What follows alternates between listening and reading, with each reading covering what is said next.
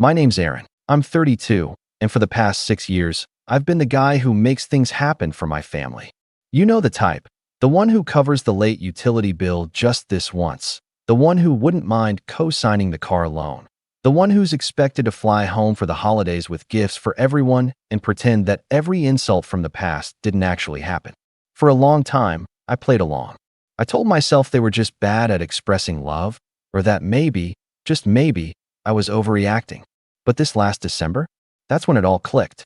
It was 3 days before Christmas when I packed my suitcase, loaded the trunk of my car with presents I'd carefully picked for each family member, even included something thoughtful for my sister's new boyfriend I hadn't even met yet, and drove 6 hours to the house I used to call home. I even stopped by my mom's favorite bakery on the way, grabbing that almond custard cake she pretends she hates, but always finishes before anyone else gets a second slice. I rehearsed in my head how I'd walk in with a smile, how I'd let the past be the past, and how maybe this year we'd just be normal. Just once.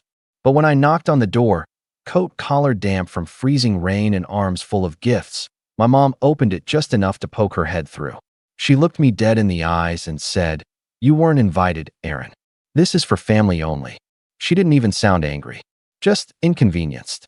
Like I was a salesman or a neighbor asking to borrow sugar. I didn't say a word. I didn't ask why or protest or beg to be let in. I just turned around. The cake slipped slightly in its box as I gripped it tighter and walked back to my car in silence. I sat in the driver's seat for a good 2 minutes, letting the warmth from the heater push back the chill that had nothing to do with the weather. That's when my phone buzzed. It was a text from my sister, Melanie. "Don't take it personally. You know how you are." That was it. No punctuation. No context. Just a vague, smug jab that told me everything I needed to know.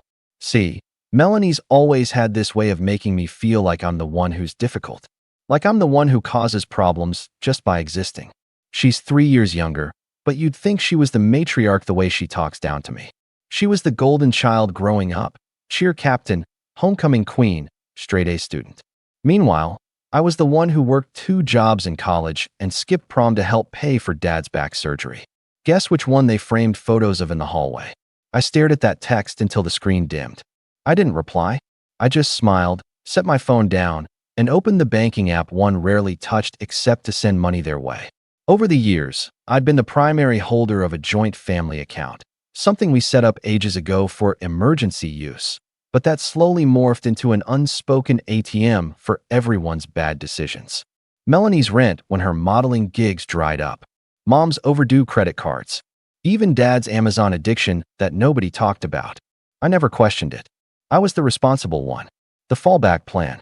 I froze the account, canceled every authorized card, locked the utility accounts that were under my name, the electricity, the gas, the Wi-Fi they always forgot to reimburse me for. Then I sat in that car, watching their porch through the windshield, and waited. At first, nothing. Then, maybe 20 minutes later, the front door swung open. Melanie came out laughing, probably saying something snarky, phone in hand, until she saw my car still parked down the street. Her smile faded. I watched her squint toward me, confused. She whispered something to someone inside, then went back in. I pulled away slowly, not in a rush. I had nowhere to be. By the time I reached my hotel, a cozy little place I'd booked as a backup just in case the family drama kicked off again, my phone had 5 missed calls. 2 from mom, 1 from dad, 1 from Melanie, 1 from a number I didn't recognize, probably her boyfriend. I didn't answer any of them. I poured myself some hotel brand tea, sat by the window, and put my phone on silent. The messages started coming in like a waterfall after that. "Why is the Wi-Fi down? Did you cancel the power? Call me now. Aaron, this isn't funny. You better fix this or you're going to regret it." Then came the one that actually made me laugh. It was from Melanie. "Seriously, grow up. You always have to make everything about you. This is why we didn't want you here." I didn't reply. I didn't need to. My voicemail filled up within the hour. The group chat, which I hadn't posted in for weeks, was blowing up with passive-aggressive comments that were clearly aimed at me without mentioning my name. Some people can't handle being told the truth. It's sad when your own brother can't support family traditions. Imagine ruining Christmas over nothing. Nothing. That word did it. That word hit like a slap across the face. Because for them, it was nothing. Everything I had done, every bill I'd covered, Every call I'd taken late at night to talk mom out of one of her spirals, every birthday party I helped organize, every loan I never asked to be paid back, all of that was just expected. And when I finally stopped playing along, they called it nothing. I didn't sleep much that night, not out of regret, but because something inside me had shifted. There was a kind of peace in knowing that the lines were finally clear, that I wasn't imagining things, that they really did see me as nothing more than a wallet with arms. The next morning, I woke up to 37 missed calls. My phone screen was a mess of red and blue dots, missed calls, voicemails, texts. I hadn't seen this kind of digital chaos since I accidentally got added to a college group chat about a missing roommate during finals week. But this time, it wasn't strangers asking if someone had seen Nick from Econ. It was my mom calling 5 times in a row at 3 a.m. My dad's text went from casually annoyed to full caps threats. My sister sent a string of messages alternating between guilt-tripping and insults, with her signature, "You're being dramatic," sprinkled in. But the one that stood out was a voice message from Melanie. No, hey. No, sorry. Just her voice, low and serious. "Hope you're happy. You left mom crying all night. We had to cancel the movie night because the Wi-Fi's out and nobody could even call the landlord since the electricity account bounced. This is why nobody trusts you. You always take things too far." That one? That was it.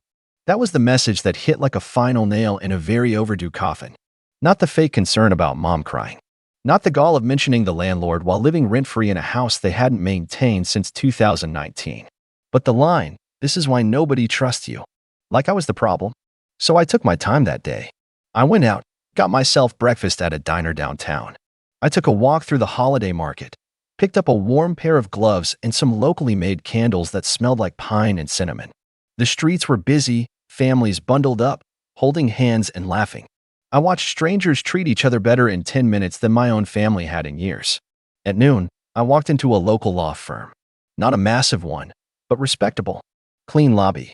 Courteous receptionist. I'd found them online the night before. I didn't need much, just someone to help me cut the last few cords cleanly. I sat down with a lawyer named Greg, mid-40s, wedding ring, slight limp, wore the kind of wool vest that said, "I own a boat, but I'm not obnoxious about it." I explained everything. The joint account. The utility bills in my name. My car, the one Dad had been using for the past 2 years without ever offering to pay insurance. The secondary credit card I'd let Mom have just in case, which she used to pay for spa days and overpriced cookware. Greg nodded a lot.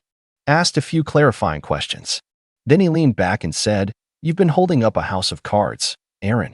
And it sounds like you finally stopped playing." He helped me draft formal account closures, pulled credit checks to flag anything suspicious, and even offered to send cease and desist letters if they tried to use my name for anything again. He didn't even flinch when I told him they had passwords to some of my streaming services, too. Just chuckled and said, "Let them miss an episode of The Crown." That night, I drove by the house again. I didn't stop, just slowed down enough to catch a glimpse. The windows were dark. Christmas lights still up, but half of them were out, a fitting metaphor, honestly. I imagined the scene inside. Mom probably pacing with a cordless phone, Dad flipping through mail, Melanie complaining about how she couldn't even post her holiday outfit without Wi-Fi. I felt detached. Not angry, not bitter. Just tired. Tired in a way that doesn't go away with sleep. And then, right on cue, the group chat exploded. Melanie texted, "So I guess you think you're teaching us a lesson?" Dad texted, "Grow up, Aaron. You're punishing your mother for something she didn't even say." Mom texted, "We're your family. Don't forget who raised you. This is cruel." Even my cousin Jason chimed in, a guy who hadn't spoken to me since he crashed my car senior year and never paid a dime. "This is just petty, man. Hope it was worth ruining everyone's holiday." I didn't reply. Not yet. Instead, I went back to my hotel room, made some tea, and opened a folder I hadn't touched in a long time, one labeled Next Chapter. It was a collection of things I'd been quietly saving. Job offers from out of state, apartment listings in cities where no one knew me, a few brochures for grad schools I never had the time or money to consider before. Suddenly, it didn't seem so ridiculous.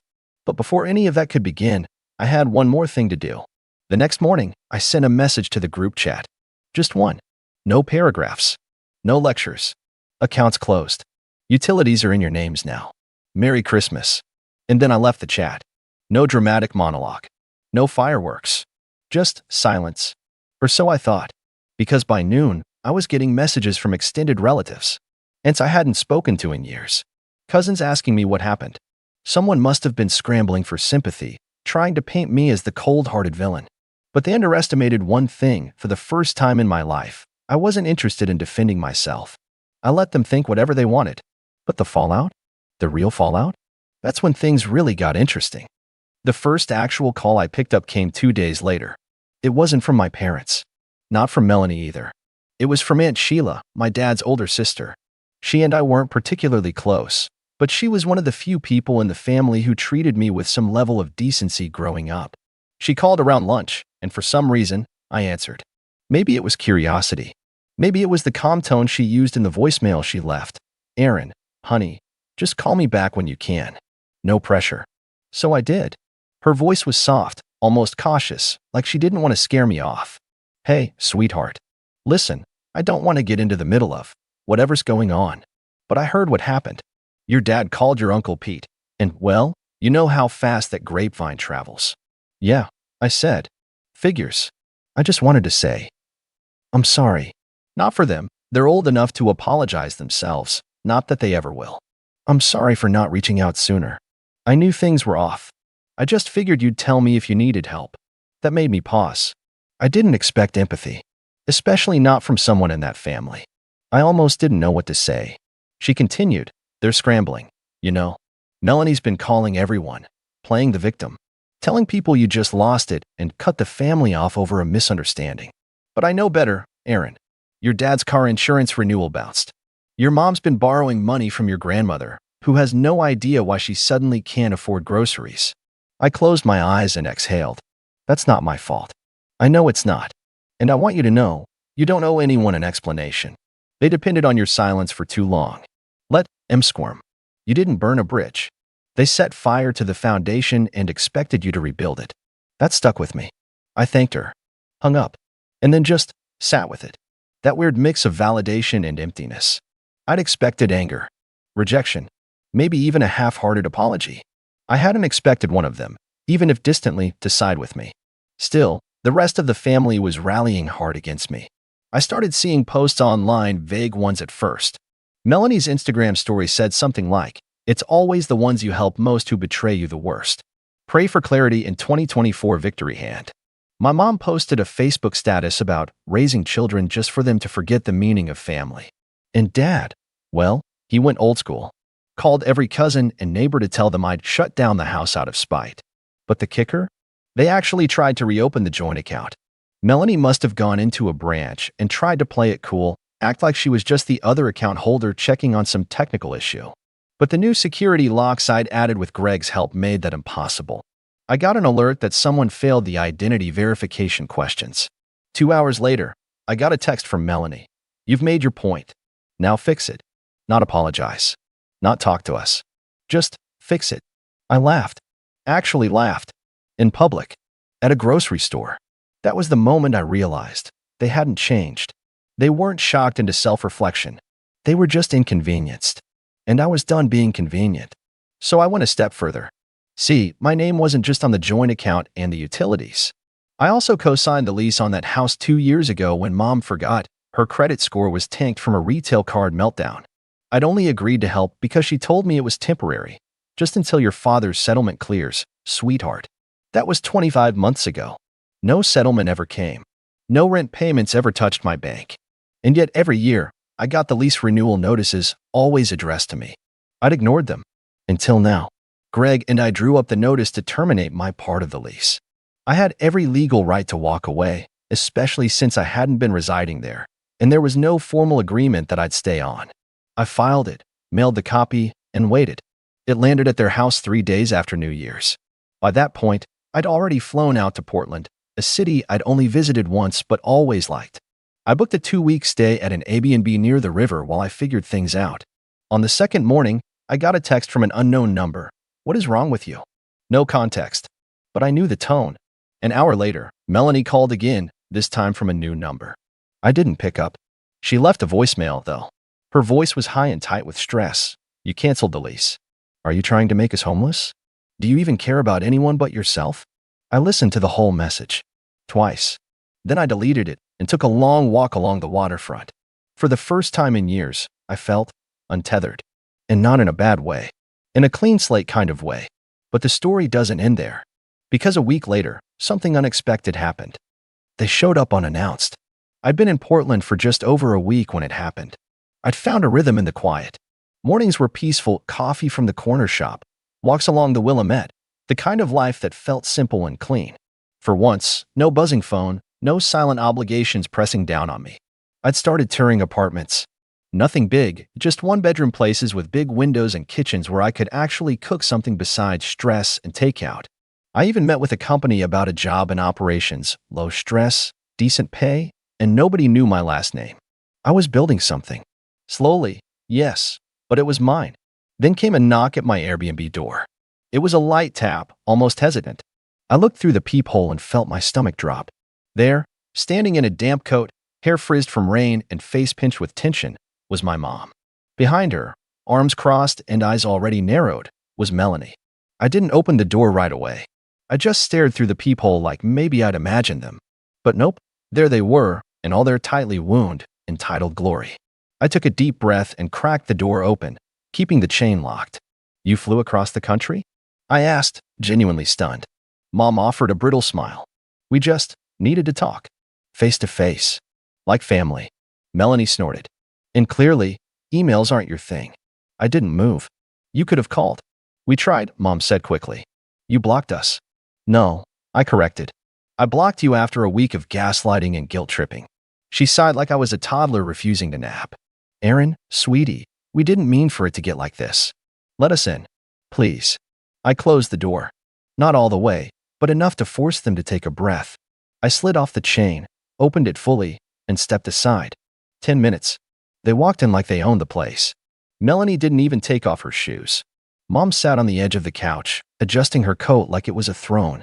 "Honey, I know we've had some misunderstandings, and maybe things were said in the heat of the moment. You told me I wasn't family," I said quietly. "You opened the door to your son on Christmas and told him he wasn't welcome. I was upset." "You weren't upset. You were cold. Calculated." Melanie rolled her eyes. "Oh my God, are we really still on this? You got offended and threw a tantrum. Now the whole family's paying for it." I turned to her. "You mean the utilities? The rent? The car? The credit lines? All the things I paid for without being asked, and without ever using against you." "You did use them against us," she snapped. "You ripped them away like a child taking their toys back." I laughed. I couldn't help it. It came out sharp and bitter. "You think I'm the child here?" "We're struggling," Mom said suddenly, her voice cracking for effect. "Do you understand that? I can't afford the rent without you. Your father's credit is wrecked. Melanie's working part-time at a bar." "I know," I said. "I looked into the lease situation. You had 18 months to fix your finances before I pulled out." She sniffled. "This isn't you, Aaron. You're kind. Generous." "No," I said. "I was convenient. And you confused that for kindness." They went quiet. Melanie started pacing, arms flailing slightly. "Okay. You've made your point. You wanted to punish us? We get it. But what do you want now? An apology? Fine. We're sorry. Now can you please just—" "I don't want an apology," I cut in. "I want you to leave. I want you to go back and figure it out on your own. The same way I had to." Mom looked like she'd been slapped. "You're serious. Dead serious. You told me I wasn't family. So I stopped acting like I was." For a moment, I thought Melanie might explode. She clenched her jaw so tightly I could hear her teeth click. "You'll regret this," she muttered. "You're cutting us off over a sentence." "No," I said, calmly now. "I'm cutting you off over a lifetime." They left. Not with a bang. No screaming or name-calling. Just the sound of a door closing behind them, followed by footsteps disappearing down the hall. I watched from the window as they walked to their Uber, still talking, still angry, still clueless. That was the last time I saw them. A week later, I officially signed the lease on a small apartment overlooking a quiet street. Nothing fancy. Just space that belonged entirely to me. I got the job. Started working with a team that didn't know me as the fixer or the responsible one. Just Aaron. Just a guy with a clean slate and a well-worn laptop. Mom tried once more to reach out. A letter. Long-winded. Dramatic. "I still love you. This family is broken without you. You'll understand when you have kids." I didn't respond. Melanie, to her credit, didn't try again. I think, deep down, she knew the damage wasn't reversible. She was used to getting what she wanted, pouting, guilt-tripping, throwing fits.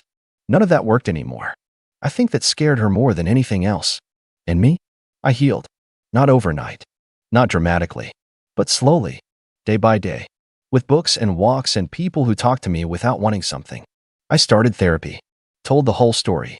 The therapist nodded a lot, like it wasn't the first time she'd heard of a family mistaking love for control. Eventually, holidays came and went without anxiety attacks. Birthdays felt like celebrations, not obligations. I built a new life out of scraps they didn't think I'd keep. And it turns out, I'm actually a damn good builder. I still think about them sometimes. Not with anger, but with distance. Like people you see in old yearbooks. Familiar, faded, and far behind.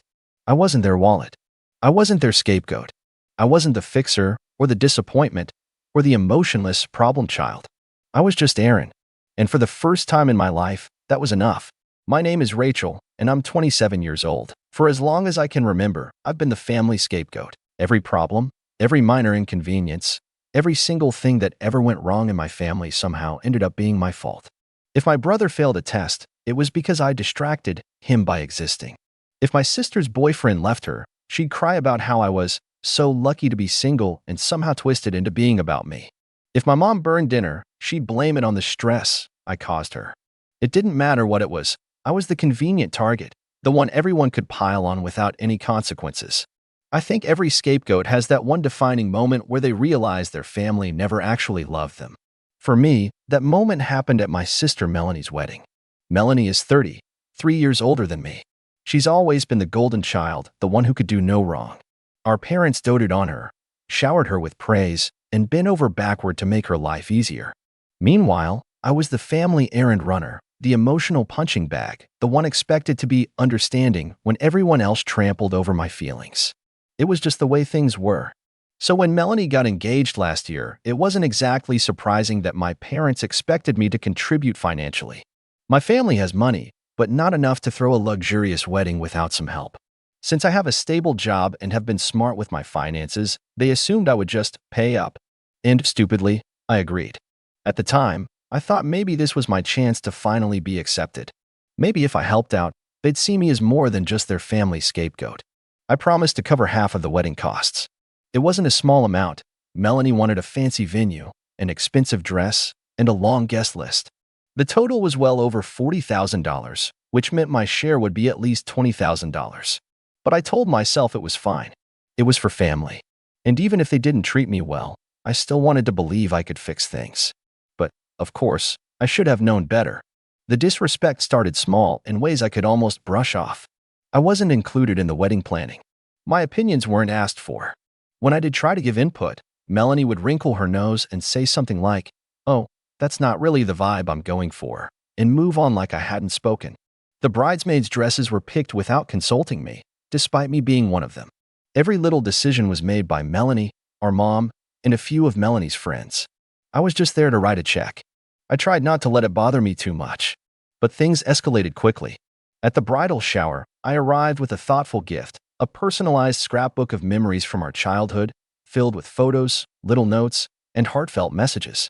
Melanie barely glanced at it before setting it aside.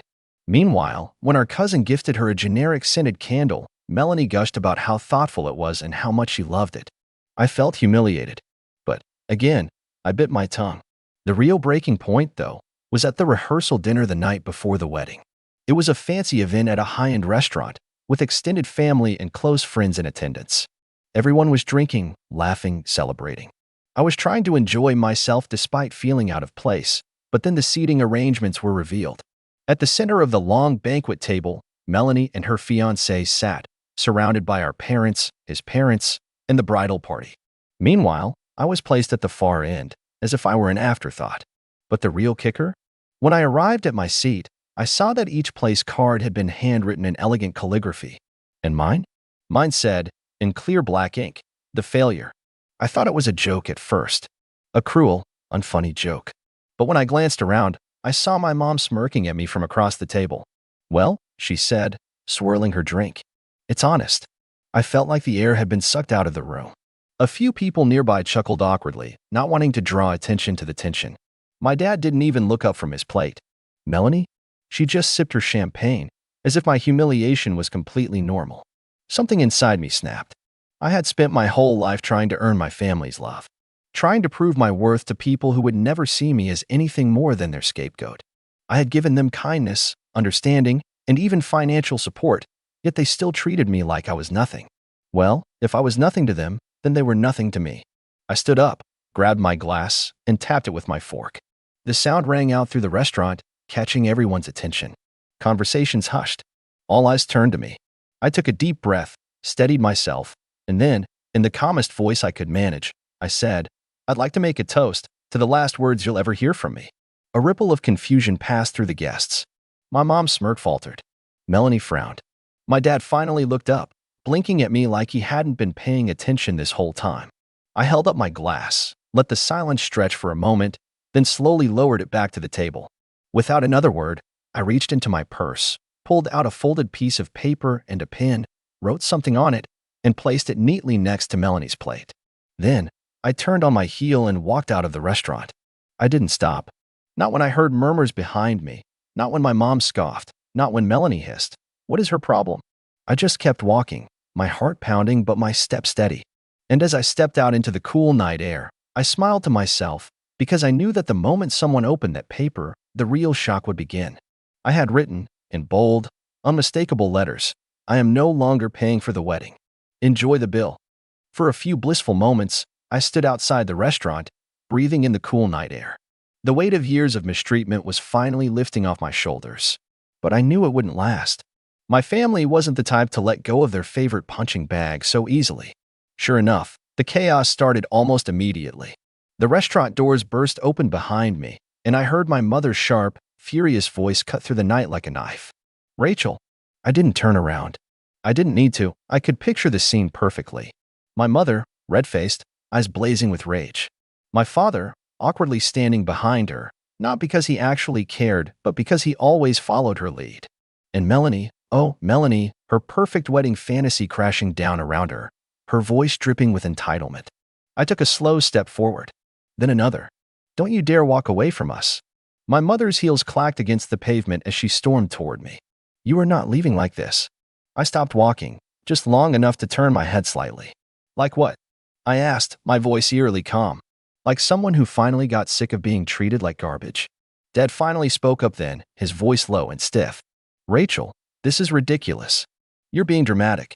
"Dramatic?" I let out a short, bitter laugh. "Oh, I'm sorry. I must have imagined the part where my own family called me the failure at a wedding I was supposed to help pay for." I turned to Melanie, who had finally made her way outside, her fiancé trailing behind her, looking uncomfortable. What was the plan here, Mel? Humiliate me, take my money, and then pretend I don't exist? Melanie scoffed, flipping her hair like this was just some minor inconvenience. "Oh my God, Rachel, it was a joke. Lighten up." "A joke?" I echoed, tilting my head. "Funny. Because the part where I agreed to pay for half of your wedding? That was a joke too." That was when she finally looked worried. "Wait, what?" I gestured back to the restaurant. "Maybe you should go check the little note I left for you." Melanie blinked, confusion giving way to full-blown panic. Without another word, she turned and ran back inside. My mother rounded on me, her voice dropping to a dangerous hiss. "You spoiled little brat," she seethed. "After everything we've done for you, you would pull something like this? Do you have any idea how much trouble you just caused?" I met her gaze, unflinching. "Everything you've done for me?" I repeated. "You mean the years of insults? The constant blame? The way you never once stood up for me?" I took a step closer. "Tell me, Mom, if I'm such a failure, why did you all expect me to pay for this wedding?" For once, she had no response. The silence stretched between us, thick and suffocating. And then, from inside the restaurant, I heard the sound of Melanie screaming. "What is wrong with you?" A slow smirk crept onto my face. Guess she finally read my note. Melanie came storming back outside, her eyes wild with panic. "You can't do this," she spat, waving the piece of paper in my face. "You promised." "I did promise," I admitted. "But then you called me a failure. And, well, you can't expect a failure to come up with 20 grand, can you?" Melanie made a strangled noise, like she was physically trying to stop herself from screaming again. "You don't understand," she said, her voice high and desperate. "The venue is booked. The caterers are paid. The dress, the flowers, the photographer, it's all finalized. Guess you should have thought about that before you decided to humiliate the person funding half of it. Her fiancé finally spoke up then, rubbing his temples like he was getting the world's worst migraine. Babe, he muttered, we don't have the money to cover this. Melanie whipped around to glare at him. Well, obviously we don't, David, she snapped. What do you expect me to do? Call off the wedding? I shrugged. Not my problem. And with that, I turned on my heel and walked away, my family's outraged voices fading behind me. But I knew this wasn't over. Not yet. Because I also knew exactly what my mother was going to do next. She was going to try and manipulate me, guilt trip me, maybe even lie to the venue and vendors, pretending my check was just delayed. And when all else failed, she would try to ruin me. Fine, let her try. Because for the first time in my life, I wasn't going to be the one getting walked all over. I was going to be the one watching them crash. As I walked down the street, the sound of my family's desperation echoed in my ears. I could feel the rage building behind me, but I didn't look back. I had spent too many years looking over my shoulder, apologizing for things I never did, pretending to be something I wasn't just to keep the peace. Today, I was done. But that didn't mean they were. Just as I turned the corner, my phone buzzed in my pocket. I pulled it out, expecting a message from my sister, but the screen lit up with my mom's number. I hesitated for a moment before answering. Rachel, her voice came through, sharp and frantic. Where are you? I'm walking away from a mess you created. My words were colder than I intended, but I couldn't help it. Don't bother trying to guilt trip me back. You can't do this, she said, her voice trembling now. You promised to pay for half, Rachel. Do you know what's going to happen if you don't come through? The whole wedding will be ruined. Maybe you should have thought of that before you dragged my name through the mud. I could hear her struggling to keep it together, but there was no holding back now. Please, just come back. I don't want to deal with this. It's too much. She paused, and I could tell she was fighting back tears. I don't know how we'll fix this without you. I'm not fixing anything for you. I'm done, I said, my resolve hardening with every word. You don't get to treat me like a punching bag and then expect me to come running when you call. Rachel, please, her voice cracked. I'm begging you. The begging, the pleading, it was all so predictable. She had done this before, tried to manipulate me into doing what she wanted when everything fell apart. But this time, I wasn't going to fall for it. I'm sorry, I said, letting the finality of my words sink in. But I'm not coming back. You'll have to figure it out without me. I hung up before she could say anything else. I took a deep breath, feeling the tension of the last few days start to leave me. This wasn't my problem anymore. But I wasn't naive enough to believe they were going to give up that easily. Not even 5 minutes later, my phone buzzed again. This time, it was a text from my dad. Call me now. It's urgent. I rolled my eyes. They were really starting to get desperate now. I wasn't in the mood to deal with him, but something told me this was going to be the last straw. If I answered, it was likely going to be another round of manipulation. But I couldn't let it go. I tapped the screen and called him back. Rachel, my dad's voice came through, smooth as always, but there was an edge to it that wasn't there before. We need to talk about this situation. What situation? I asked, my tone flat. The situation where I'm being treated like the family failure? He sighed, and I could hear the weight of the conversation pressing down on him. Look, this isn't just about the money. It's about your sister's big day. Melanie's devastated. Funny, I said with a bitter laugh, because I remember her being pretty devastated when she decided to humiliate me at the wedding. You know, calling me the failure in front of everyone? How's that for family support? Rachel, this is not the time, he said, his voice rising slightly. She's already had a meltdown, and we can't fix it if you don't come back and do what you promised. I felt my patience slipping. I didn't promise to be a doormat. There was a long pause, the silence stretching between us like a chasm. Then, in a voice so low it almost seemed like he was speaking to himself, he said, She's right, you know. You were the failure. We've all been trying to cover for you, but it's always the same, isn't it? You've never been good enough. Always making excuses. You were supposed to pay for half of this wedding, Rachel. This was your chance to show you could contribute, but you're just proving them right. His words hit harder than I expected, and for a moment, I felt the weight of all those years of disappointment settling in my chest. But I wasn't going to let him win. Not now. Not after everything. I took a deep breath and said the words I should have said years ago. You know what, Dad? I don't care what you think of me anymore. You can't keep blaming me for everything. I'm not your scapegoat. His voice flared with anger, but I cut him off before he could respond. This is where I draw the line. You've crossed it. I'm not coming back, and I'm not paying for any part of this wedding. Figure it out without me." I ended the call before he could say another word. I stood there for a moment, the weight of my decision settling over me. I had finally taken control, finally stood up for myself. But I knew this wasn't the end of it. This was just the beginning. I turned to head back home, feeling the first real sense of freedom I'd had in years. They were desperate now, and I knew it was only a matter of time before they tried to make me feel guilty again. But I wasn't going to let that happen. I wasn't going to let them break me anymore. The next few days were a blur of angry messages and desperate phone calls. My family was in full-blown panic mode, trying to salvage what was left of the wedding. I watched from a distance as their carefully constructed facade began to crumble. It didn't take long for the reality of my withdrawal to set in. The perfect wedding that my sister had envisioned was already on the brink of falling apart without me. It wasn't long before the inevitable happened. One evening, as I was sitting in my living room, a loud knock on my door startled me. I wasn't expecting anyone, especially not the people who had caused so much chaos in my life. I took a deep breath, bracing myself for what was about to come. Sure enough, when I opened the door, there they were, my mom, dad, and my sister, Melanie, standing on my doorstep. I tried to keep my face neutral, but the sight of them, especially Melanie's tear-streaked face, made it difficult. They looked like a broken family, desperate and defeated. "Rachel, we need to talk," my mom said, her voice tight with anger. "You've caused a disaster. The wedding's in ruins, and it's all your fault." I crossed my arms, standing in the doorway, making no move to let them inside. "I don't think there's anything left to talk about," I said, my voice cold. "You've made your position very clear. I'm the problem. I'm the failure. You don't get to come to me for help now." Melanie, the supposed victim in all this, stepped forward, her hands trembling. "This isn't fair, Rachel. You promised. You promised you'd help. This wedding was supposed to be the happiest day of my life, and you ruined it. You ruined everything." Her voice cracked, and for a moment, I almost felt bad. Almost.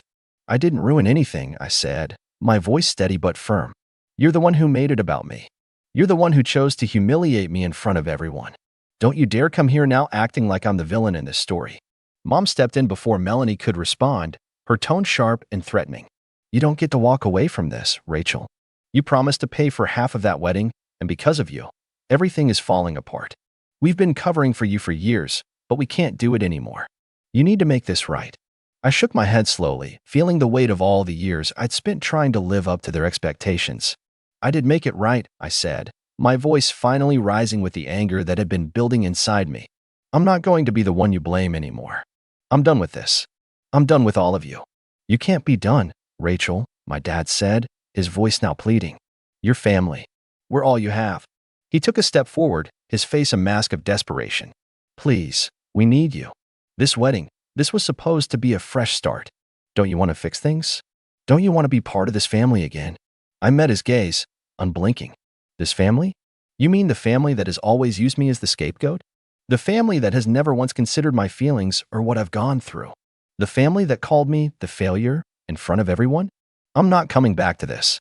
I've been trying to make it work for years, and every time I do, you all just tear me down again." Mom's face twisted with frustration. "You think you're the only one who's ever been hurt? You think we haven't made sacrifices for you? We've done everything for you, and this is how you repay us. By setting boundaries?" I asked, my voice firm now. "By finally standing up for myself? You're making a huge mistake, Rachel," Melanie interjected, her voice dripping with venom. "You're going to regret this. You've ruined my wedding. You've ruined everything." I let out a short, bitter laugh. "You're right. I will regret this. But not in the way you think. I'll regret not doing this sooner." I could see it in their eyes, their anger, their frustration. They were trying to manipulate me, to make me feel guilty again, but I wasn't going to fall for it. Not anymore. "Rachel, you're being selfish," my dad said, his voice suddenly low, dangerous. "You think this is about you? It's about the family. It's about us. Don't you care at all?" "I've cared for far too long," I replied, my voice now cutting through the tension like a knife. "But I'm done. I'm done being the one who fixes everything for everyone else while nobody ever lifts a finger for me. I'm done pretending this toxic mess is something I need to be a part of." They stood there for a moment, stunned by my words, but I wasn't finished. "Now, I want you all to leave. I don't want to hear from any of you again." "Rachel, please," my mom started, but I cut her off. "No. This conversation is over. I'm not your punching bag anymore. I've spent my whole life being the one you all point to when something goes wrong. I've spent my whole life cleaning up after you, being the good girl, pretending like I don't have my own dreams, my own life. But not anymore. I'm done with all of you. I looked at each of them in turn, watching as the shock set in. They weren't expecting this. They weren't prepared for me to finally say, no, leave, I said again, my voice unwavering. Now, for a long moment, none of them moved. But then, slowly, my dad took a step back, his face filled with disbelief. Melanie, eyes wide with shock and anger, followed suit, and finally, my mom, her expression twisted with betrayal, turned away and led the way down the steps. I watched them go, my heart pounding in my chest. I had done it. I had finally cut the strings. I couldn't help but feel a weight lifting from my shoulders. The constant pressure of being the family's doormat, the one they always blamed and expected to fix everything, it was over. It was a strange, almost surreal feeling, like I had been living in someone else's life up until now. But now, for the first time, I felt like I was living for me. The days after the confrontation were silent. My phone stayed quiet. I wasn't sure what I expected. Maybe a few angry texts, some more desperate calls, but nothing came. Not at first, anyway. The silence felt louder than any argument I'd ever had with them. Then came the letters. First one from my dad, then my mom, and even one from Melanie. Each letter was filled with guilt, each one trying to pull me back in with the same old promises they'd made 1,000 times before. We're sorry. We didn't mean it. Come back and help us. We need you. They all said the same thing. The same manipulative phrases, trying to get me to feel sorry for them. But I wasn't falling for it. Not this time. I threw the letters out, one by one, without even reading them all the way through. I'd heard it all before. There was nothing left for me in that world. Now, I've been living my life, and I've never felt more at peace. Sure, it's been lonely at times, but I've started rebuilding. I've made new friends who actually care about me and aren't using me. I'm working on things I'm passionate about and just focusing on me for the first time in forever.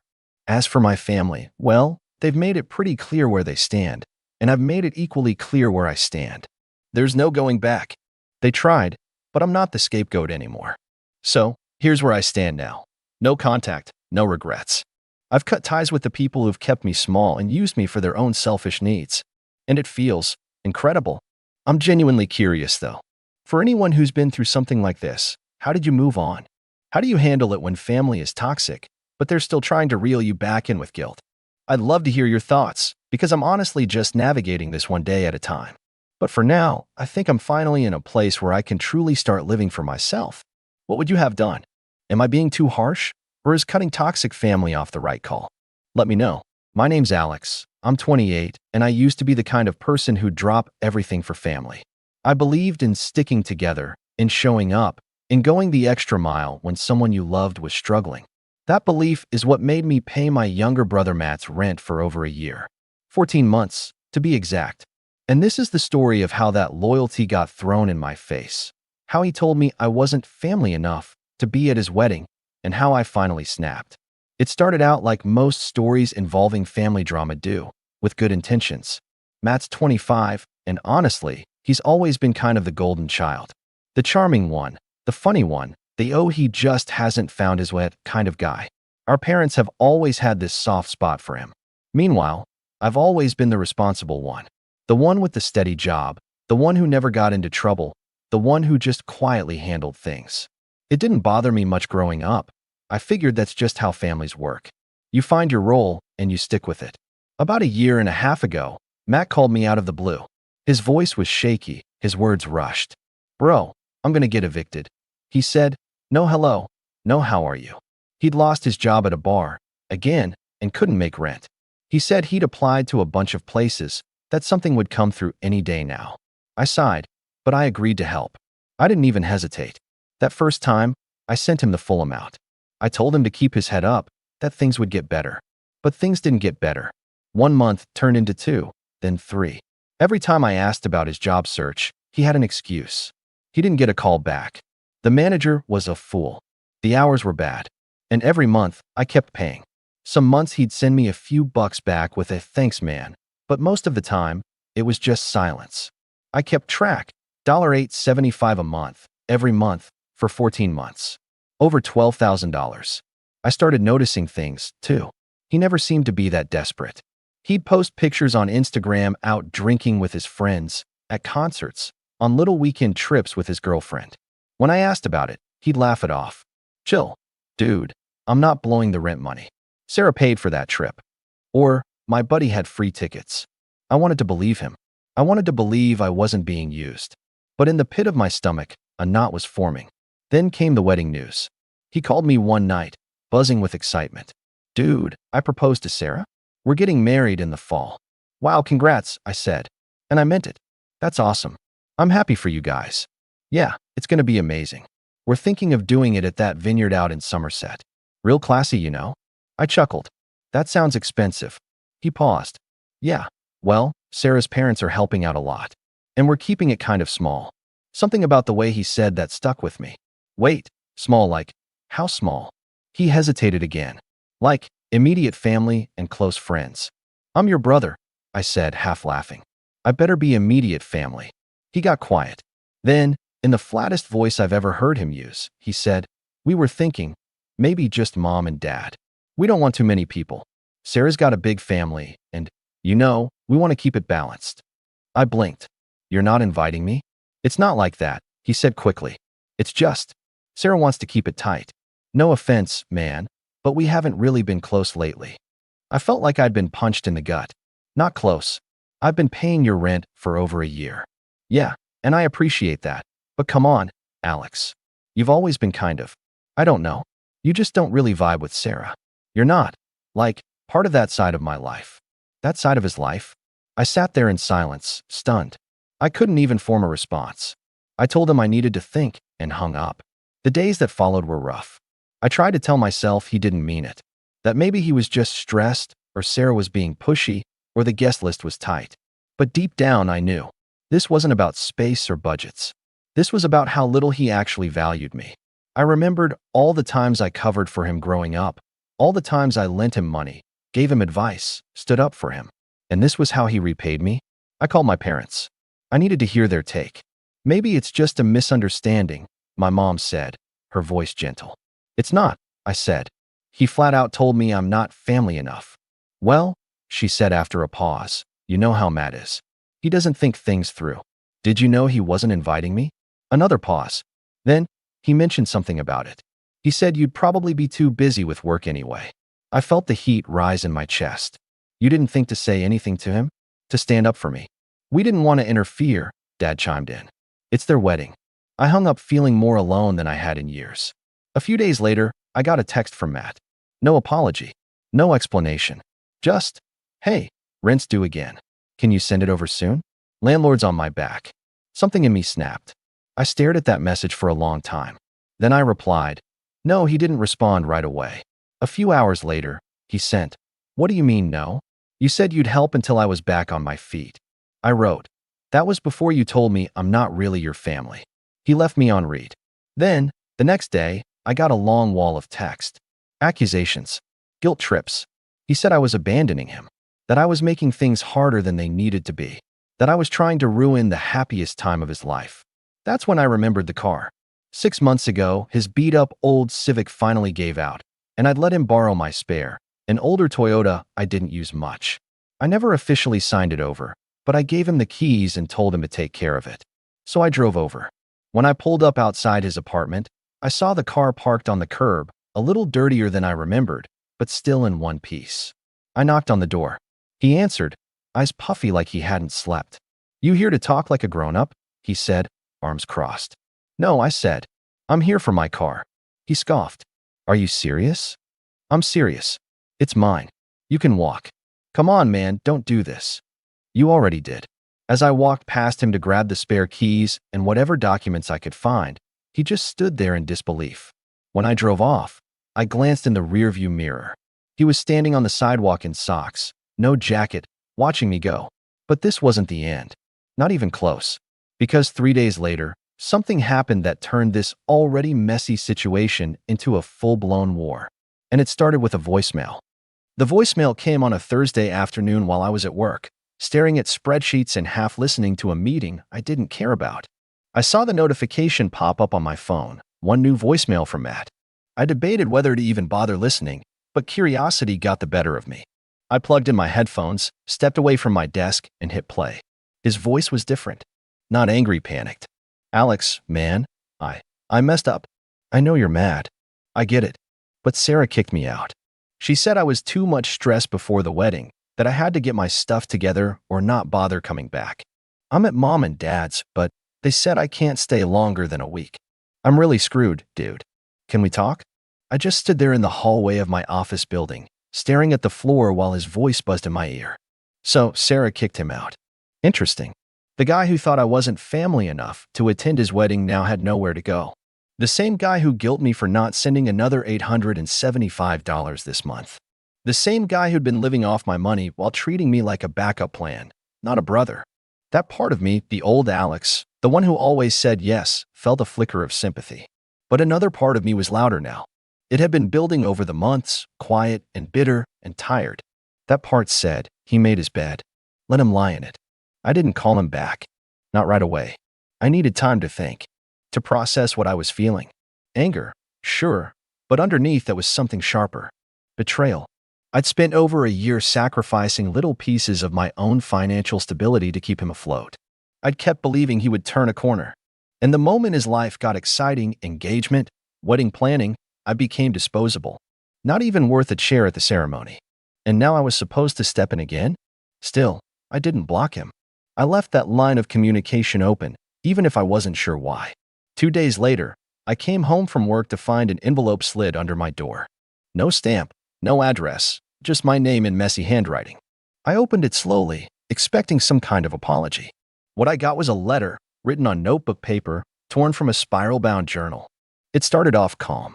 He said he was just trying to survive and that everything had gotten overwhelming. He said he'd never meant to hurt me, but then it veered off course.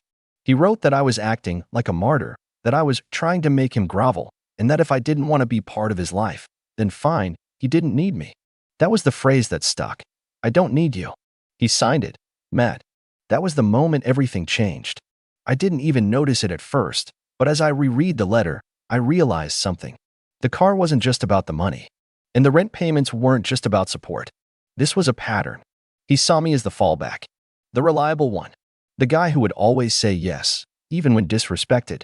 He burned every bridge in his own life, his job, his girlfriend, and now even our parents. And yet somehow, he still thought I owed him something. That weekend, I went over to mom and dad's. They weren't expecting me, but I needed to know what was really going on. When my mom opened the door, she looked nervous, like she already knew why I was there. Matt's not here, she said quickly. I didn't ask, I said. But I figured. He left that letter at my place. She looked uncomfortable. He told us about it. Did he also tell you what he told me? That I'm not family enough for his wedding? Her face dropped. I thought he was being dramatic. No, I said. He was being clear. We sat down in the living room, and I got the full story. Sarah had kicked him out after an argument over finances. Apparently, she had just found out how long he'd been unemployed. She'd assumed he was working part-time at least. When she found out I'd been footing his rent, and he'd been hiding it, she lost it. Said she couldn't marry someone who couldn't be honest or independent. I actually laughed when my mom told me. It wasn't funny, but the irony was so thick you could cut it with a butter knife. So where is he now? I asked. Mom hesitated. He's been couch surfing. A few nights at Trevor's, one night at his old coworker's place. He asked if he could borrow the Toyota again. I raised an eyebrow. Seriously. I told him no, she said. That it was yours. He didn't take it well. Of course he didn't. She tried to appeal to my sympathy again. He's still your brother, Alex. Not when it's convenient, I said. Not when he needs a ride or a bailout. That night, I lay in bed thinking about everything. About who I'd become. I was the guy who paid the bills, who made things work, who tried to keep peace in a family that let me carry more than my share. But I wasn't the guy who stood up for himself. Not until now. Matt didn't call again. But the silence didn't last. A week before the wedding, I got a text from an unknown number. You happy now? You ruined everything. And then, less than 24 hours later, I got another voicemail, this time from Sarah. That's where things got even more interesting. Sarah's voice in the voicemail was tight, controlled, but simmering just beneath the surface was something else. Resentment? Embarrassment? It was hard to tell. I played it back twice just to be sure I wasn't imagining the tone. Hi, Alex. It's Sarah. I know this is awkward, but I think we need to talk. About Matt. I know you're upset, and honestly, I don't blame you. But he's really spiraling right now, and he's telling everyone that you've turned your back on him. That you're, quote, ruining his life on purpose. There was a pause. I could hear her take a breath. I just think maybe we should clear the air. I didn't know about everything he told you. I didn't know he said you weren't invited. That's not what I agreed to. That last line hit me. That's not what I agreed to. It was the first crack in the story Matt had fed me. For a while, I just sat with it. The voicemail, the chaos, the mounting lies. I didn't respond right away. I didn't want to get pulled into another sob story or be guilt-tripped into helping again. But after some time, my curiosity got the better of me, and I called her back. She answered almost instantly. Alex. Yeah, I listened to your message. There was an awkward pause.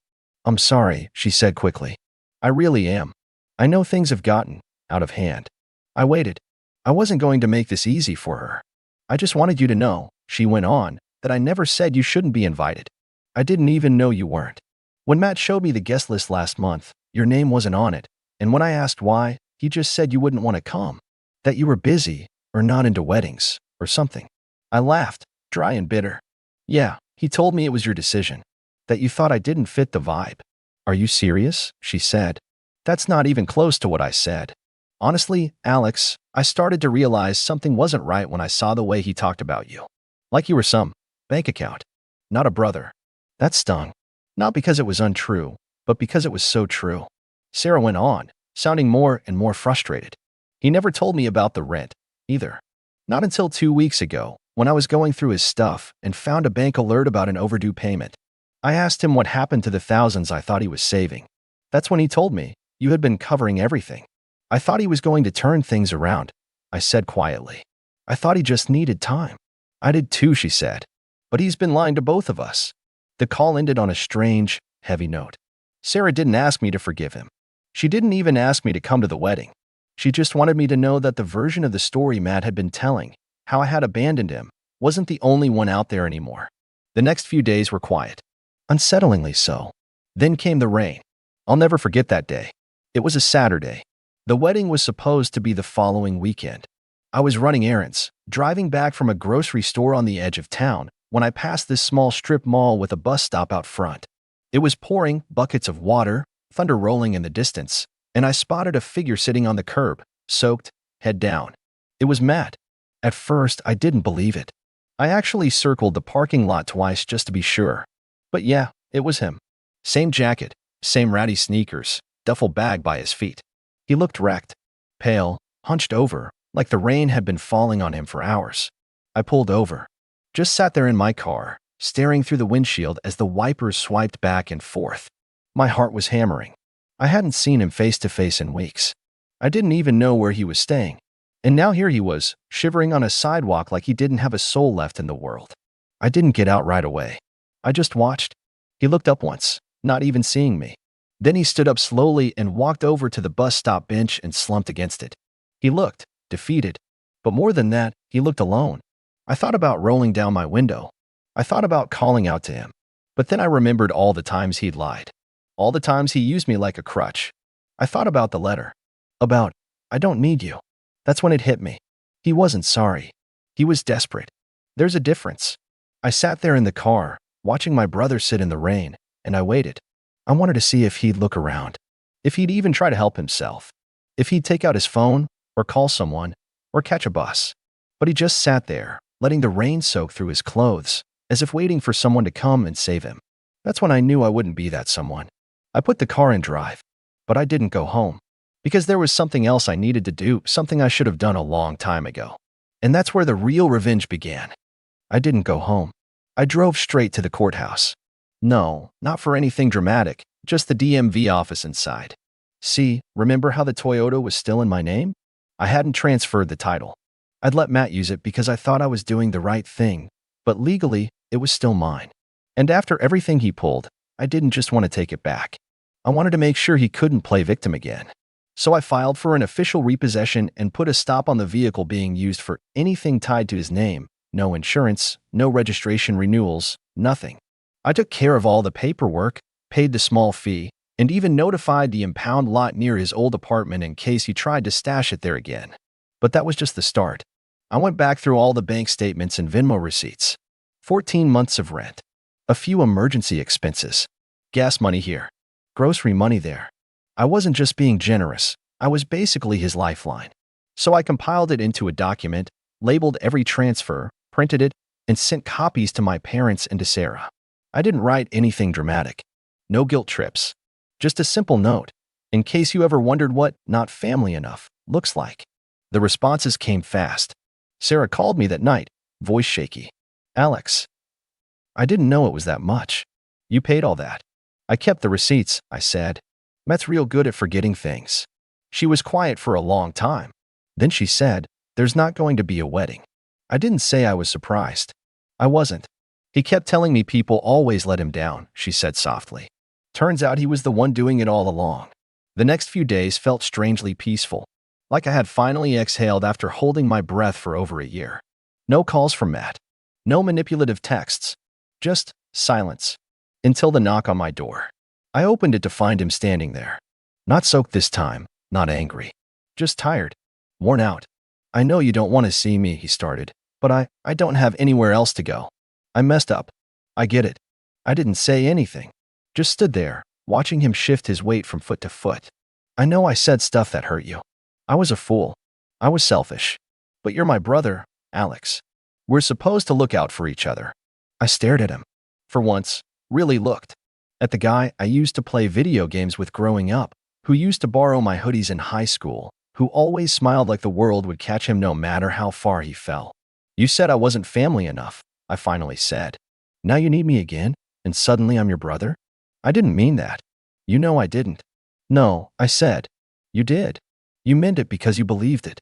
Because you only see people as useful or not useful. That's not what family is." He blinked, eyes watering. "So what now?" I sighed. "Now you grow up." And I shut the door. I didn't slam it. I didn't scream. Just a quiet, final close. I don't know where he went after that. Part of me still hopes he figured it out. Got a job. Found his own place. Learned what it feels like to stand on his own. But I'm done carrying him. And honestly, that's the most peace I've felt in years. Some people think cutting off family is cruel. But I've learned something the hard way. Being family doesn't entitle someone to break you over and over and call it love. Sometimes, the most loving thing you can do for yourself is walk away and never look back. If you've ever been underestimated by your own family, mocked for chasing something that wasn't part of their picture-perfect blueprint for success, then you'll understand why this story still burns in my chest. My name's Mason. I'm 27 now, but this started back when I was around 19, still living at home, fresh out of high school, and full of stubborn ideas that didn't fit the mold. I didn't want to go to college, and that made me the black sheep before I even knew what that meant. My parents, my dad especially, believed in two things: prestige and hierarchy. The more letters behind your name, the more respect you deserved. He came from a line of military men and engineers, and he liked things neat, structured, predictable. My older brother Tyler? He fit that mold so perfectly, it was like he was born with a resume stapled to his chest. He was already talking about law school in the 9th grade, had perfect grades, and wore button-ups to family dinners while I was still getting yelled at for leaving my hoodie on the couch. I didn't hate Tyler. Not at first. He was smart, sure. But it wasn't just that. It was how my family orbited around his ambitions like they were gospel. Every conversation at dinner somehow curved toward his AP classes, his mock trial wins, his SAT scores. My mom would say things like, "When Tyler's a lawyer, we'll finally be able to move into a nicer neighborhood," as if his success was a family investment. And me? I was a side note. A joke. Mason's still figuring things out. They'd chuckle when relatives asked. And then someone would make a joke about me flipping burgers or becoming a YouTuber, and I'd fake a laugh like I hadn't already started trying both of those things in secret. The thing is, I was figuring things out, just not the way they wanted. While Tyler was off getting tutored for the LSATs, I was grinding. I sold phone cases on Etsy. I learned how to run Facebook ads. I stayed up until 4 a.m. watching videos about drop shipping, flipping thrift store finds, starting affiliate websites, anything. I didn't make much at first. A few bucks here and there. But it added up. And I liked the hustle. I liked waking up and not knowing exactly how the day would go, but knowing I could make something happen. But to my family, it was all just a little side hustle. That phrase haunts me. It was the way they said it, like patting a toddler on the head for scribbling on the wall. "How's your little side hustle going?" My dad would smirk while sipping his coffee on Sundays. "Made enough to buy a gumball yet?" Tyler would throw in with a grin, not even looking up from his case study. My mom wasn't cruel, but she was dismissive in her own way, sighing when I asked her to stop using the guest room as her craft storage so I could take product photos, or reminding me at every turn that I could still apply for community college if I got serious. What really pushed the knife in, though, was how they invested in Tyler. I'm not just talking about emotional support. I mean full-on financial backing. My dad took on extra hours. They refinanced the house. My mom stopped buying new clothes for herself. It was all for Tyler's dream. I'll never forget the day he got into Columbia Law. They threw a party, balloons, catered food, a cake that said Future Esquire. My aunt and uncle flew in. People gave speeches. And me? I was the one who picked everyone up from the airport because you have the free time. They didn't even ask what I'd been working on. I had just crossed my first $5,000 month that week. No one knew. I told myself I didn't care, that I didn't need their validation, that their approval was cheap and I was playing a different game. But I'd be lying if I said it didn't sting. Watching them bend over backwards for Tyler while treating me like the household intern, yeah, it got to me. Especially when I started contributing in small ways, and they still didn't see it. I paid for our internet bill one month when my dad was short. I helped my mom sell some of her old sewing machines online and got her triple what she expected. But it was always shrugged off like luck or coincidence. Meanwhile, Tyler could sneeze in the direction of a textbook and they'd clap like he cured cancer. I remember one specific night that's burned into my memory like a scar. It was late, around midnight, and I was in the garage packing up some orders. I had a whole system set up, lightbox, printer, bubble wrap, everything. My dad came in, rubbed his eyes, and just stood there watching me for a second. I thought maybe, this was one of those rare moments where he'd say something encouraging. But instead, he let out a little chuckle and said, "Still playing entrepreneur, huh? You know, you should get some sleep. Real jobs start early." I just nodded, didn't say a word. But inside, something shifted. I stopped trying to prove anything to them. I went silent, stopped sharing, and I started dreaming bigger, not out of hope, but out of spite. They wanted to act like I was the family joke? Fine. But I was going to be the punchline that knocked the breath out of them. And that's exactly what started to happen. The first real turning point came a year later, but not in the way I expected. Tyler came home for a break after his first semester at Columbia. The golden boy himself, with his expensive haircut and tired eyes and a girlfriend he didn't bring inside. Something about him was off. I noticed it. He wasn't as smug. He seemed tense, like someone who'd been punched but didn't want to admit it. He sat through dinner in silence, barely touched his food, and kept checking his phone like he was waiting for bad news. Later that night, I overheard him and my dad whispering in the den. I wasn't trying to eavesdrop, but I froze when I heard one word: loans. "Just keep it between us," my dad said. "Your mother doesn't need to worry. We'll figure something out. We have to. You're the one chance we have." That word, chance, hit me like a truck. The one chance. What was I? A misfire? I went back to my room and stared at my monitor. I was pulling in nearly $9,000 a month by then, building out a brand, investing, hiring a VA. But to them, I didn't exist.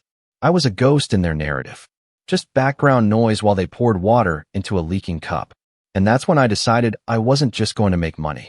I was going to make noise. But before I could do that, something else happened. Something that shifted the dynamic more than I could have imagined. And it all started with a simple conversation over eggs and toast. You ever notice how silence can scream louder than words? That was my life for the next year and a half. After that conversation I overheard between my dad and Tyler about the loans, the desperation, the whole "he's our only chance" thing, I stopped hoping they'd ever see me. I went full ghost mode. No updates. No hints. Just grind. I worked like I had something to prove. Because I did. But not to them. Not anymore. To myself. I needed to see if I could really build something from nothing. And man, I did. I branched out from reselling into digital products, then into consulting for other e-commerce newbies. I launched a subscription box that took off faster than I was ready for. I learned the hard way how to manage inventory, hire people, fire people, reinvest profits, and deal with taxes that looked like riddles wrapped in nightmares. But all that time, back home, the story stayed the same. Tyler was making us proud. Tyler was our future. Mason? He's doing some online thing. That's what my aunt called it one Thanksgiving. Still doing your little online thing, Mason? She said, scraping cranberry sauce onto her plate like she wasn't shredding my dignity with a butter knife. I just smiled and said, yeah, it's going all right. Maybe you'll get a real job one day. She chuckled, nudging my mom like it was a harmless joke. My mom didn't correct her. And Tyler? He was glowing. Not because of pride, but because he knew the room belonged to him. The spotlight followed him like it was born there. But I noticed things. Little cracks. The way he kept glancing at his phone. How quiet he got when anyone asked about his classes. Once, I caught him alone on the patio during that same Thanksgiving, holding his head in both hands. He didn't hear me open the sliding door. I froze when I heard him whisper, I can't do this. But the second he heard me behind him, he straightened up, slapped on a smile, and said, hey bro, you still flipping socks or whatever? I laughed it off. Yeah, something like that. I could have said more. But what was the point? Things reached a boiling point that Christmas. It started simple like always. Family dinner. Fancy ham. Everyone seated. My mom went around the table talking about what everyone was up to. When she got to Tyler, she beamed like a pageant mom. Tyler just finished his second year, almost done. He's got interviews lined up, and we're so proud. He's really making something of himself. Then she looked at me, and Mason's still doing his business. I blinked. I run 3 companies now, I said, calm but direct. And I just bought a rental property in cash. You'd think I said I'd taken up juggling chainsaws. My mom's smile twitched. My dad frowned. Tyler chuckled and said, sure. Gotta love that Shopify magic. I stared at him. Actually, it's a self-hosted platform. But yeah, magic works too. That was the first time I pushed back. Not aggressively. Just not quietly. And it felt good. Until my dad cleared his throat and said, it's nice that you're having fun with that, son. But real stability comes from careers, not trends. That was when it hit me. No matter how far I came, they'd never see it. Not because it wasn't there, but because it didn't come from them. They didn't build me. They didn't understand me. And they didn't want to. I left early that night. Drove home to my condo. Parked my car, a new Audi I hadn't told them about, and sat in the dark for a long time, just thinking. And then, 2 months later, came the breaking point. It started with a text from my mom. Simple. Innocent, even. Can you come by this weekend? We want to talk about something important. Bring your financial records. That last part was weird. I replied asking why, but she dodged the question. Just said it was about the future and that they needed my help. I showed up Saturday, dressed casual. Clean jeans. Collared shirt. Just enough to look presentable without showing off. When I walked in, I saw them all seated, Mom, Dad, and Tyler. My gut twisted. Something was off. The tension in the air was thick, and no one made eye contact. My mom started first. Mason, honey, we've always supported both you boys, haven't we? I didn't answer. I just stared at her. My dad picked up. You've done surprisingly well for yourself. And that's great. We're proud of your independence.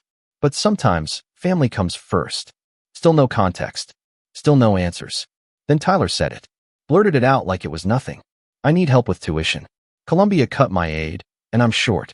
The loan options are a mess, and if I can't pay by April, I'm out. I didn't move. Just let it sink in. Okay, I said slowly. And my mom gave me that soft, pleading look she always saved for guilt trips. We were hoping you could help cover the balance. Just a loan, of course. We know you have savings. I stared at her like she was a stranger. You want me to pay for Tyler's law school? It's only $38,000, she said like she was asking for spare change. He's almost done. It would be such a shame if he couldn't finish. I laughed. Actually laughed. And then I looked at Tyler. He didn't look embarrassed. Or grateful. Or even apologetic. He looked entitled. Like this was owed to him. Let me get this straight, I said, leaning back. You all spent years treating me like a charity case with a laptop. Laughed at everything I did. Ignored every win.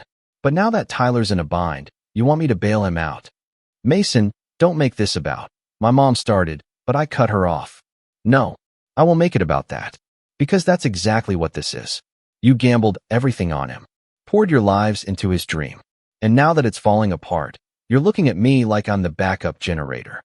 We're just asking for help, my dad said, his tone sharp. Isn't that what family does? I stood up. Funny, I don't remember family helping me when I needed space to work, or time to grow, or just a single ounce of belief. You all made your bet, and you lost. I walked out, didn't look back. But the story didn't end there, because they weren't done yet. A week later, I got a call from my mom. She was crying, not because Tyler had dropped out, but because of what she did to stop him from dropping out. And when she told me, everything snapped. That was the moment everything changed. And it was the moment I knew. This wasn't just about money anymore. This was war. Her voice cracked before she said a word. I knew that cry. It was the one she saved for emergencies, the kind she used when Grandpa died, or when Tyler broke his arm falling off the monkey bars in 3rd grade. But this time, it didn't land the same. I held the phone in silence, waiting for the performance to end and the truth to begin. Mason, she sniffled. Please. I didn't know what else to do. I didn't say anything. I took out a line of credit, she continued. In your name. Silence. I was going to tell you. She rushed, her words tumbling over each other. I just thought, it's just temporary. We needed something fast and Tyler had a deadline and I figured you'd understand, because you're doing well, and I hung up.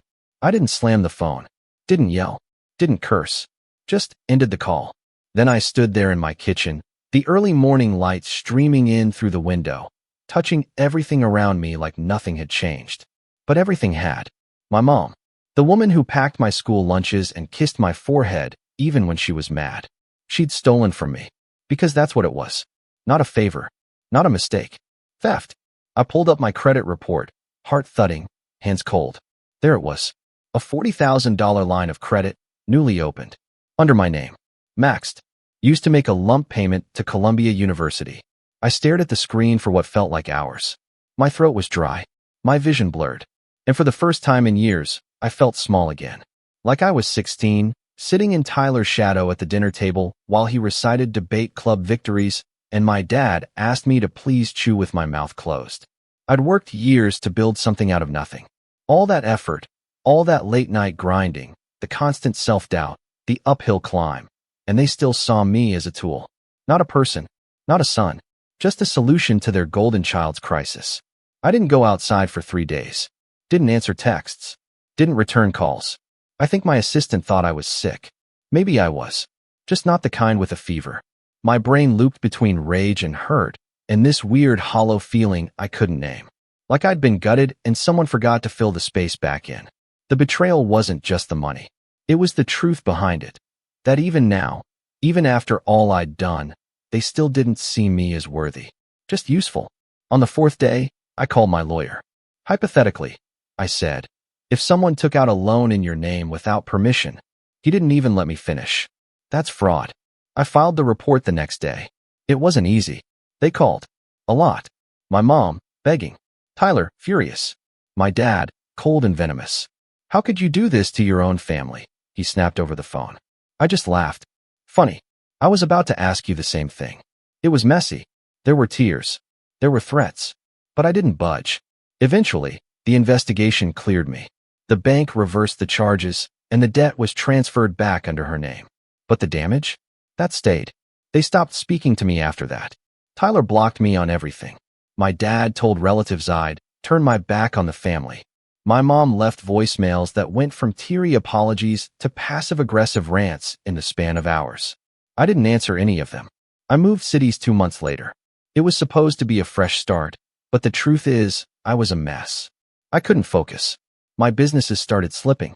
I'd sit at my laptop and stare at the screen like it owed me an apology. Orders backed up. Emails went unanswered. I let a partnership fall through the cracks. One night, I realized I hadn't spoken out loud in 2 days. That was the bottom. Not the betrayal. Not the money. Not the isolation. The nothingness. I had worked so hard to build something to prove my worth. And when the people I wanted to see it the most spat in my face, I crumbled. I didn't recognize myself. Until one day, I walked past a bookstore. A little independent shop tucked between a bagel place and a yoga studio.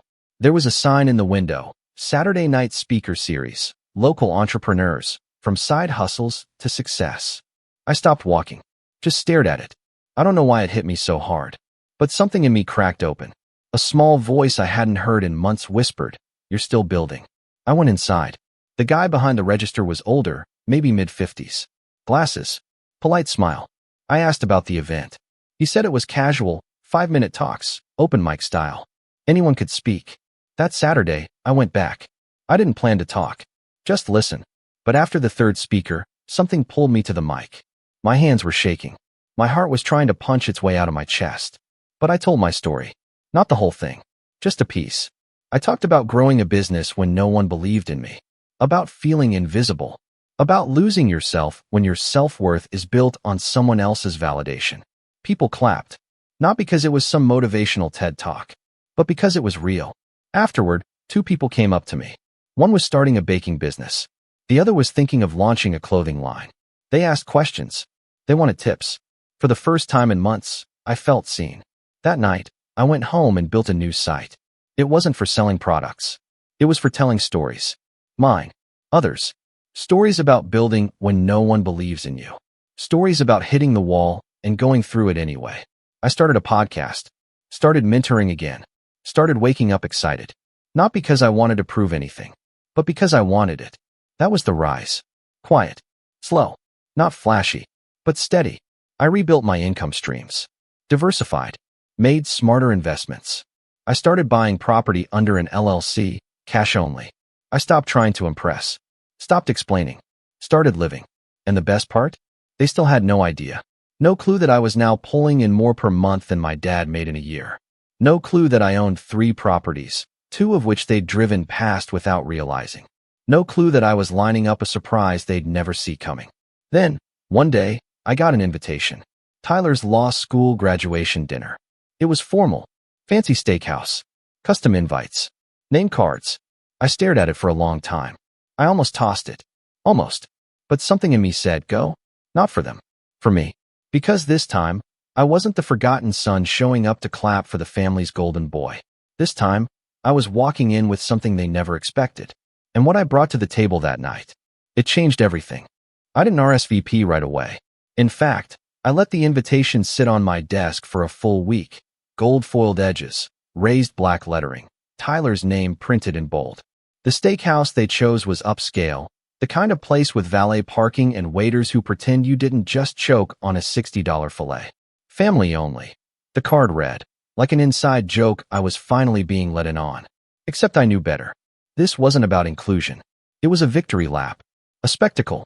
A reminder that Tyler had crossed the finish line in the race they all thought I quit. But I hadn't quit. I'd just run a different marathon entirely. And now, I was about to lap them. For days, I debated whether to go. Then I made a call. Not to my parents. Not to Tyler. But to my real estate attorney. I want to expedite the deed transfer, I told her.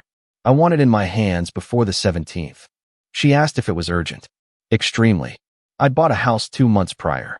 A 3-bedroom, 2-bath stunner in a newly gentrifying neighborhood just outside the city. Not for renting. Not for flipping. I bought it for one reason. To drop the paperwork on that dinner table like a tactical nuke. But I wasn't just there to flex. No, this had to be precise. Surgical. The kind of revenge that doesn't yell or gloat, but whispers just loud enough to echo forever. I didn't tell a soul what I was planning, but I did prepare. First, I got a new suit. Tailored. Not flashy, but sharp enough to make my dad pause before commenting on my appearance. I updated my haircut. Shorter, cleaner, something that said CEO, without trying too hard. I even traded in my watch for a sleeker, minimalist model. Let them look closely. Let them wonder how a side hustle kid was outdressing the new attorney in the family. Then I printed the deed. Single sheet. Heavy paper. My name, front and center. Paid. In. Full. But that was just the prop. The real show was in the silence I'd been perfecting for 3 years. Silence that said, I don't need you to know what I've done, but I want you to find out. Still, the setup needed more than just me showing up with a smug grin and a folder. It needed the right timing, the right audience, and most importantly, the perfect line. So I practiced. In front of the mirror. In the car. Even once in the elevator of my building while a woman with a Pomeranian looked mildly alarmed. I wanted it to land with weight. Not cruelty, but finality. Something that said, this chapter is over. I win. As the date approached, I started getting the pre-show signals. A text from my mom. So glad you're coming. Please be on time. And maybe don't bring up business stuff. I smirked. Business stuff. As if my entire life was a novelty act at a dinner table they'd reserved for applause-worthy professions only. Tyler texted too. Short. Cold. Hope you don't make this weird. I didn't respond. The night before the dinner, I barely slept. Not from nerves, just anticipation. The kind that prickles in your fingertips when you're standing on the edge of something big. By the time I pulled into the steakhouse's circular driveway, I was ready. The valet took my keys with a polite nod. I stepped into the lobby, holding nothing but a small black folder. My heart was calm, steady. It didn't feel like walking into an ambush. It felt like walking into court, and I'd brought evidence. The hostess led me to the private dining room in the back, where the walls were lined with wine bottles, and the lighting was soft enough to hide side eyes. There they were, my parents, dressed to the nines. My aunt and uncle, my cousin Rachel. And at the head of the table, grinning like he'd just been knighted, sat Tyler. He stood when he saw me, arms out. Look who actually showed up. I shook his hand. Wouldn't miss it. His grip lingered, like he was trying to read me. I let him.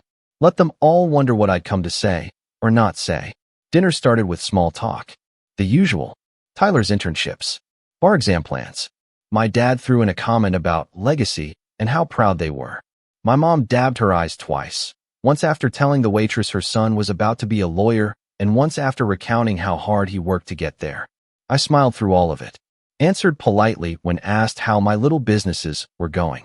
Said things like, busy year, and lot of growth, and keeping my hands full, without elaborating.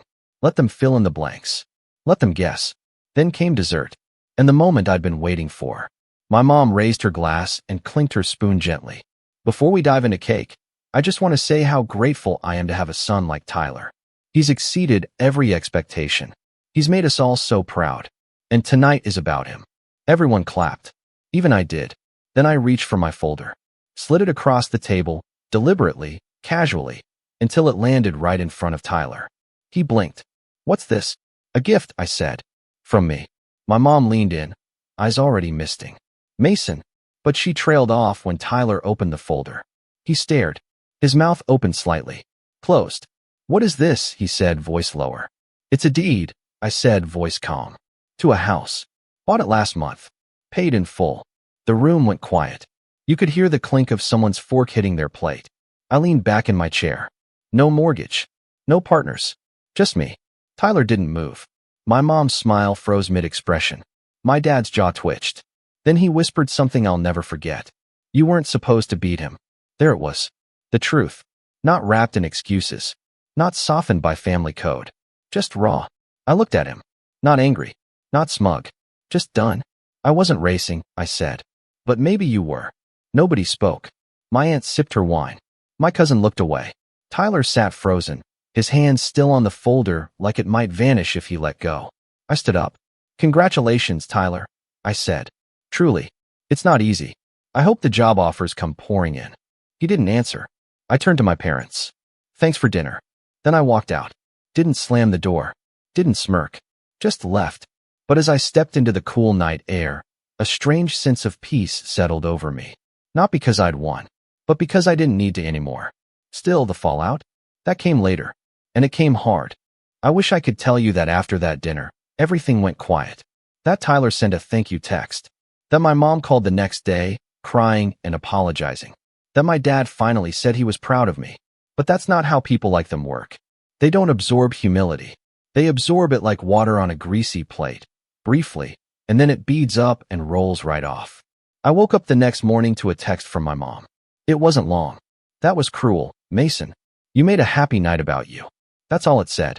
No mention of the house. No acknowledgement of what I'd built. Just a reminder that no matter what I did, I'd always be cast as the one who ruined their narrative. But that's when I realized something. They didn't hate what I did. They hated that they couldn't control it. They hated that I slipped through their fingers and came out the other side not bitter, but better. And once I realized that, something in me settled. But I wasn't done yet. Because while they tried to box me out of their legacy, they never realized I was quietly building my own. The revenge? It wasn't the deed. It wasn't the walkout. It was what came next. A few weeks after that dinner, Tyler updated his LinkedIn. He'd accepted a job at a high-end corporate law firm downtown.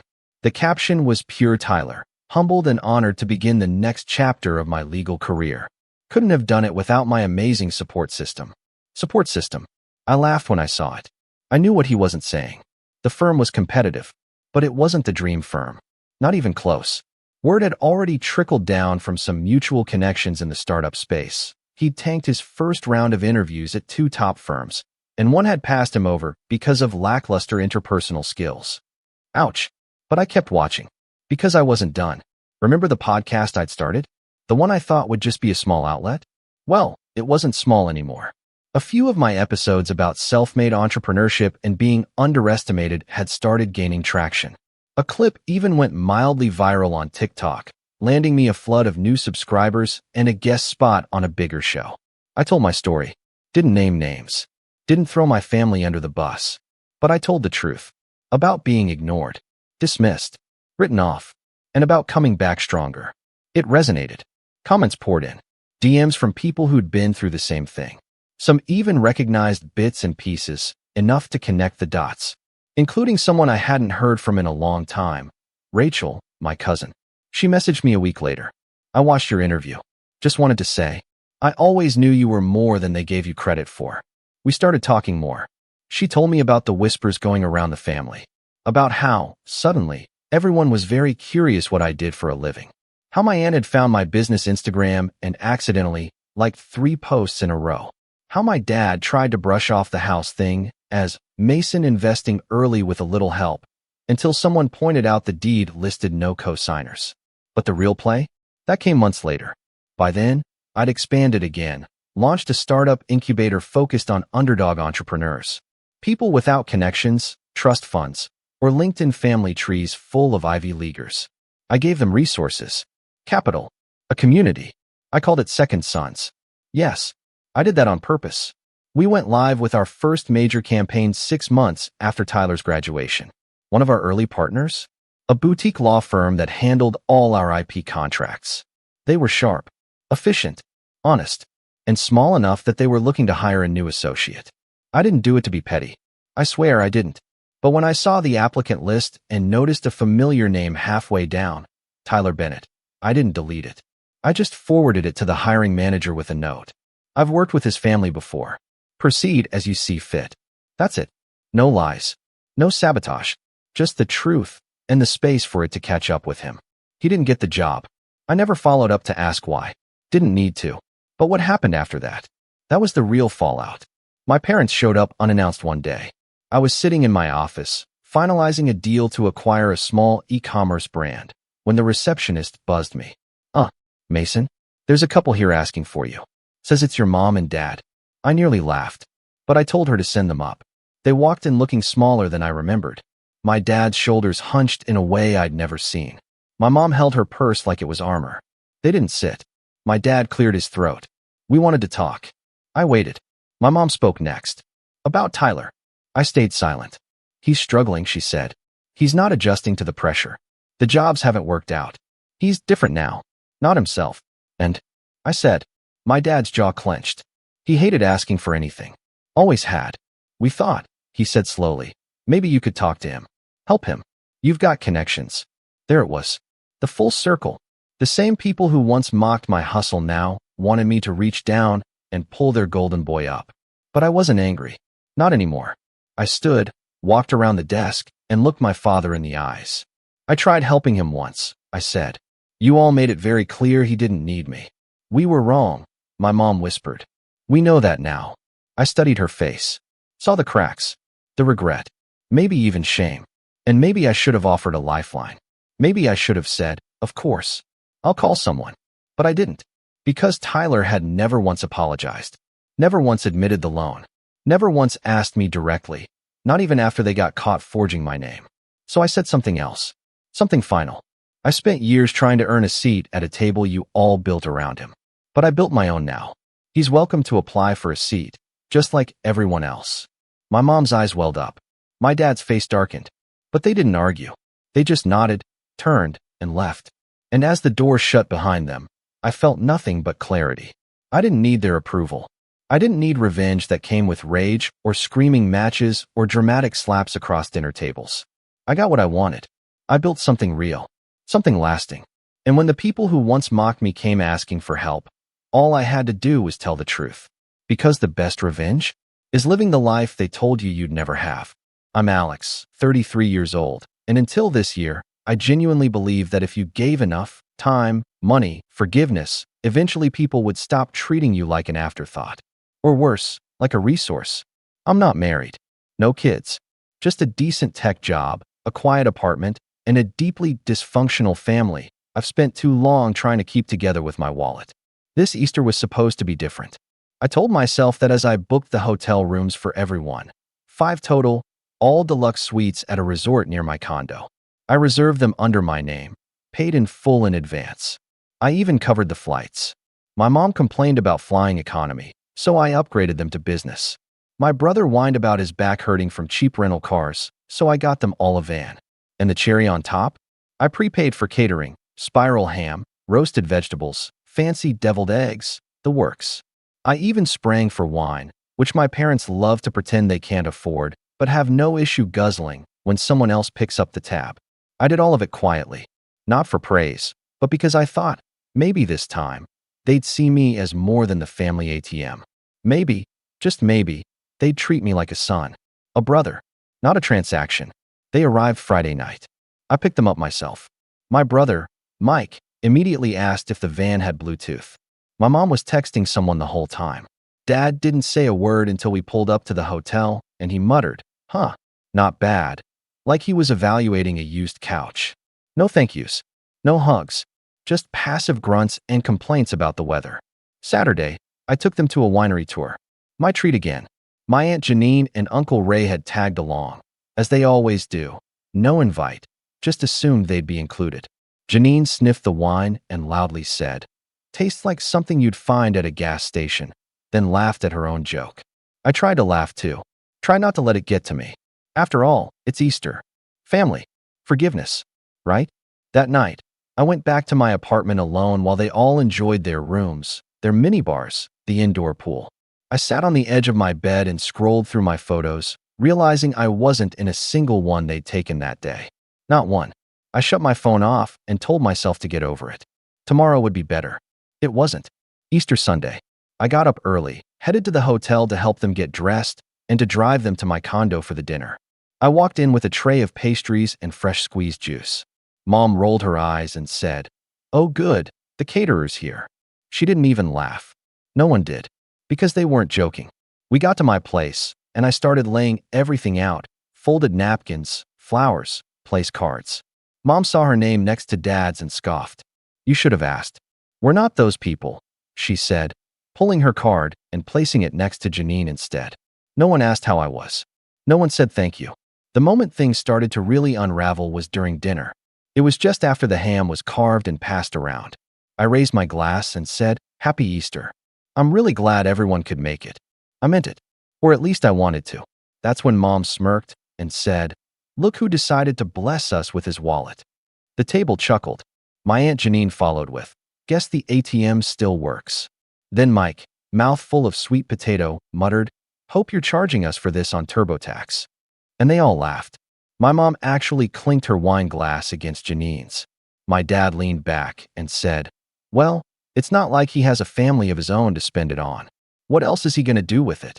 I didn't say anything at first. I just sat there. Fork paused midair. My pulse got loud in my ears. For a second, I felt like a ghost at my own table. And it wasn't just the insult. It was the ease of it. How casually they took what I gave and twisted it into something pathetic. I looked around the table. My aunt chewing with her mouth open. My mom dabbing at imaginary crumbs. Mike scrolling through something on his phone. My dad already eyeing the wine bottle. No one noticed I hadn't laughed. No one noticed my jaw clenched. No one cared. I stood up, glass in hand. They finally looked. I smiled. Not out of joy, but something colder. Something sharper. "Enjoy it," I said. "Because this is the last meal you leeches will ever get from me." There was a silence. Not stunned. Not offended. Just confused. Like I'd broken script. Then I walked into the kitchen, pulled out my phone, and opened the hotel app. They still didn't react, until I tapped, "Cancel reservation," for all 5 rooms. Before dessert. Before the toasts. Before Mom could even get her second glass of wine. And as the confirmation emails rolled in, I glanced back at their dumbfounded faces and left the room. I didn't slam the door. That would have given them too much drama to cling to. I just walked out into the cool spring air, let the door close behind me, and kept walking. Not a word. Not a look back. My condo was only a few blocks from the hotel. I could have driven, but walking gave me space to breathe. The streets were quiet. Everyone else was inside with their families, laughing over pie or watching kids hunt for eggs. I felt hollow. Not angry. Not yet. Just tired. Like I'd been carrying a backpack full of bricks for years and finally dropped it, only to realize my spine had already curved under the weight. By the time I reached the hotel, I'd gotten 2 calls. One from Mike. One from Mom. Didn't answer either. I walked straight up to the front desk. "Hi," I said, pulling out my ID. "I need to confirm that all 5 reservations under Alex Monroe have been canceled." The guy at the desk blinked at me, then tapped on his keyboard. Looks like they've all been canceled, yes. Refunds are already processing." "Perfect," I said. "And just so we're clear, if anyone tries to rebook those same rooms, I'm revoking the authorization on my card. They're not to be recharged under any circumstances." He looked awkward. "Are they still in the rooms right now?" "Yep," I said. "But they'll be leaving soon. Just give them the checkout notice like you would anyone else." I left him stammering behind the desk and stepped back outside, not waiting for the fallout. I didn't want to stand there and see the texts start pouring in. I wanted to go somewhere quiet. Somewhere that didn't smell like resentment wrapped in linen napkins. I ended up at a small 24-hour diner down the road. Sat at the counter, ordered coffee and a slice of pie, pecan, because apparently I still felt like having something Easter-themed, and finally checked my phone. 12 missed calls. 5 voicemails. 3 texts from Mom, 2 from Mike, and 1 long, rambling wall of gray bubbles from Aunt Janine. I read the first message from Mom. "What was that? You're seriously leaving us stranded? We have things in the rooms." Then a minute later she texted, "This is so immature. We were just joking. You're too sensitive, Alex." Then one more text from her. "Fine. You made your point. Can you at least let us stay until morning? We'll talk then." I ignored them all. Mike's message was just a screenshot of a pending Uber ride, captioned, "Guess we're riding home with the peasants."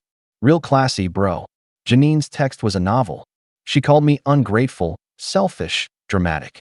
She reminded me that family teases, and if I couldn't handle a little ribbing, maybe I was the one with the problem. I scrolled, slowly, rereading the line. "You act like we owe you something just because you have money." That one made me laugh. Out loud. In the diner. The older woman a few stools down glanced at me. I smiled and looked away. No, I didn't act like they owed me anything. I just thought, maybe if I gave enough, they'd stop taking. I stayed there at the counter for another hour, sipping coffee, finishing my pie, scrolling through old photos, ones from years ago. Birthdays where I'd paid for everyone's dinner. Christmas mornings where the biggest boxes under the tree were the ones I'd shipped over weeks in advance. Vacations where I covered flights, hotels, and even shopping sprees just to make it easier. All of it paid for by me. Quietly.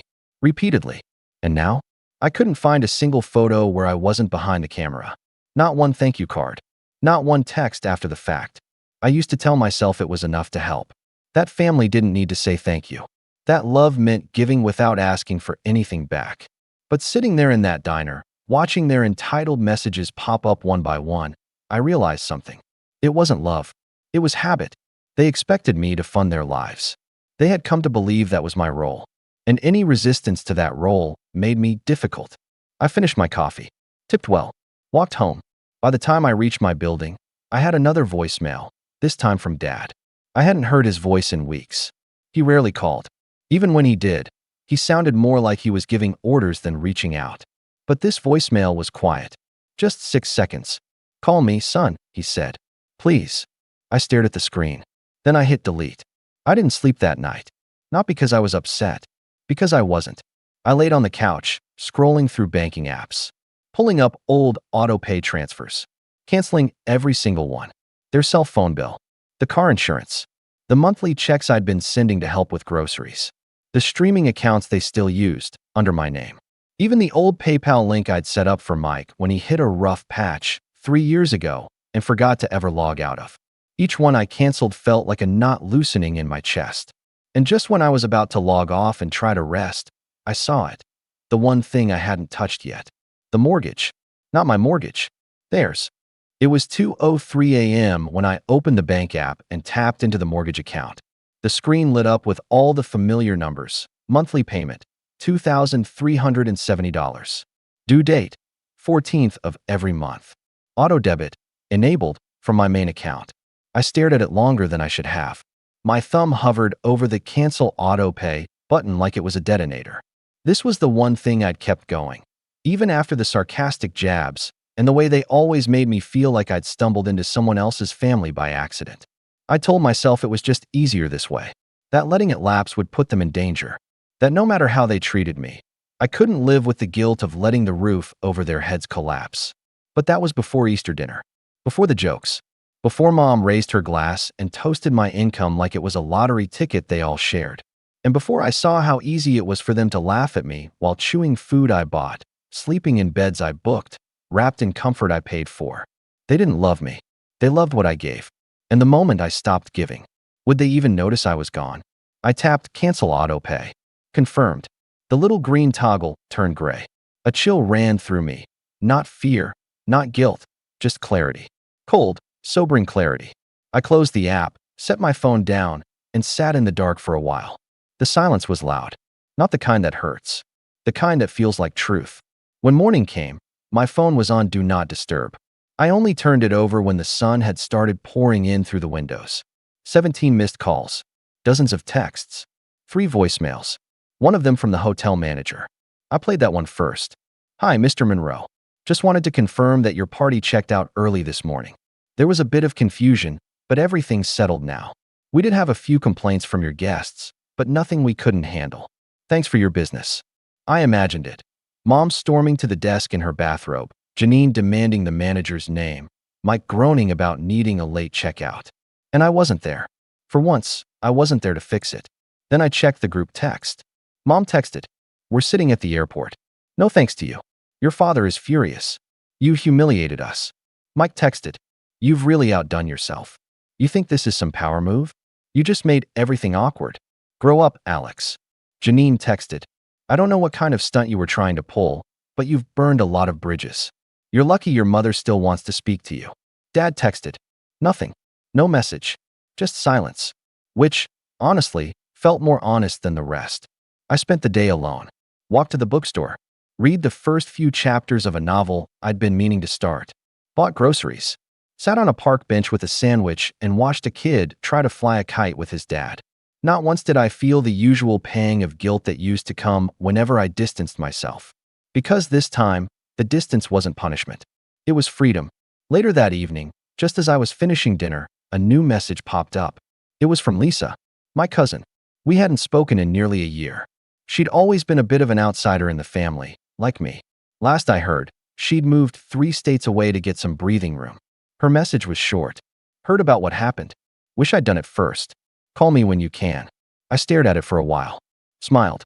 Then opened my laptop. Pulled up a few files. Scanned through some PDFs. Because canceling the auto pay wasn't the only string I could cut. The mortgage might have been in my name. But the deed? That was something they never even thought to check. It had been years since I'd looked at it. Honestly, I'd forgotten it was still under my name. I only remembered because of a conversation I'd had with my lawyer last year when I was doing some estate planning.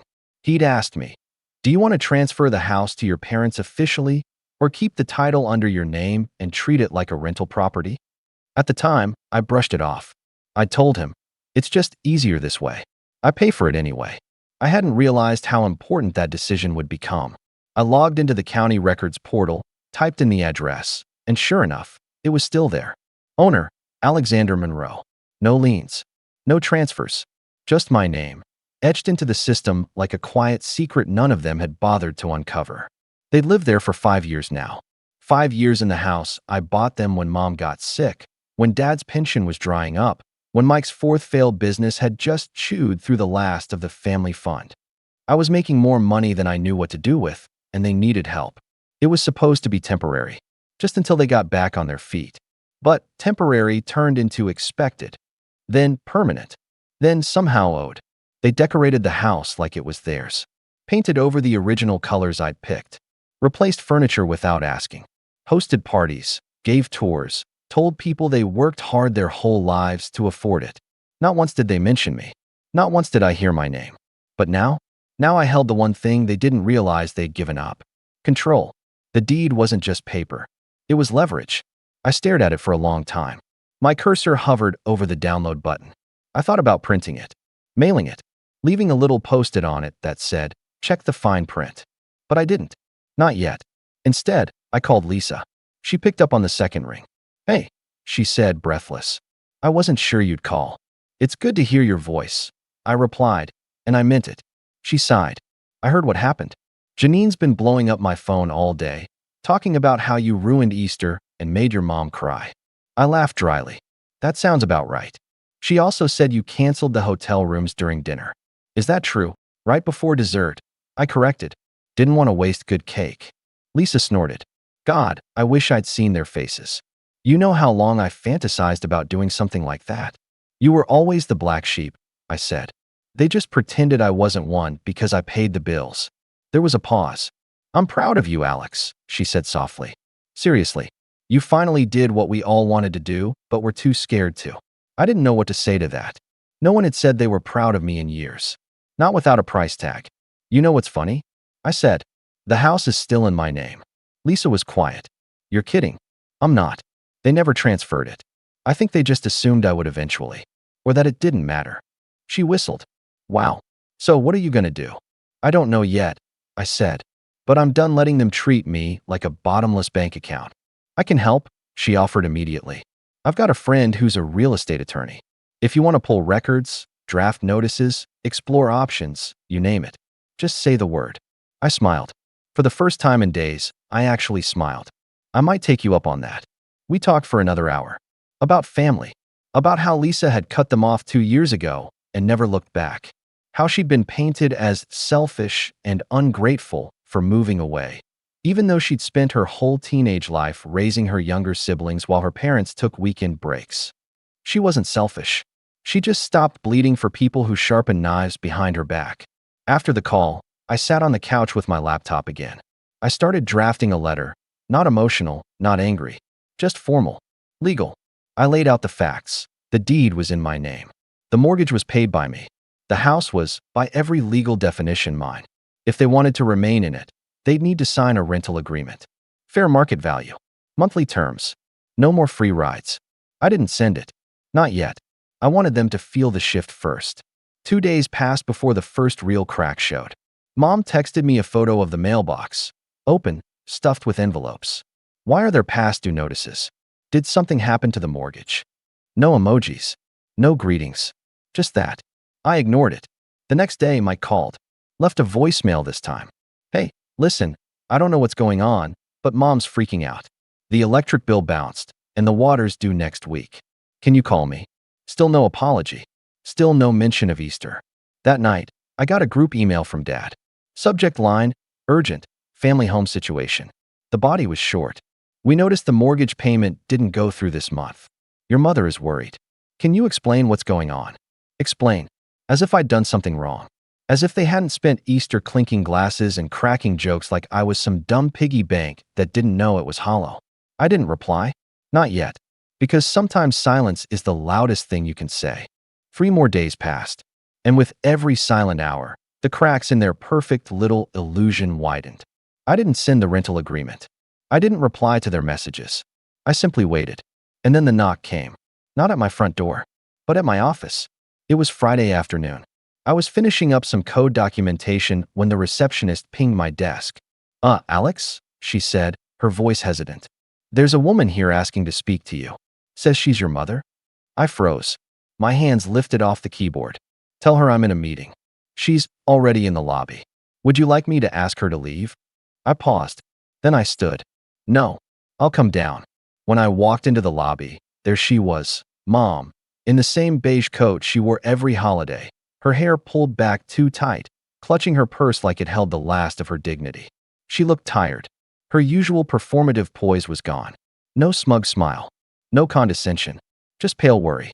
"Alex," she said, standing quickly. Thank God. I didn't hug her. Why are you here? We need to talk, she said. Please. Can we go somewhere private?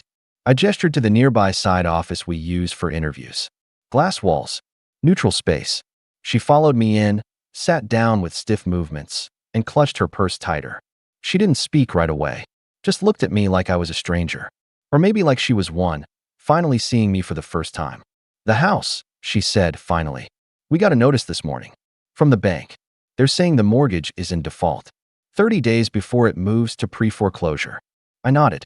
That's what happens when the person paying the bills stops paying them. Her eyes flashed. Why would you do that to us? I didn't do anything to you, I said, keeping my voice calm. I just stopped doing everything for you. But it's our home, she said, desperation creeping in. Your father and I. It's my house, I said. Legally, financially, and morally. I bought it when you couldn't afford one. I covered every payment. You never even asked how much it cost. That's not fair, she whispered. We raised you, and I repaid you 1,000 times over. I bought you a house. I paid for your groceries. I fixed your cars. I paid Mike's legal fees. You mocked me while eating food I paid for, drinking wine I ordered, and sleeping in beds I reserved. And then had the gall to laugh at me for showing up. We didn't mean it like that, she said quickly. It was just teasing. You know your brother jokes. I leaned forward. Teasing is what you do when everyone's in on it. What you did was strip me of every ounce of respect while still expecting me to foot the bill. And you didn't even say thank you. She said nothing. I continued. So here's the situation. I've spoken with an attorney. The deed is in my name. You and Dad are tenants. You've lived there rent-free for 5 years. That ends now. I pulled out the envelope I'd brought with me, placed it on the table. She didn't touch it. That's a lease agreement, I said. Fair market rent. 30-day grace period. You can sign it and start paying rent on the 1st of next month. Or you can vacate within 60 days. Your choice. Her eyes welled up. You'd kick us out? Your own parents. I didn't blink. You kicked me out a long time ago. You just kept the receipts. She looked away, her jaw shaking. What will people think? That's not my concern anymore. She took the envelope with trembling hands and stood. For a moment, I thought she might throw it or tear it, but she didn't. She just looked at me, as if searching for a son she no longer recognized. You've changed. No, I said, standing. You just finally saw me stop pretending. She walked out without another word.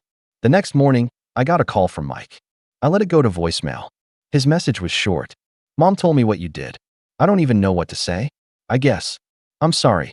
I didn't know it got that bad. I'll help with the rent. Just don't kick them out, okay? I didn't reply right away. Instead, I waited until Monday. And then I got a second call, this time from Dad. I debated answering, but curiosity won. Hello, I said. He was silent for a second. Then, in the lowest, rawest tone I'd ever heard from him, he said, "We'll sign it." I didn't respond. I let him sit in that silence. We didn't know, he continued. We should have seen it. Treated you better. You saw exactly what you wanted to see, I said. The moment the money stopped, you remembered my name. He didn't argue, just said, "Thank you." Then he hung up. That weekend, I got the lease back, signed. No arguments. No edits. Just quiet compliance. They've paid on time ever since. We don't talk much anymore. The holidays are quieter. I spend them with Lisa now. We started a tradition of our own. Thanksgiving in the mountains, Easter on the coast, Christmas wherever the flights are cheapest. No guilt. No passive aggression. Just laughter and freedom. Sometimes, I drive past their house. It still looks the same. But I don't stop. Not anymore. Because I've learned something they never did. Blood doesn't entitle you to someone's peace. And sometimes, the best thing you can give your family is a boundary they can't cross. My name's Nathan, I'm 28, and until about 2 weeks ago, I thought my family actually liked having me around. I'm not saying we were picture perfect or anything. We had our share of awkward silences and occasional backhanded comments at dinner, but I honestly thought we were okay. Not close, but okay. I was the middle kid between 2 sisters. Jenna, the oldest at 31, and Liv, the youngest, still in college at 21. I was the one who moved out early, worked through college, started my own small business, and didn't ask for much. I was never the favorite, not by a long shot. That title's been glued to Jenna since birth. Always the overachiever, Always the one mom bragged about to her friends like she was some kind of investment that paid dividends in wedding photos and Instagram likes. But still, I showed up. I sent gifts. I chipped in for holidays. I was part of things. Or so I thought. A few months ago, Mom floated the idea of a family reset vacation.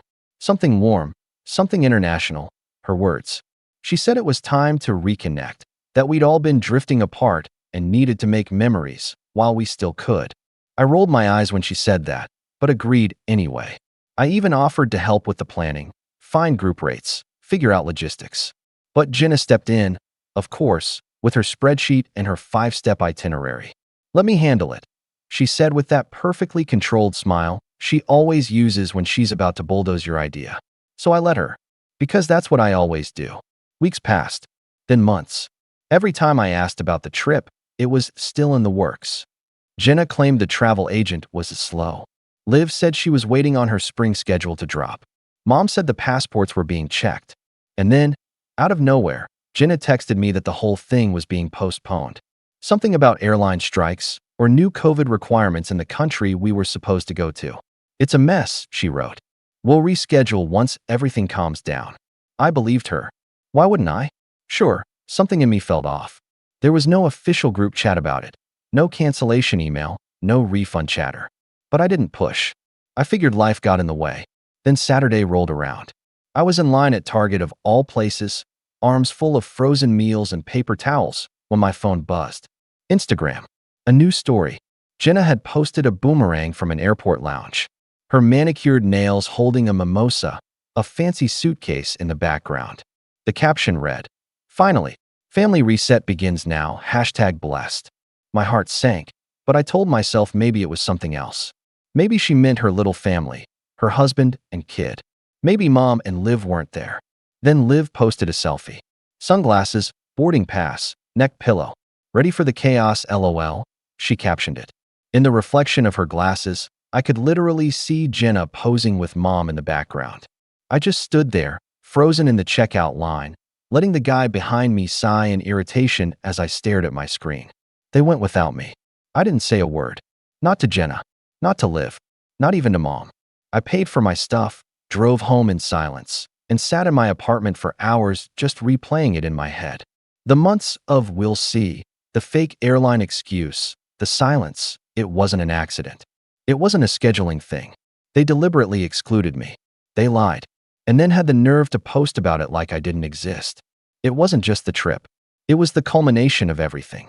Every time I'd been the backup plan, the extra seat, the one asked to chip in last minute but left out of the planning. I thought of Christmas 2 years ago, when they all coordinated matching sweaters without telling me. Or Jenna's baby shower where my name wasn't even on the program, despite buying half the decorations. Or the time I paid for Mom's car repairs, and she told everyone it was a miracle. Her favorite mechanic gave her a discount. I could go on, but I won't, because by then, something inside me had already clicked. I didn't cry. I didn't get angry, not in the way you might expect. What I felt was colder, sharper. It was clarity. It was the quiet, calm realization that they didn't think I'd ever say anything, that I'd just swallow it again. So I decided to make sure that this time, they'd remember. I waited. Not for long. Just until I saw the next post. Jenna tagging the hotel. A beach resort. One I recognized because I'd researched it back when I still thought I'd be going. Their check-in photos were all smiles and tropical drinks. Mom had a sun hat on that I bought her last year. Jenna's kid was building a sandcastle in the background. Liv was stretched out on a lounge chair with a book she once borrowed from my place and never returned. They looked happy, relaxed, unbothered, as if I'd never existed. That's when I logged into something they'd all forgotten about. See, a few years back, when we were planning a Christmas trip that never happened, long story, I'd booked everyone airline accounts with my business travel points. I was working with a vendor at the time who offered package perks for group accounts, free checked bags, automatic upgrades, and access to a shared dashboard to view itinerary info. I managed the whole thing. None of them ever changed their passwords. And for some reason, Jenna never unlinked her hotel app from our shared email either. Rookie mistake. So I spent that Saturday night going through every detail, flight numbers, room bookings, restaurant reservations. And I found just the right thing. Let's just say, by the time they landed, The surprise was waiting. And within an hour of touchdown, my phone lit up like a Christmas tree. Jenna, missed call. Liv, text. Are you serious right now? Mom, voicemail. The tone? Not exactly beachy. But I didn't answer. Not yet. Because I wanted them to sit in it first. I wanted the silence to feel personal. I wanted them to wonder what else I knew. I wanted to give them time to realize exactly what they'd done. I didn't answer that first night. Not the second either. My phone was a mess of notifications, missed calls, voicemails, increasingly frantic texts. It started with confusion. Jenna, something's wrong with the hotel reservation. Call me. Then Liv chimed in. Did you cancel the spa booking? They said our appointment's gone. That was followed by Mom's classic passive-aggressive flair. I don't know what's going on, but this is not the time for your games, Nathan. As if I was the one playing games. As if being lied to and excluded was just something I should quietly accept with a nod and a smile. By the morning of day 3, things escalated. Jenna left a voicemail that began politely. Look, we can talk about this like adults. But by the end, she was snapping that I had ruined everything, and that her son had cried when they had to leave the resort early. That made me pause. Not because I felt guilty, but because that kid deserves better than to be used like a guilt prop in his mother's tantrums. Let me back up and explain what exactly happened. Once I had access to their itinerary, I noticed something. They hadn't paid in full. The room was under Jenna's name, but the final charge hadn't hit yet. It was one of those pay-at-check-in deals. Same with the airport shuttle and the spa appointments. Normally, that would be fine, but since Jenna had never updated her profile, all of those bookings were still visible on the dashboard linked to my business email. And, more importantly, so was the cancellation button. I didn't nuke everything. I'm not a monster. I left the first night alone. I even let them enjoy their airport shuttle. But once I saw them smugly posing with drinks by the infinity pool and laughing in matching swimwear, I clicked cancel on night 2 through 5. Hotel policy. Free cancellation up to 24 hours before check-in. I was just within the window. They weren't charged, but they also weren't allowed to stay. By the time they came back from dinner that night, the front desk was waiting with confused smiles and news that their remaining nights had been canceled by the original party. Jenna threw a fit. I know, because the receptionist emailed me, not her, to confirm the cancellation due to the conflicting information provided by the guests. I could picture it perfectly. Jenna demanding an upgrade, Mom trying to leverage, I'm a mother, energy, Liv rolling her eyes while pretending not to be involved. They scrambled for an alternate place to stay. I checked their travel log again the next morning. Sure enough, they'd rebooked at a budget hotel farther inland. Not quite the luxury beach escape they'd envisioned. And the cherry on top? They lost their spa booking, something I knew Mom had been bragging about for weeks. I didn't even need to cancel it.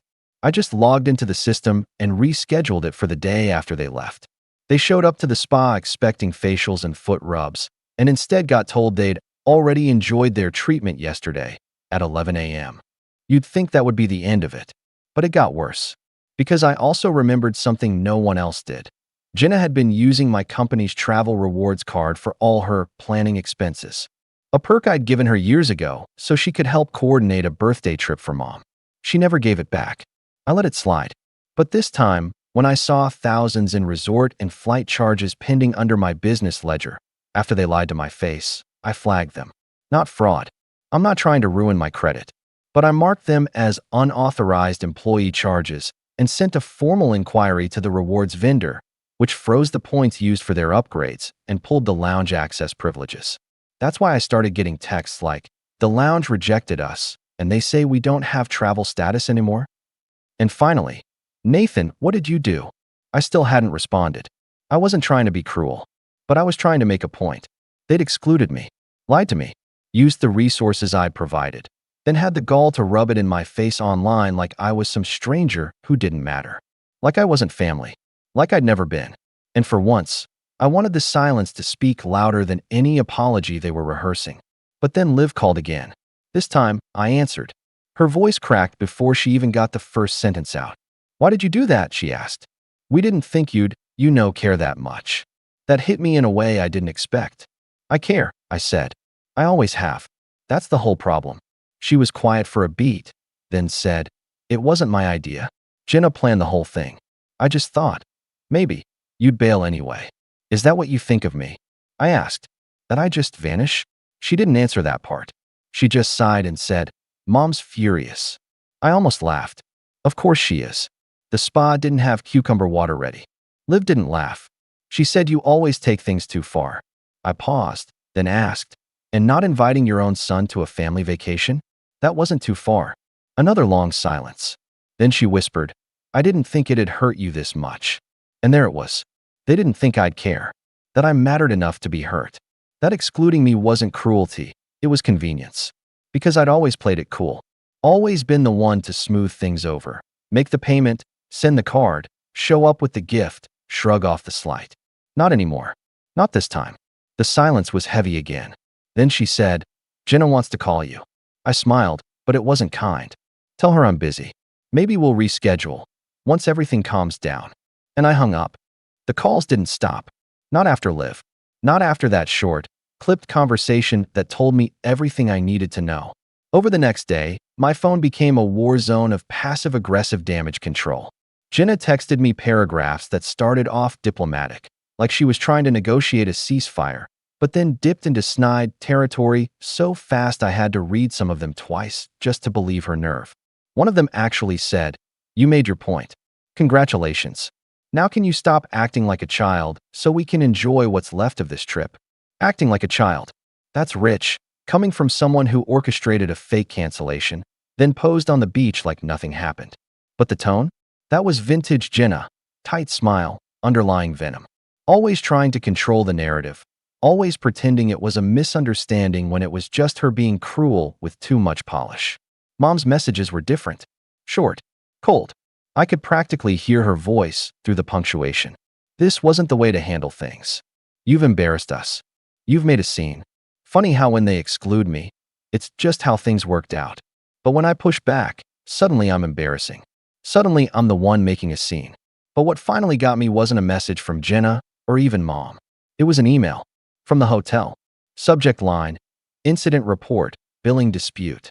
Inside was a short note from the hotel manager saying there had been an issue with the room charges and that the guest on file, Jenna, had refused to provide an alternate payment method when the card on file was declined. The same card, of course, that had been flagged and frozen the moment I reported unauthorized use. Apparently, after I canceled the stay, the resort had tried to reauthorize their new booking using the linked account.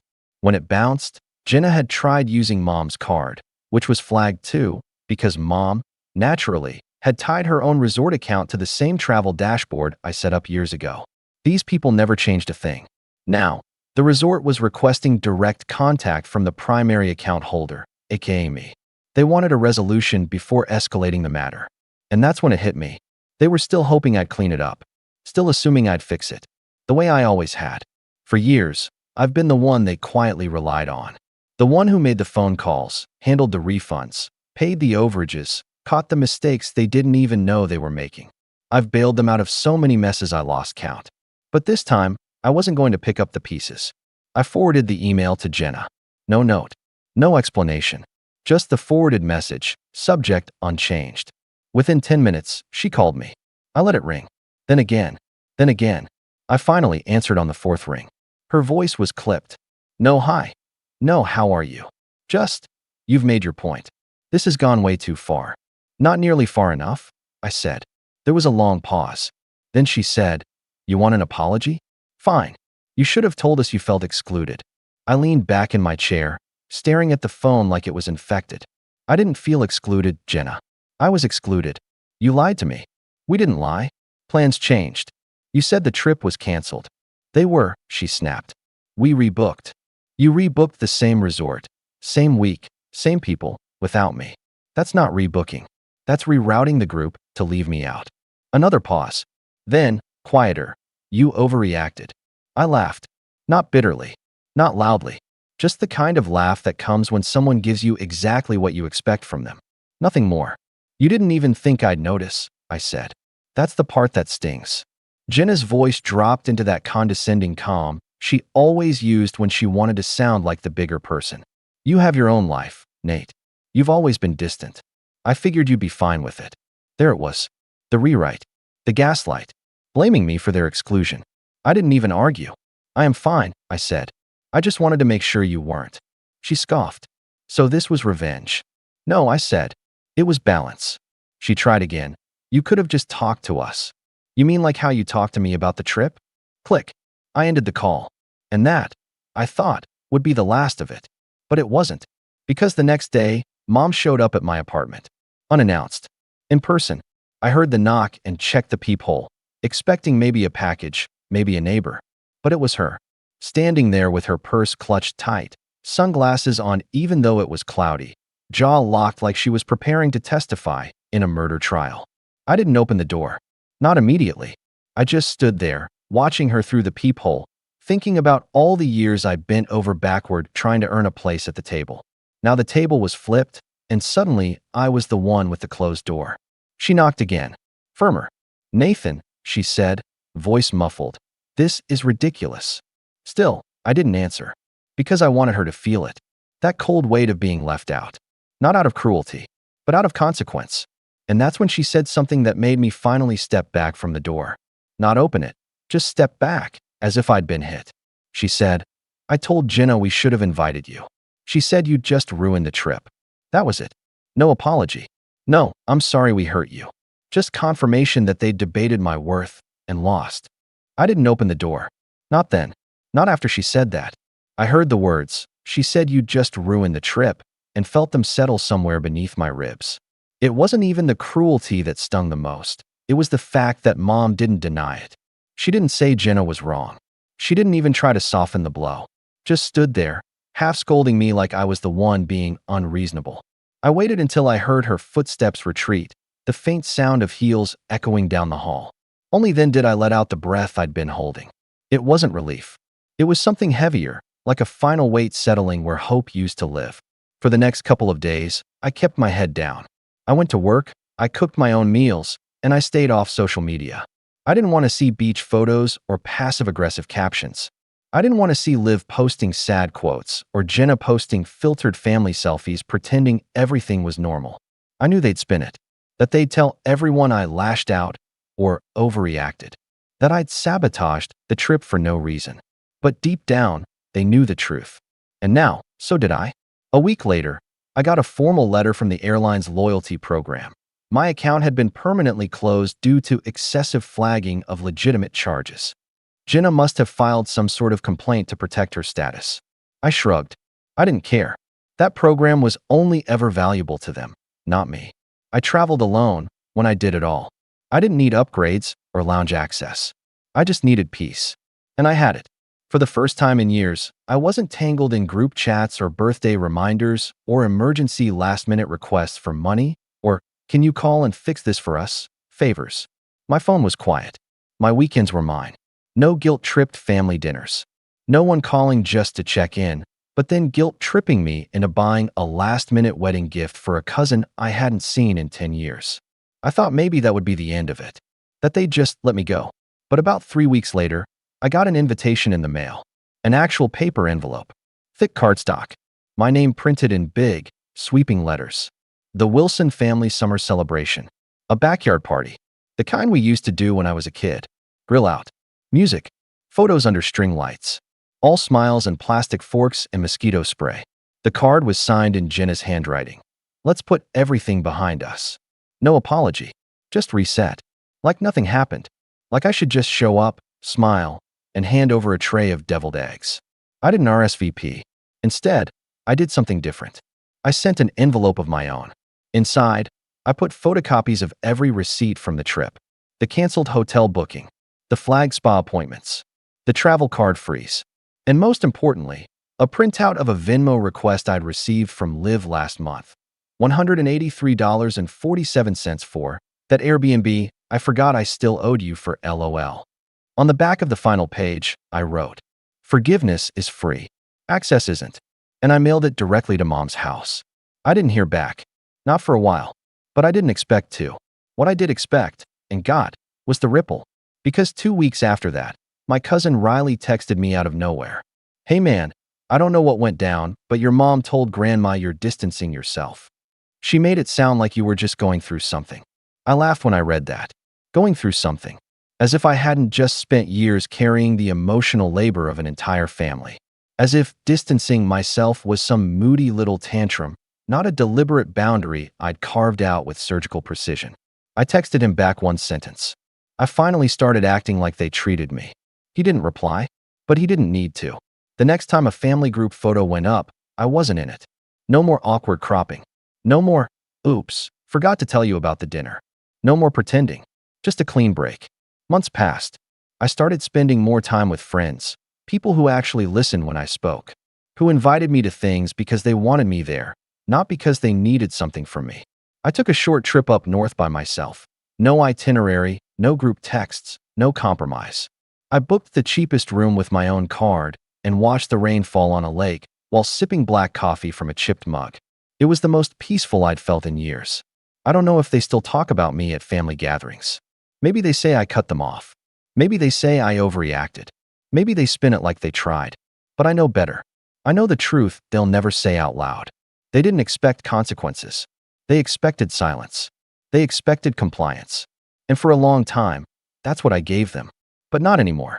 The next time someone says, family is everything, I'll smile and say, only if they act like it. Because family isn't just blood and matching t-shirts and group photos. It's loyalty, respect, inclusion. And the moment you make someone feel like a guest in their own family, you don't get to act surprised when they stop coming over. So no, I didn't ruin the trip. They did, when they booked it without me. All I did was make sure the next one came with a cost. And I never looked back. Let me know your thoughts in the comments. My name's Jalen. I'm 31, live in a quiet little suburb just outside Chicago. And for most of my adult life, I've been the go-to guy in my family. The fixer, the planner, the one who could always be counted on to handle things. If someone needed help paying for car repairs, a new phone, even a security deposit, I'd get a text. Not a call, a text. Always with that same fake sweetness. You're the best, Jalen. We knew we could count on you. And like a fool, I always stepped up. I'm not married. No kids. Steady job in digital marketing. Low-key life. I figured if I wasn't going to be the one filling the house with grandkids or getting celebrated every year for anniversaries or birthdays, I could at least be useful. That was my role, the useful one. My younger sister Mia, golden child, family favorite, resident social media darling, had recently announced she was expecting her first child. A girl. The first girl in the family since, well, Mia. My parents reacted like she was carrying the second coming. You'd think she invented pregnancy. My mom immediately started sewing little pink blankets. My dad offered to build a custom crib. Meanwhile, I offered to cover the baby shower costs. Not because they asked. They didn't. It was more of an unspoken expectation. And I didn't mind. Really, I wanted to help. I designed the entire backdrop, paid for a 5-tier cake with sugar flowers and custom gold lettering. Even ordered those Instagrammable balloon arches. The invoice. $5,927 and some change. I didn't blink. But then, radio silence. I kept waiting for the official invite. I figured maybe they were doing something special, a surprise theme, a fancy venue. Mia always wanted things to look perfect on Instagram, and she had a way of overplanning everything. So I waited. 1 week out, nothing. 4 days out, still nothing. The night before the event, I texted my mom. Hey, what time's the shower tomorrow? She didn't answer. Thought maybe she was swamped with setup. Okay, fine. And then I opened Instagram. There it was. The baby shower in full bloom. The pink and gold palette I'd personally picked. My backdrop, the one I commissioned from a graphic designer in Toronto, sitting behind a massive throne chair with Mia, posing like she was royalty. My cake, front and center, except the gold lettering that was supposed to say, "From Annie Jalen with love," had been scraped off. Literally scraped.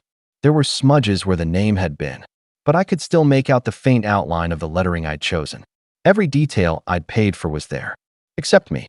I stared at the photos for a long time. Mia posted stories laughing with her friends, holding gifts, opening tiny baby shoes with a glowing smile. My parents were tagged in the group shots, looking proud and tearful. One post was captioned, "She deserves the world for carrying our little angel."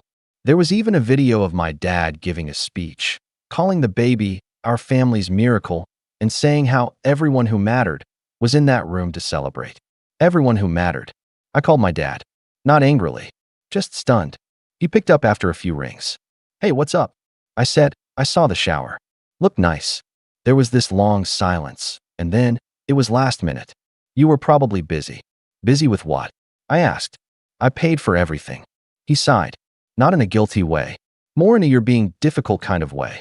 "Jalen, it wasn't about you. It was about your sister. Her first girl is a big deal. She needed space for her friends, her moment. You being there, it just would have shifted the attention." Shifted the attention? Like I was some fame-hungry spotlight thief. I couldn't even find the words for a moment. I was so numb I almost laughed. But instead, I just said, "Got it," and hung up. I didn't argue. I didn't beg for an explanation. I didn't text my mom.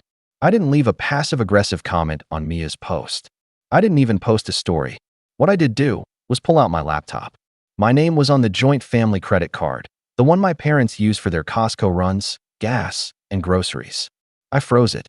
Then I logged into our shared utility account, the one I'd been covering for the last year because money's been tight ever since Dad semi-retired. I removed my payment method. After that, I opened up the lease for the rental house I'd helped them get when they downsized last year. I was the co-signer. My credit had landed them the approval. I initiated the paperwork to remove myself. The next morning, I was sipping coffee at my place when I got a string of notifications from the bank. 3 declined charges, one at a grocery store, one at a pharmacy, and one for their internet provider. Then my phone buzzed again, this time with a voicemail from Mia. She was sobbing. "Jalen, I don't know what's going on. The power's out. Mom and Dad are freaking out. My card got declined, and I have no cash. I'm pregnant. I have a baby coming. I didn't mean to hurt you. Please, just call me." Then came the texts. Dozens of them. From Mom. From Dad. From Mia. All different flavors of guilt, confusion, anger, gaslighting, apology, desperation. "We didn't mean to exclude you. You're overreacting. It wasn't personal. Your sister's hormones are out of control. Let's just talk. Please fix this before the landlord finds out." And the cherry on top? A group chat message from Dad that read, "You made your point. Now be an adult and fix this." I didn't reply. Not right away. Because here's the thing, I had been the adult. For years. I'd picked up the slack, filled the financial holes, turned the other cheek, and let them walk all over my boundaries with a smile. And now, when they couldn't even invite me to a shower I paid for, then tried to pretend it was no big deal, suddenly I was the one being unreasonable? So I waited. I waited a full day before replying. Not because I was trying to be dramatic, though I admit, part of me wanted them to squirm a little, but because I needed to be sure I wasn't reacting from pure anger. I wanted clarity. I wanted my words to cut through the noise, not get lost in it. When I finally opened the group chat, I typed slowly, deliberately. "Hi. I saw the posts. I saw the cake, the backdrop, the decorations I paid for. What I didn't see was an invite, or even a heads up. You didn't forget. You made a choice. So I made mine. Please do not contact me again unless you need my signature for something being taken off my name. I'm not your sponsor. I'm not your safety net. I'm not your fool. Take care." Then I left the group. Seconds later, my phone buzzed again, a call from Mom. I let it ring. Then Mia. I let that ring too. Then Dad. That one went straight to voicemail. He tried twice more. Then came the texts. At first, they begged. "You're being cruel. This isn't like you. Your sister's pregnant. She's stressed. We'll pay you back. We just need time. Don't do this to your family." Then the tone shifted. "You're selfish. Ungrateful. You think money makes you better than everyone else. Fine. Don't come crawling back when you're old and alone." I should have expected that last one. It was Dad's favorite line whenever he got pushed into a corner. The irony was, I wasn't alone. I had close friends. Colleagues who respected me. Even my upstairs neighbor, who left homemade banana bread at my door after seeing me sit in silence on the steps that night. I had people. I just didn't have them. 2 days later, the landlord from my parents' rental property called me. I hadn't spoken to him since co-signing. He said, "Hey Jalen, not sure if you're aware, but the utilities have been shut off and your folks aren't responding. They missed this month's rent, and since you're on the lease." I interrupted him. "I'm aware, but I'm already in the process of removing my name." There was a pause. "Are they okay? I mean, your sister, she's pregnant, right?" I exhaled. "Yeah, that part's not my problem anymore." That weekend, I took a drive. Just a couple hours outside the city. I stayed at a quiet lakefront cabin and spent the time reading, hiking, and letting the silence settle in. No calls, no emails, just time to remember who I was outside of being their provider. It's amazing how much noise you live with when you've been told your value is measured by what you give. When I got back home, my mailbox was stuffed. Most of it was junk, but one letter caught my eye, handwritten, slanted cursive on a cream envelope. It was from Mia. Inside was a 3-page letter. No greeting. No Dear Jalen. Just a slow unraveling of guilt, pride, confusion, and, in her own way, an attempt at honesty. She admitted they hadn't forgotten. That mom was worried I'd dominate the conversation. That dad thought my presence would distract from her big moment. She said she tried to speak up, but they brushed her off. Then she admitted something I didn't expect. She said she'd asked mom to remove my name from the backdrop, that she didn't want the focus on who paid for it. That hit harder than anything else. Not because I needed credit, but because even the gesture of my support had made her uncomfortable. Like my love came with strings. She ended the letter by saying, "I don't know how to fix this, but I wanted you to hear it from me, not them. I'm sorry. I just didn't think." And now everything's unraveling. She was right about one thing. Everything was unraveling. Not just the financial fallout, or the power outages, or the calls from landlords. It was their illusion. The illusion that I'd always be there. That I'd always say yes. That no matter how many little cuts they gave me, I'd show up, wallet in hand, with a smile. I didn't reply. Not right away. Instead, I pulled out a folder from the back of my filing cabinet, one I hadn't touched in over a year. Inside were copies of all the joint accounts, the lease paperwork, the health insurance add-ons, the old automatic payments. I spent the next 2 hours closing, transferring, and removing every trace of my name from their ecosystem. Gas bill? Removed. Internet? Closed. Credit card? Canceled. Lease? Finalized for removal. Streaming services? Passwords changed. And when everything was done, I sent one last message. Just 3 words. It's all yours. No context. No anger. Just a clean handoff. I knew what would come next. The scramble. The anger. The attempts to pull me back in with guilt, obligation, or even shame. But this time, I was done playing the role they'd written for me. And as for what happened when they realized they had to carry the weight alone, that part, that's where the real fallout began. 3 days passed. Then came the knock on my apartment door. I wasn't expecting anyone, and definitely not expecting her. Mia stood there, no makeup, hoodie pulled over her head, mascara smudged around her eyes like she hadn't slept in days. One hand was gripping her belly protectively, the other holding a Starbucks cup that was probably cold by now. She looked smaller, deflated. Not physically, emotionally. She used to glide into rooms like she was walking a runway. Now, she looked like someone who'd forgotten how to walk with purpose. I didn't say anything. I just stepped aside. She walked in like she'd done 100 times before, except this time, her shoulders were hunched, and she didn't look around like she owned the space. She sat down on the edge of my couch, holding the cup with both hands like it was some kind of peace offering. I didn't know where else to go. I nodded, still silent. I let the weight of that sentence hang. She glanced around, trying to read my face, then sighed. It's all falling apart. I sat across from her, elbows on my knees. You said that in your letter. She blinked, surprised I'd read it. Did it help? No, I said honestly. But I appreciate the effort. Mia looked down, chewing her lip. Dad's furious. Mom's been crying nonstop. The landlord said if rent isn't paid in full by Friday, we're out. The fridge is empty. The Wi-Fi's off. Mom's trying to call in favors, but no one wants to touch it. They're all asking what happened to the golden goose. I raised my eyebrows. Golden goose. That's what Dad called you last night, she said quietly. He said, well, the golden goose finally flew away. I leaned back. At least he finally admitted what I was to him. She closed her eyes. I never saw it like that. I swear I didn't. I thought you wanted to do all that stuff. You never complained. I let that sit for a second. Do you thank your lungs for breathing? She frowned. What? That's what it felt like, I said. Like I wasn't a person. Just a function. A utility. Nobody thanks the faucet when water comes out. But the second it stops, suddenly it's all anyone talks about. Her lip trembled. She looked down again. I was wrong. About the shower. About all of it. I didn't rush to comfort her. I didn't tell her it was okay. Because it wasn't. It wasn't just one thing. It was years of small, selfish choices from everyone in that house. Years of rewriting history so that I was always just there, but never seen. She looked up at me. I don't want anything. Not money. Not groceries. Not help with the rent. I don't want you to hate me. I swallowed hard at that. Because, truthfully, I didn't hate her. I hated the version of her they created, the one who believed attention was currency and love came from loyalty, without conditions. But sitting across from me now, she looked like someone trying to tear through that version, desperate to become something else.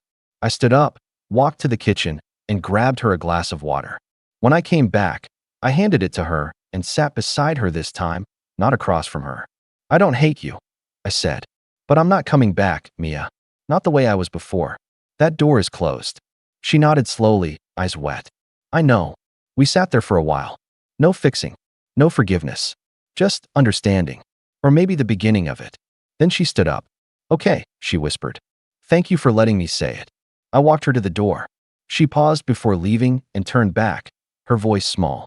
If the baby's a girl, and she asks me what happened between us one day, what should I tell her? I looked her in the eyes. Tell her I stopped mistaking love for obligation.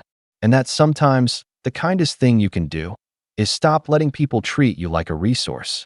She nodded, and then she left. But that wasn't the end. Not even close. Because when my parents found out she came to see me, without their permission, the backlash exploded into something I wasn't even prepared for. They didn't just get angry. They got strategic. And that's when I realized they weren't going to let me go quietly. The storm started that evening.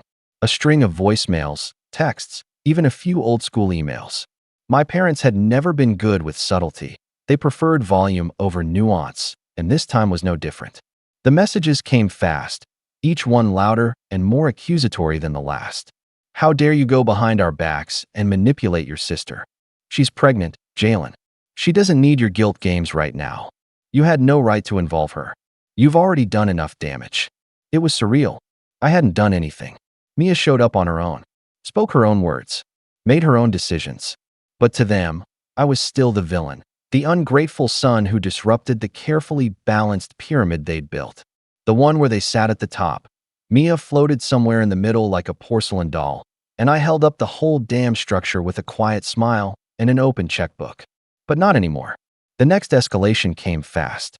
On Thursday morning, I got a call from the property management office. A woman with a clipped voice told me the tenants, my parents, had missed their rent again.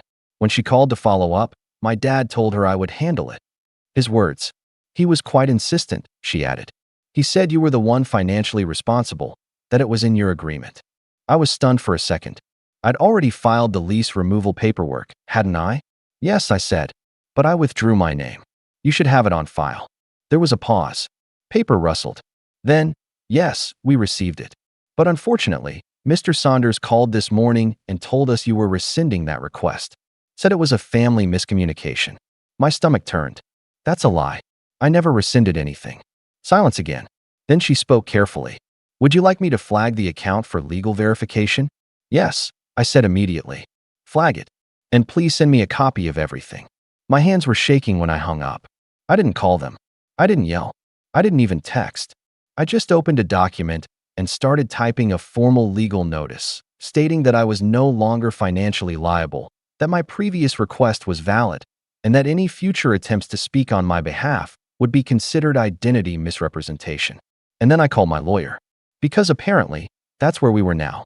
The next day, a process server arrived at their front door. I knew because I got the text. From Dad. Really, Jalen? A lawyer? That's how low you've sunk. And then, we're your family. You don't serve family papers. I didn't answer. Because that was the point. Family doesn't forge your name to cover rent. Family doesn't erase you from the events you paid for. Family doesn't belittle you when you finally say, enough. A few days later, Mia called again. Her voice was thinner this time. Less emotion, more exhaustion. They're calling everyone, she said. Cousins, family friends, even old neighbors. Saying you abandoned them. That you're unstable. That you're dangerous. Dangerous, I said, blinking. They said you're cutting them off to punish them. That you're trying to leave them homeless. I nearly laughed. The irony was dizzying. Did you defend me? I asked gently. There was a pause. Yes, but they're not listening. That night, I went through my photo albums. Not the digital kind, the old ones. Actual prints. Birthday parties. Christmas mornings. Barbecues. There I was in the background of every picture, always holding something. A bag. A tray. A chair. Always standing behind the main people. Behind Mia. Behind my parents. Never centered. Never celebrated. Just present. Just useful. And suddenly, I was angry. Not just at them. At me. For letting it go on this long. For thinking love was earned by how much I could carry. For mistaking proximity for connection. I got up and started packing. Not my entire apartment. Just the things I'd been meaning to take care of. I donated half the gifts they'd ever given me. The ones that came with gilt strings and birthday cards that said, "From all of us." I boxed up the spare key to their house and slid it into a drawer. I deleted the shared calendar we used to plan family events. I was done. The final blow came 2 weeks later. A letter in the mail. A bill. $2,314. A hospital down payment Mia had made under the assumption I was helping with her delivery costs. My name wasn't on it. But the note attached read, "We told them you were the one paying. Please don't make this harder than it already is." I stared at it for a long time. Then, without a word, I scanned it, forwarded it to my lawyer, and included a statement. "Please include this in the harassment file." Later that night, Mia called one last time. This time she didn't start with pleasantries. "They're losing it," she said. "They're threatening to move in with me." I sighed. "You still want them there?" She paused. "I thought I did. But after what I've seen, I don't know anymore." There was a beat of silence. Then I asked her something I hadn't before. Something that had been sitting quietly in the corner of my mind since this all started. "Why'd you come to see me that day?" She was quiet for a moment. "Because I looked around the baby shower," she finally said, "and realized every beautiful thing in that room came from someone we weren't even willing to invite. I felt like I was living inside a lie you built, and I hated it. That hit me harder than I expected." "Do you think they'll ever change?" I asked. She didn't hesitate. "No, but I might." And then she hung up. That was the last time we spoke for a while. Weeks passed. The bills stopped. The calls slowed. The noise died down. I didn't unblock them. I didn't rejoin the group chat. I didn't send a card when the baby was born. Not out of spite. Out of peace. I needed peace. I started walking more. Reading more. Cooking at home. My apartment felt lighter. Airier. And so did I. Then one morning, I checked the mail and found a small, plain envelope with no return address. Inside was a photo. Mia, holding a baby girl, sitting on a bench outside the hospital. No balloons. No crowd. No flashy poses. Just her, looking tired but real. On the back, in handwriting I recognized as hers, it said, "This time, we didn't pretend you weren't part of it. We just told her the truth. That she has an uncle who chose to stop giving everything, so he could finally have something for himself. No signature. No request. No apology. Just that." I smiled, folded it up, and slid it into the one drawer I hadn't cleared. Maybe one day I'd reach out. Maybe not. But this time, it'd be my choice. On my time. On my terms. Because I wasn't a wallet with legs anymore. I was finally just me. My name's Alan, I'm 61, and up until last Thanksgiving, my kids thought I was just their aging, washed-up dad who never quite made it. That's the word my daughter used once, washed up. I pretended I didn't hear it at the time. Just smiled, nodded, and offered her more mashed potatoes. That's kind of been my role for the past 15 years. The quiet one, the giver, the easy target. My son Jake and daughter Stephanie are both in their 30s now, successful, confident, and frankly, entitled. They grew up watching me struggle to keep the lights on. Their mother, my ex-wife, left when they were in middle school. She couldn't take the uncertainty anymore. Said I wasn't ambitious enough. So she remarried some guy in finance and left me with 2 hurt, angry kids who eventually grew into 2 cold, dismissive adults. I never blamed them for resenting me back then. Kids don't know how to process abandonment.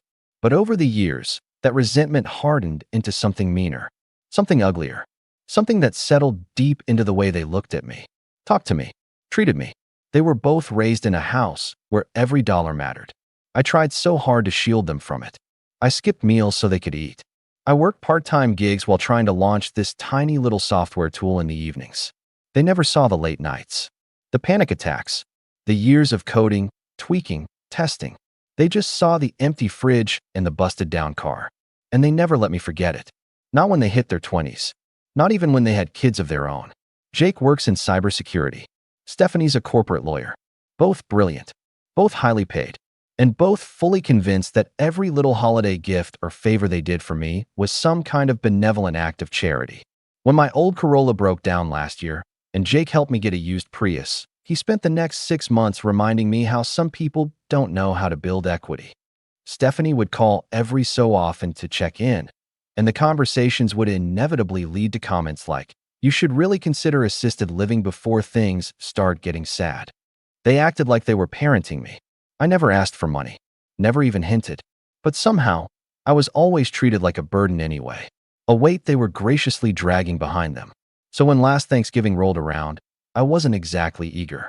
But tradition is tradition, and I told myself maybe this year would be different. Jake was hosting, as usual. Big modern kitchen, granite countertops, 3 ovens, for reasons I still don't understand. His wife, Alicia, greeted me with her usual tight smile. I brought a pie. Store-bought. Still warm. I gotta look for that, too. Dinner started off fine, if you could call it that. The grandkids were glued to their tablets. Stephanie spent most of the time scrolling through her phone. Jake lectured me about some new AI security threat like I was a senile nursing home patient, and I just nodded politely between bites of turkey I'd cooked better myself 100 times over. Then Stephanie made a joke about my flannel shirt, something about Dad's permanent garage sale aesthetic. I laughed, because it was easier than asking her why she thought it was okay to mock me in front of my grandkids. And then Jake leaned back in his chair, glass in hand, and said it, casually, like he was commenting on the weather. "You've basically been broke your whole life, Dad. We've had to carry you." It wasn't even said with venom, just flat, matter of fact, like he was stating a fact from a textbook. I set my fork down. Not hard, just gently. I looked up. Stephanie didn't even blink. She smirked, then added, "Honestly, you'll be lucky if we even visit when you're in a home. You should start thinking about that, by the way." I swear, the room got quieter. Not completely silent. Alicia was still fussing with the gravy boat, but quiet enough. Enough that I could hear the blood rushing in my ears. For a second, I didn't say anything. Not because I didn't have something to say, but because I was waiting. Waiting to see if they'd realize what they'd just done. Waiting for a flicker of guilt. Some ounce of awareness that they were talking to the man who sacrificed everything to make sure they never felt the hunger or fear he grew up with. But there was nothing. Just smugness. Confidence. Superiority. I reached into my jacket pocket and pulled out my phone. Now look, I don't need validation. I didn't build my company for applause. I built it because I believed in it. Because it solved a very real niche problem in back-end optimization for legacy systems. A problem nobody else was paying attention to. It took years. But last fall, a mid-sized tech firm in Austin bought me out. Full acquisition. Stock and cash. Final valuation? Just over $12 million. After taxes, it was still enough to ensure I'd never have to answer to anyone again. I didn't tell anyone. Not even my closest friend. Definitely not my kids. Not because I wanted to hide it, but because I wanted to see who they were when they thought I had nothing. And on that night, I saw them. Clearly. So I looked up at Jake, then at Stephanie, and I smiled. Calm. Steady. No anger. Just that quiet certainty that comes when the last piece of a puzzle falls into place. "Funny," I said, tapping my phone. "I sold my startup for $12 million last year." Their faces didn't react at first. It was too out of left field. Then Jake's eyebrows twitched. Stephanie stopped chewing. Her glass froze midair. "And after tonight," I added, "not a cent goes to either of you." I looked around the table. "You think I'm broke, that I need carrying. But the truth is, I've just been watching, listening, seeing who'd treat me like a man worth respect, even when they thought I had nothing. And it turns out, the 2 people I raised can't even manage that." That's when the forks hit the floor. Literally. Jake dropped his. Stephanie sat back like someone had slapped her. Alicia blinked like she'd just realized the stove was on fire. The grandkids finally looked up from their screens. I stood up slowly. I adjusted my collar and took one last glance around the table, the turkey half-carved, gravy spilling down the side of a porcelain dish, Jake still frozen mid-expression like his entire worldview had just cracked open. It felt peaceful, not triumphant, not vengeful, just still, like a lake after the storm passes. Stephanie's mouth finally moved, barely a whisper. "Wait, what?" I didn't answer. I didn't owe her one. Not yet. I walked over to the counter where my pie sat, untouched. I took it, gently, cradled it like it actually mattered. And then I turned toward the door. Dad, hold on, Jake said suddenly, standing up so fast his chair screeched against the tile. What do you mean 12 million? Are you being serious right now? His voice cracked slightly, like he didn't trust his own ears. I paused at the door. I'm always serious, Jake. You just stopped listening a long time ago. Then I stepped outside. The air hit me like a reset button. Cool. Crisp. Somewhere down the block, a neighbor's Christmas lights were already blinking, even though it was still Thanksgiving. I walked down the driveway to my car, heart pounding, not with nerves, but release. After years of biting my tongue and nodding through thinly veiled jabs, I had finally said it. Not with spite. With clarity. I sat in the car for a long moment before driving off. No one followed. Not yet. Anyway. The next day, I turned off my phone. I didn't want apologies. I didn't want damage control. I didn't want them suddenly acting like I was someone worth calling just because I had money. They'd already shown me what I was worth to them before they knew. And that was enough.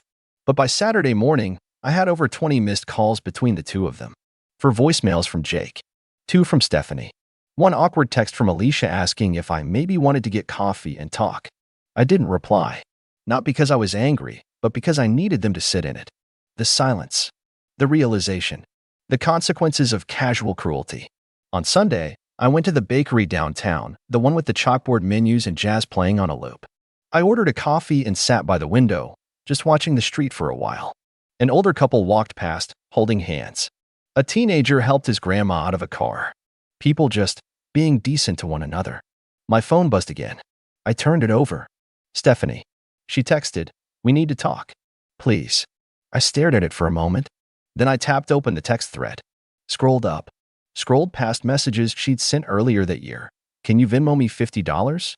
I thought you were watching the kids this weekend. Are you sure you're okay on your own?" They weren't malicious. Just careless. All assuming I was a man on the decline, a sad shadow slowly sliding into irrelevance. Never a peer. Never a father worth actual respect. Just a relic. I didn't respond to the message. Instead, I opened my email. Drafted something I'd been thinking about for a while. Subject: Final update on my estate. Hi all. I wanted to inform you of some changes regarding my will and estate planning. After a lot of reflection, I've decided to redirect the bulk of my assets toward causes and individuals who have shown me genuine respect, love, and kindness, especially when they thought I had nothing to offer in return. This includes donations to educational programs, some close friends who've supported me for decades, and a few community scholarships in your names, for children whose families may not have had the same privileges you did growing up. I hope you understand that this isn't punishment. It's alignment. Take care, Dad. I read it over 5 times before hitting send. The fallout didn't take long. Later that afternoon, Jake showed up at my door. Not alone, he brought his son, Ben. The kid looked confused, like he didn't understand why his dad was suddenly so panicked. I opened the door, stood there quietly as Jake launched into a speech about miscommunication and emotions running high, and how we've always loved you. Dad, you know that, right? I nodded. Then I looked at Ben and said, "You want some pie?" He nodded.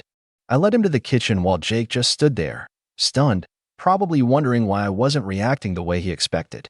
I gave Ben a slice and asked how school was. We talked about Minecraft and math class and the new bike he wanted for Christmas. He laughed with his mouth full. For a second, it almost felt like family again. When they left, Jake looked at me like he wanted to say more. Maybe beg. Maybe argue. But I closed the door softly and turned the deadbolt. The next few days were a blur of texts, emails, long voicemails full of half-baked apologies. Stephanie showed up too, alone, and tried to spin it all as just jokes, harmless teasing, and how you've always been a bit sensitive, Dad. That's when I finally snapped. Not loudly, not dramatically, but firmly. I looked her in the eyes and said, "You mocked me, belittled me, laughed at me in front of my grandkids. You made me feel like a charity case, like a burden. And the worst part? You didn't even notice. Because in your mind, it's always been about what I owe you, not what you owe me." She didn't speak. Her lips just pressed together like she was holding in 1,000 retorts. I added, "You had your chance. Now someone else gets one." Then I closed the door again. This time, she didn't come back. It's been 2 months since then.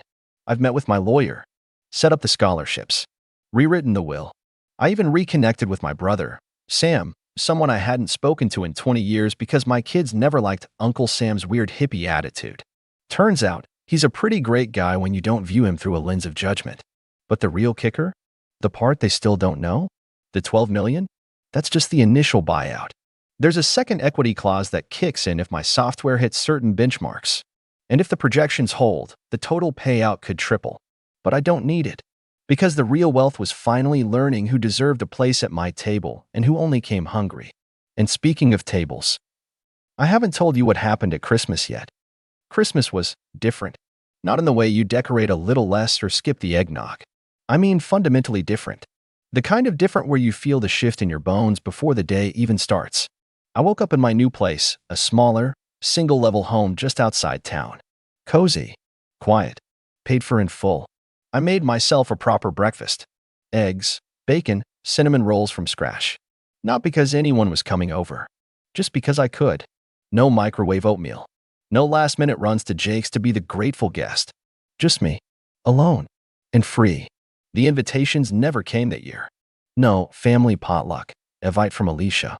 No guilt-trippy text from Stephanie pretending I was always welcome as long as I brought drinks and didn't talk politics. I guess after the Thanksgiving reveal and the estate email, they figured I was done. Or maybe they were too embarrassed to look me in the eye again. Either way, I didn't mind. I already had plans. You see, I didn't just cut my kids off. I didn't just walk away. I walked towards something. I reached out to the people who'd always been on the sidelines. The ones who never asked for anything but showed up when I was sick. When my roof leaked. When I needed help moving the server rack I once kept in the garage back in the early startup days. My old neighbor, George. My friend Linda from the library. Even my first employee, Mark, the one who stuck with me for 3 years without ever cashing a real paycheck. I invited them to Christmas. At first, they thought I was joking. George actually laughed and said, "Me? At your place? You sure your fancy kids won't mind?" I told him, they're not invited. And so, on Christmas Day, my modest little home filled up with laughter, the smell of baked ham, and the sound of people talking like no one was recording. Like no one was judging. Linda brought this board game no one understood. George burned the gravy and blamed the stove. Mark showed up late and still got the biggest slice of pie. We didn't care. Nobody was trying to impress anyone. Nobody was sitting at the table just waiting to brag about their new car or humble brag about a promotion. It was messy and loud and imperfect. It was the best Christmas I'd had in decades. We even went around the table saying what we were grateful for, something Alicia used to force everyone to do with fake smiles.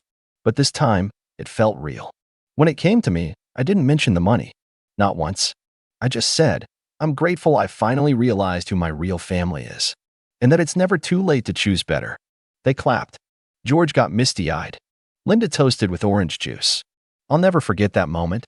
2 days later, Stephanie emailed me. No greeting. Just a subject line. Estate changes. The message was 3 sentences long. I've had some time to reflect. I think you're making a mistake. We are your children. That should mean something. I didn't reply. Instead, I forwarded the message to my lawyer, CC'd myself, and added a note. Keep the trust locked. No amendments. No exceptions. Jake, for his part, tried a softer approach. He sent me a video on New Year's Day, just him and the grandkids, sitting in the living room. They each held up cards that said things like, "We miss you," and "Come visit soon." The whole thing felt manufactured. Like Alicia had directed the whole thing with a storyboard in her lap. Still, I almost cracked. Almost. But then Jake ruined it at the end. The final message was from him, staring straight at the camera, saying, "Let's put this behind us, Dad. We're willing to forgive everything." Forgive. Like he was the wrong party.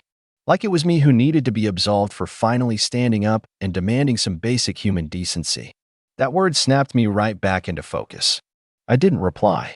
I didn't call. I didn't post anything cryptic on Facebook. But I did one thing. I called my financial advisor and asked how soon we could launch the scholarship fund I'd been planning. Not just in Jake and Stephanie's names, but in spite of them. We launched the Alan Kent Respect Through Action Fund in early February. Each scholarship came with a mission statement, awarded to students who treat others with dignity regardless of status, wealth, or background. Respect is not earned through titles, it's shown through actions. The press release got a little local buzz. Some articles. A photo in the city paper. enough that someone at Stephanie's firm saw it. I know because 2 weeks later, I got a card in the mail. Not a call, not an email. A card, with handwriting I recognized instantly. It said, maybe I didn't realize how far I drifted. I'm sorry. No signature. But it was her. I knew it. I didn't respond. Because apologies without change are just words. And here's the part that really stung for them. The more public my philanthropy became, the more awkward things got for them. Jake's clients asked if he was related to the Alan Kent Fund guy. Stephanie's colleagues started bringing it up in meetings. She was proud at first, until they asked why her name wasn't on the board of directors, why her father was doing all this without her. And she had no answer.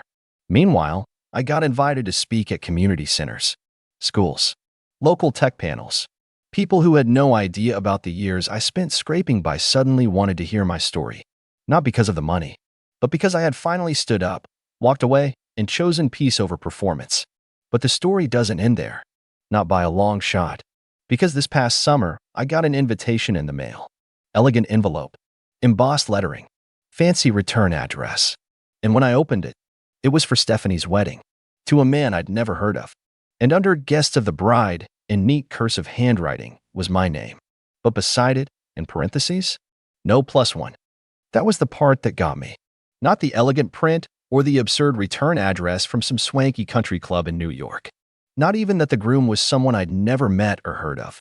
But those 3 little words in parentheses, deliberate, sharp, and cold. Not +1 optional or we're keeping it intimate. Just a flat denial. She knew I was seeing someone. I hadn't publicized it, but Linda had been in a few tagged photos with me at charity events and local community nights. And yeah, maybe I was a bit slow to mention her because of the kids. Part of me still held out a naive hope that things would get better with them. That maybe, just maybe, if I left enough space, they'd start to reach across it. But this was Stephanie's way of making it clear. I was tolerated, not included. I was welcome, as long as I knew my place. I didn't RSVP right away. I let the invitation sit on my kitchen counter for a week. Then 2. Linda noticed it the second time she came over. You gonna go? She asked gently, sipping her tea. I'm not sure, I replied, trying to sound neutral, even as that familiar knot started forming in my chest. She looked at me for a long moment, then said, Alan, you've spent your entire life giving people the benefit of the doubt. But I've never met a man who gets treated like furniture more consistently and still brings flowers to the people sitting on him.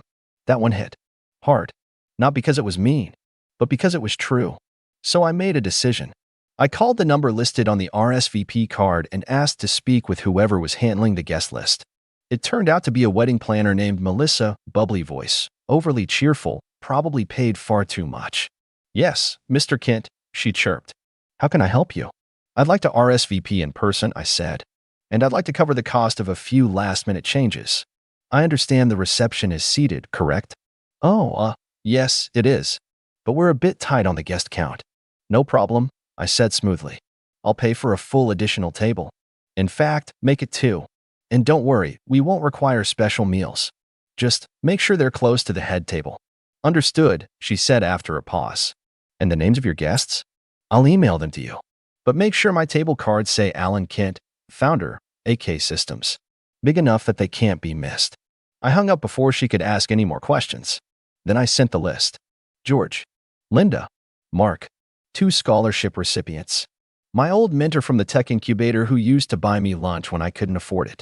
And the librarian who used to let me stay after hours to work on my business plan. I called each of them personally. No one said no.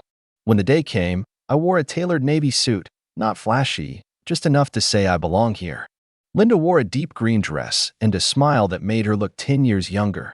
We arrived just as the string quartet started tuning, and sure enough, a few heads turned when the man who was supposedly broke, forgettable, and irrelevant showed up with a small entourage.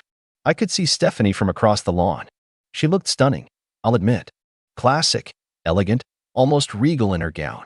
Her eyes locked onto me, then darted to Linda, then to the 5 other guests trailing behind us. I gave a small nod. No wave. No big scene. Just presence. Jake arrived a few minutes later, already red in the face when he spotted me. He pulled Stephanie aside, and I watched them whisper furiously near the bar, both shooting glances in my direction like I was a roach that crawled out during the toast. During the ceremony, we stayed silent, respectful. When the officiant asked who gave the bride away, it was their mother who stood, just as she always had, polished and detached. She didn't even glance my way. That was fine. The real moment came during the reception. They sat me 2 tables over from the main wedding party, just like I asked. Not at the back. Not by the restrooms. Just close enough to be seen. And when the DJ announced the toasts, I saw Stephanie stiffen as my name was called. I stood up slowly, holding my glass. "I'll keep this brief," I said, voice steady but strong. "Stephanie, Jake, you've both grown into intelligent, accomplished people. And I mean that. You've built careers, lives, and now, Steph, a marriage. I hope it's a happy one." A few guests clapped politely. But I wasn't finished. I wasn't asked to speak today, and I won't overstay my welcome. But I will say this, there was a time when I thought I needed to earn my children's respect. When I believed that maybe, if I worked hard enough, made enough sacrifices, or gave enough, one day, you'd see me. I paused, letting it hang in the air. But the truth is, I spent too long measuring my worth by the approval of people who only looked at what I lacked, never at what I gave. I raised 2 kids on my own, during the hardest years of my life. I built a company from nothing. And I helped dozens of students, friends, and neighbors get on their feet. That is the legacy I'm proud of. I turned slightly, gesturing to my table. These people here? They saw me when I had nothing. They valued me when there was no estate, no startup, no title. And because of that, they're my family now too. Stephanie looked like someone had poured cold water down her back. Jake had his mouth open, halfway through some comeback he never got to say. Their mother stared daggers, but I didn't flinch. "To the bride and groom," I finished, raising my glass, "may your future be bright, and may you never forget that respect can't be inherited. It must be earned." I sat down. Applause. Not thunderous, but enough. From my table. From a few scattered guests who had started connecting the dots. From the groom's father, who nodded at me like he'd just learned something important. I didn't linger much after that. I stayed for cake. Danced once with Linda. Gave Mark a pat on the back. Then we quietly exited while the party was still in full swing. I left behind a card on the gift table. Inside was a donation confirmation, $50,000 to a domestic abuse shelter in Stephanie's name. No sarcasm, just a final statement. That night, I sat on my porch with Linda, sipping hot cider under the stars. No calls came. No angry texts. Just silence. Peaceful, honest silence. And for the first time in decades, I felt done. Not defeated. Done, like a man who had finally closed a chapter with grace and walked into a new one on his own terms. Because sometimes the most powerful thing you can say isn't, "I forgive you." It's, "I no longer need you." And I didn't. Not anymore. I'm Nathan, 33 years old, and for the past decade, I've been the quiet, reliable one in my family, the one who doesn't make waves, doesn't ask for much, and definitely doesn't get celebrated. I don't have the charisma of my younger brother Jason or the dramatic flair of my sister Danielle. I'm the one who shows up early, helps clean up, and makes sure the bills get paid, even when they're not mine. That includes the house my parents live in. The same house they claim they built with sweat and sacrifice. Except the real sacrifice was the direct debit out of my account every month since I was 25. Not that they ever said thank you. And that's fine, I didn't do it for praise.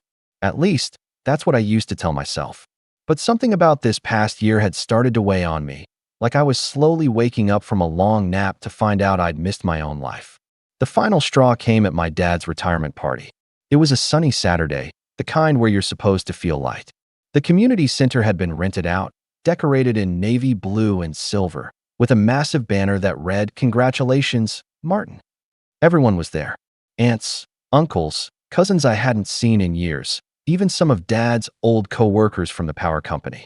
I walked in holding the manila folder with the mortgage refinance paperwork I'd just finalized to lower their monthly payments. Again, it had been sitting in my passenger seat all week, and I figured handing it to him tonight would be symbolic.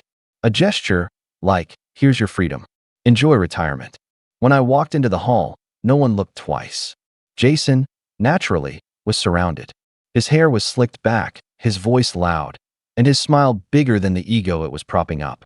He wore a tailored suit with no tie, just an open collar and a gold chain he definitely couldn't afford.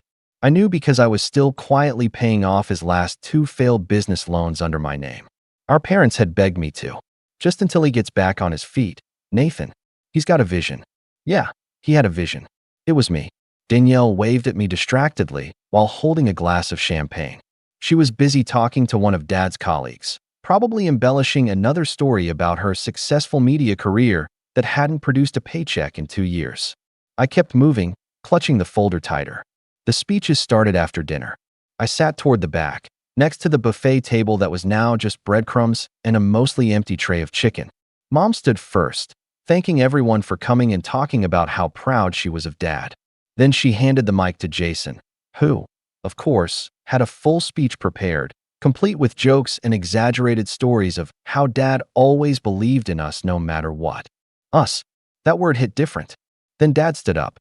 He looked tired, but proud. Everyone clapped. He smiled and raised his glass, saying, "Tonight means the world to me. But none of this would be possible without my real son, Jason." The room laughed. Some people clapped again. My mom nodded like he'd just quoted scripture. And I just stared at the floor. My fingers clenched around the folder, creasing the edge. No one looked my way. No one noticed. Except Danielle. She leaned over, smirking, and whispered, "You're not even supposed to be here." That's when I finally realized. Not just what they thought of me, but what I'd allowed them to become. My eyes burned. Not from tears. Those wouldn't come until later. But from something older, deeper. A kind of quiet rage that had been building for years. Not explosive. Just patient. I looked up and caught Mom glancing in my direction. For a second, I thought maybe she'd come over. Maybe she'd notice how quiet I'd been all night, or the fact that I hadn't even eaten. But no. She turned away, linking arms with Jason to pose for a picture by the cake. The music came back on. People danced. Toasts were made. Jason held court in the center of it all, and Dad clapped him on the back like he'd just won the Nobel Prize. I sat alone. I opened the folder slowly, looked at the papers, then slid them back in and closed it. The documents were ready to be filed. But for the first time since I was 22, I thought, what if I didn't? As the party dragged on, I made my way outside, needing air. That's when my cousin Renee, one of the few decent ones, found me. "Hey, are you okay?" she asked. I shrugged. "Yeah, just needed a breather." She looked at me a little too long. "I know no one said it, but you've done a lot for them. People notice, even if they act like they don't." I nodded. I appreciated the sentiment, but I knew she couldn't change anything. Not really. When I got home that night, I didn't sleep. I stared at my ceiling until 4 a.m., playing the evening on loop. Jason's smirk. Danielle's whisper. Dad's toast. I remembered the summer I canceled my backpacking trip to Europe so I could help with their roof repairs. The winters I covered their heating bill because Mom said, "We're just a little tight after Christmas." I remembered co-signing Jason's business loan, the one he defaulted on, and how Dad said, "He's just under pressure. You wouldn't understand." I remembered Mom promising to pay me back in January, and then again in March, and then never. It hit me like a slow dawn. They'd never see me as anything more than useful. Never as a son, just as a service. I got up and opened my laptop. The mortgage payments were through my bank's auto-pay system. I stared at the tab that said Scheduled Transfers. My hand hovered over the mouse. Then I opened another tab. The deed. The refinance agreement. Every form had my name listed. Sole owner. They'd never asked why I insisted on it. They probably thought it was a formality. But I'd known even then. I just didn't think I'd ever need to use it. By 5 a.m., I had a checklist written out. Not revenge. Not yet. Just clarity. And then, around 6:30 a.m., my phone buzzed. A group photo from last night. Dad, Mom, Jason, Danielle. All smiling. I wasn't in it. The message from Mom underneath read, "Great night. So proud of Jason. You saw how amazing he is, right?" I stared at it for a long time. Then I hit reply. But I didn't send anything. Not yet. Because something else needed to happen first. And that's when I made the call. I called Michael, my attorney. Not a big-shot corporate guy. Just someone I trusted. We'd gone to college together, stayed in touch over the years. He was one of the few people who knew what I'd been doing for my family behind the scenes. Back when I signed over the first mortgage, he was the one who insisted I put the deed under my name. "It's not about distrust," he'd said. "It's about protection. One day, they'll forget what you've done. You'll need something they can't ignore." I never thought that day would come. Until now. When Michael picked up, his voice was groggy. "Nate? Everything okay?" I exhaled. "Yeah. Well, not really. I think I'm ready to talk about those papers." There was a pause. Then a shuffle of sheets. "You mean the quitclaim clause?" Exactly. Are you sure? I stared at the group photo again. Jason had his arm around Mom's shoulder like he was the family's golden investment. Dad was holding the plaque I paid for, smiling like he'd earned every cent. My name wasn't even mentioned in the captions. I'm sure. Michael cleared his throat, now wide awake. All right, let's go over what you need to sign and when to serve the notice.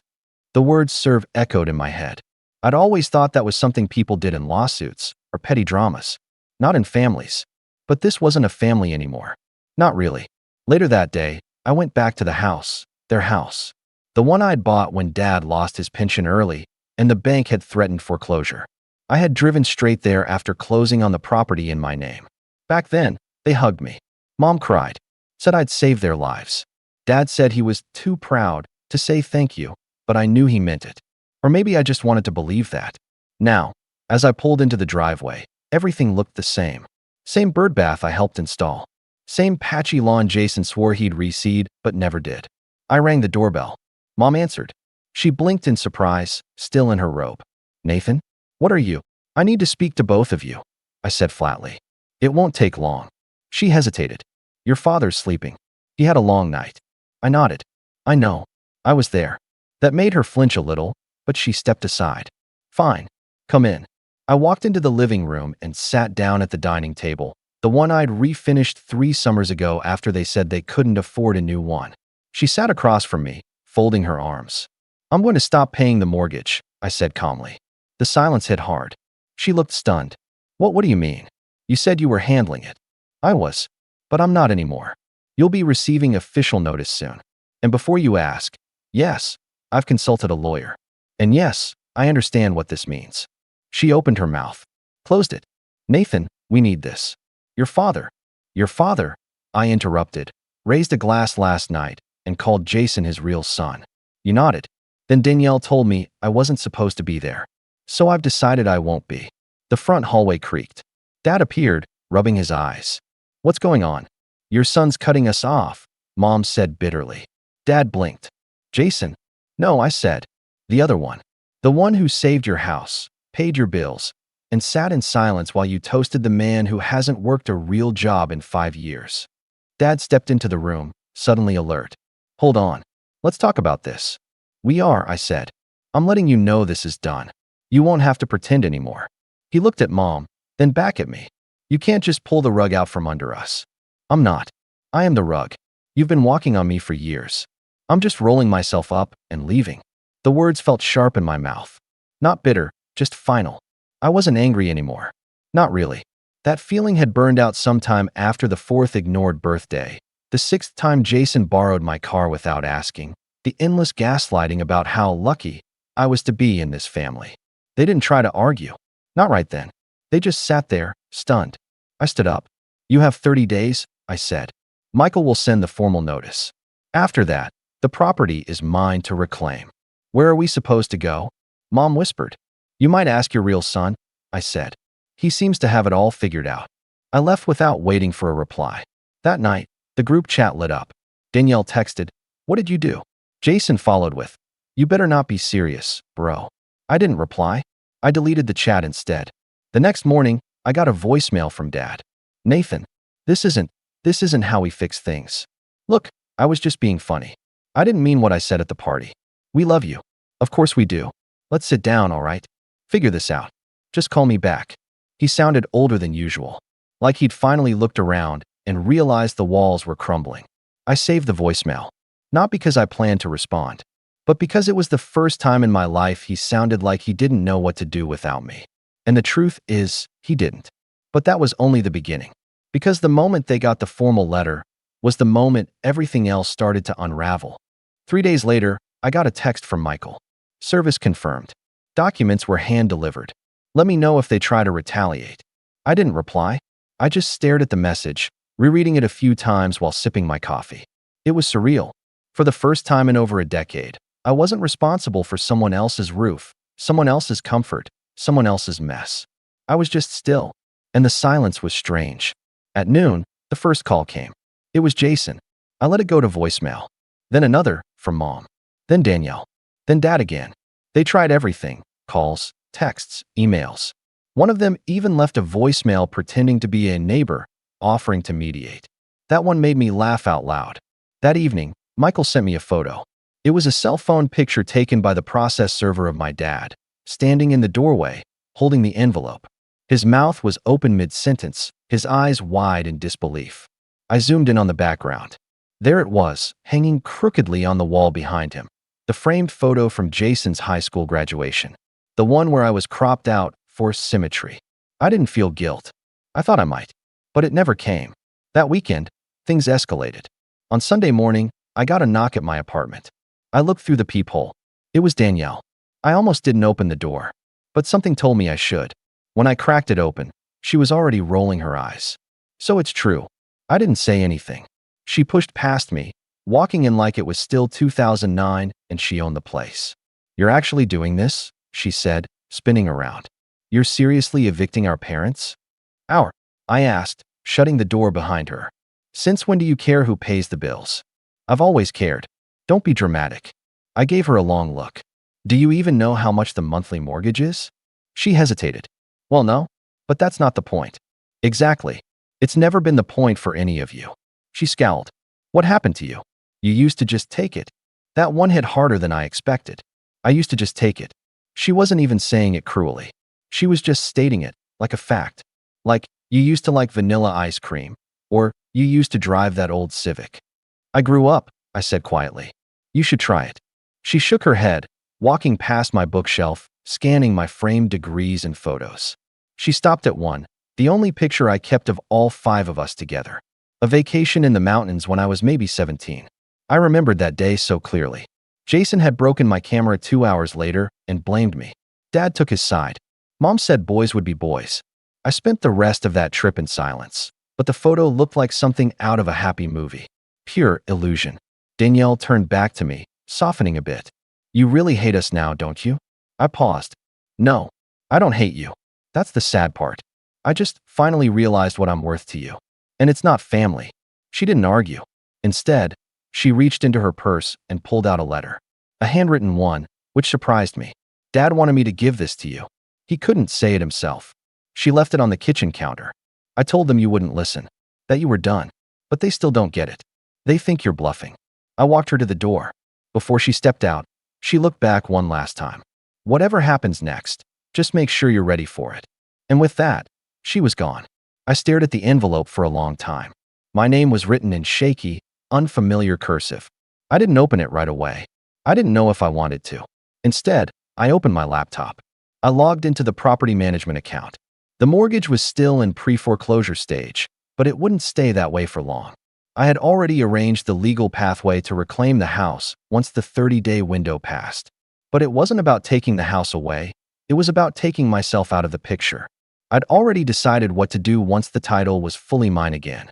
I wasn't going to live there. I wasn't going to sell it to them, either. I had a different plan. But first, I opened the letter. It wasn't long. Just a few sentences. "Nathan, I don't know what to say that you'll believe anymore. Maybe I was wrong. Maybe I've always been wrong. You've done a lot. Too much. More than I admitted. More than I thank you for. I don't expect forgiveness. But I hope you read this. I hope you know I never meant to hurt you. Even when I did. Dad." There was no apology. No offer to make things right. Just a vague acknowledgement that pain existed. I folded the letter and slid it into a drawer. I didn't cry. I didn't get angry. I just felt confirmed. They knew. They finally knew. And yet, even now, I could feel the storm building. Because I hadn't even told them the next part yet. Not about the buyer. Not about the new owners of the house. And definitely not about who was moving in. That announcement would come soon. Just not for me. I waited until the full 30-day notice period had passed before finalizing the transfer. Michael handled most of it, but I made sure to be involved in every step. I didn't want this part to feel mechanical. I wanted it to feel intentional. Not petty, not reactive, clear.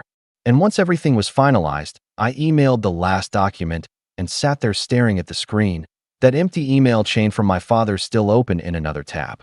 I didn't close it. I didn't need to. The very next day, I received a series of frantic voicemails. My mother's voice cracked like ice. "Nathan, someone just came to the house saying we need to leave. What is going on? You can't do this to us. We're your parents. Please call me back." Then Jason. What the hell, man? You sold the house. Our house. You've lost it. You seriously need help. You're not thinking straight. And finally, Dad. His tone wasn't angry. It was empty. That was new. You did it. I didn't think you'd actually, but you did. I guess we really weren't anything to you after all. I didn't respond. I was in a small cafe across town, meeting someone. Her name was Sarah.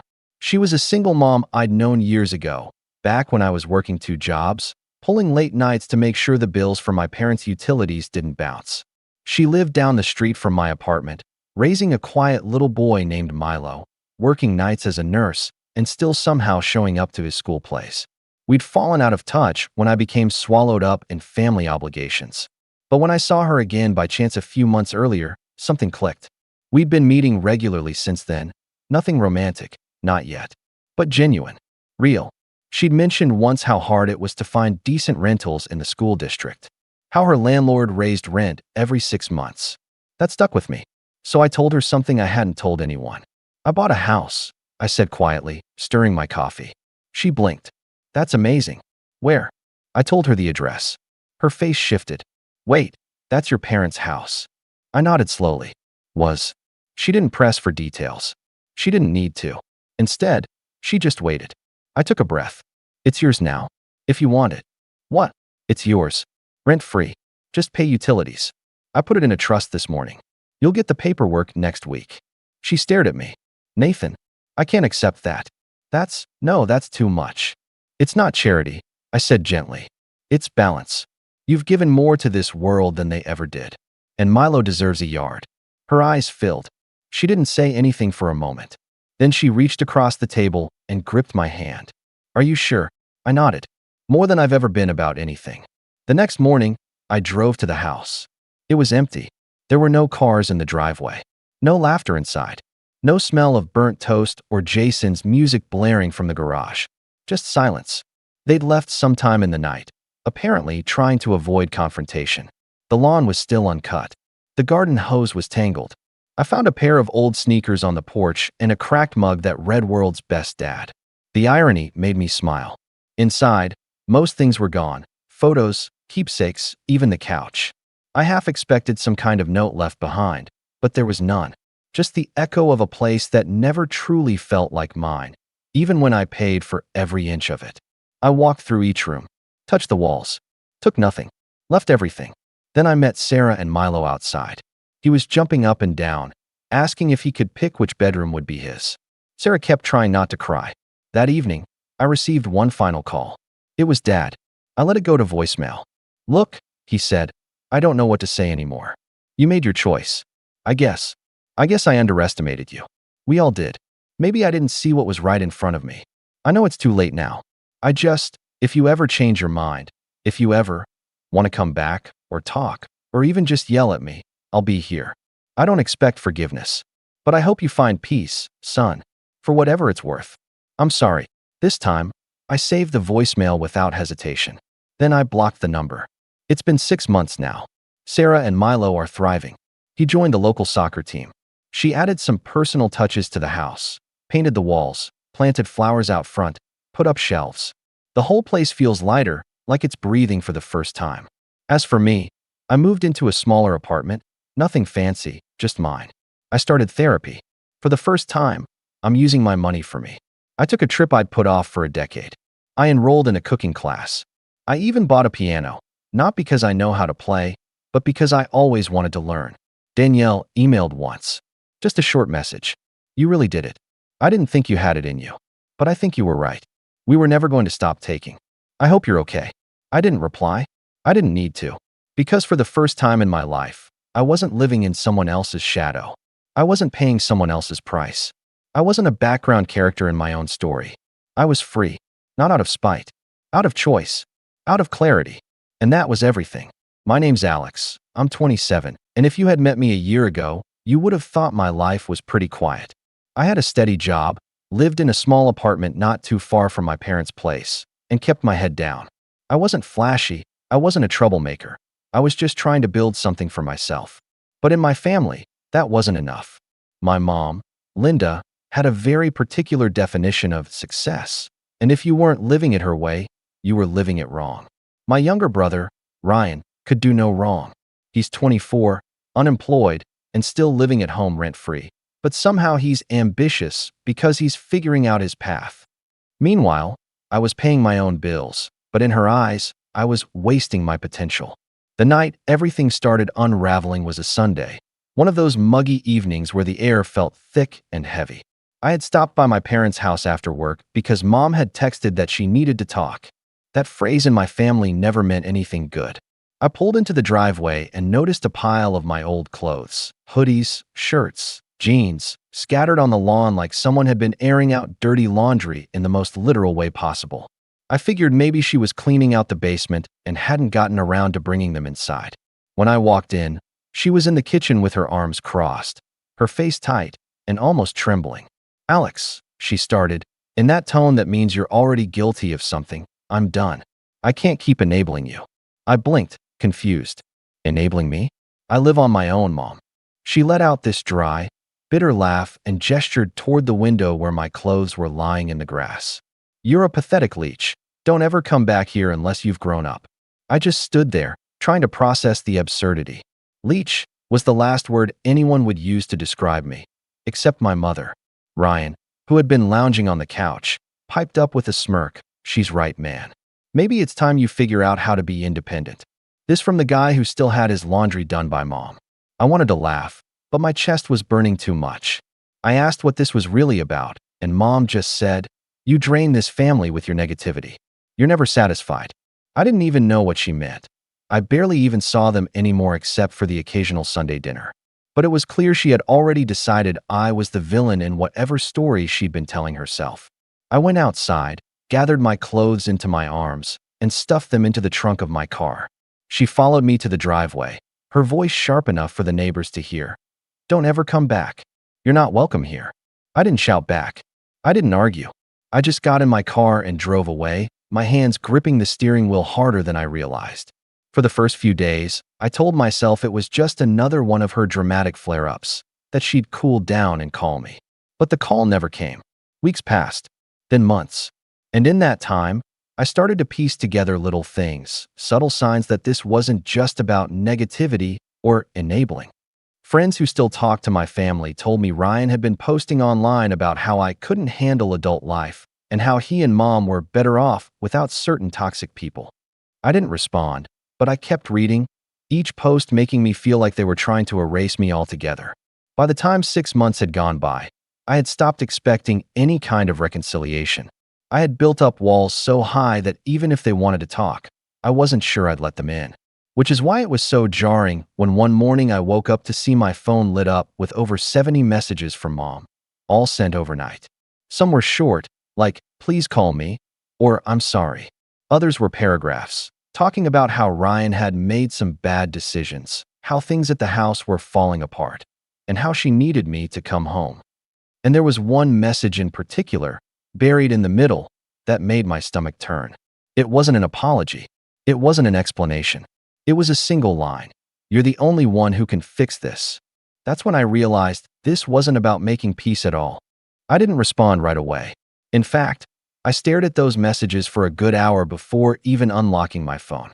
My gut told me that if I replied too quickly, I'd get pulled right back into the same cycle, the same trap of being the family's problem solver without ever getting respect or acknowledgement. But curiosity is a stubborn thing. Later that afternoon, I called my aunt, someone who'd always been on my side in a quiet, background sort of way.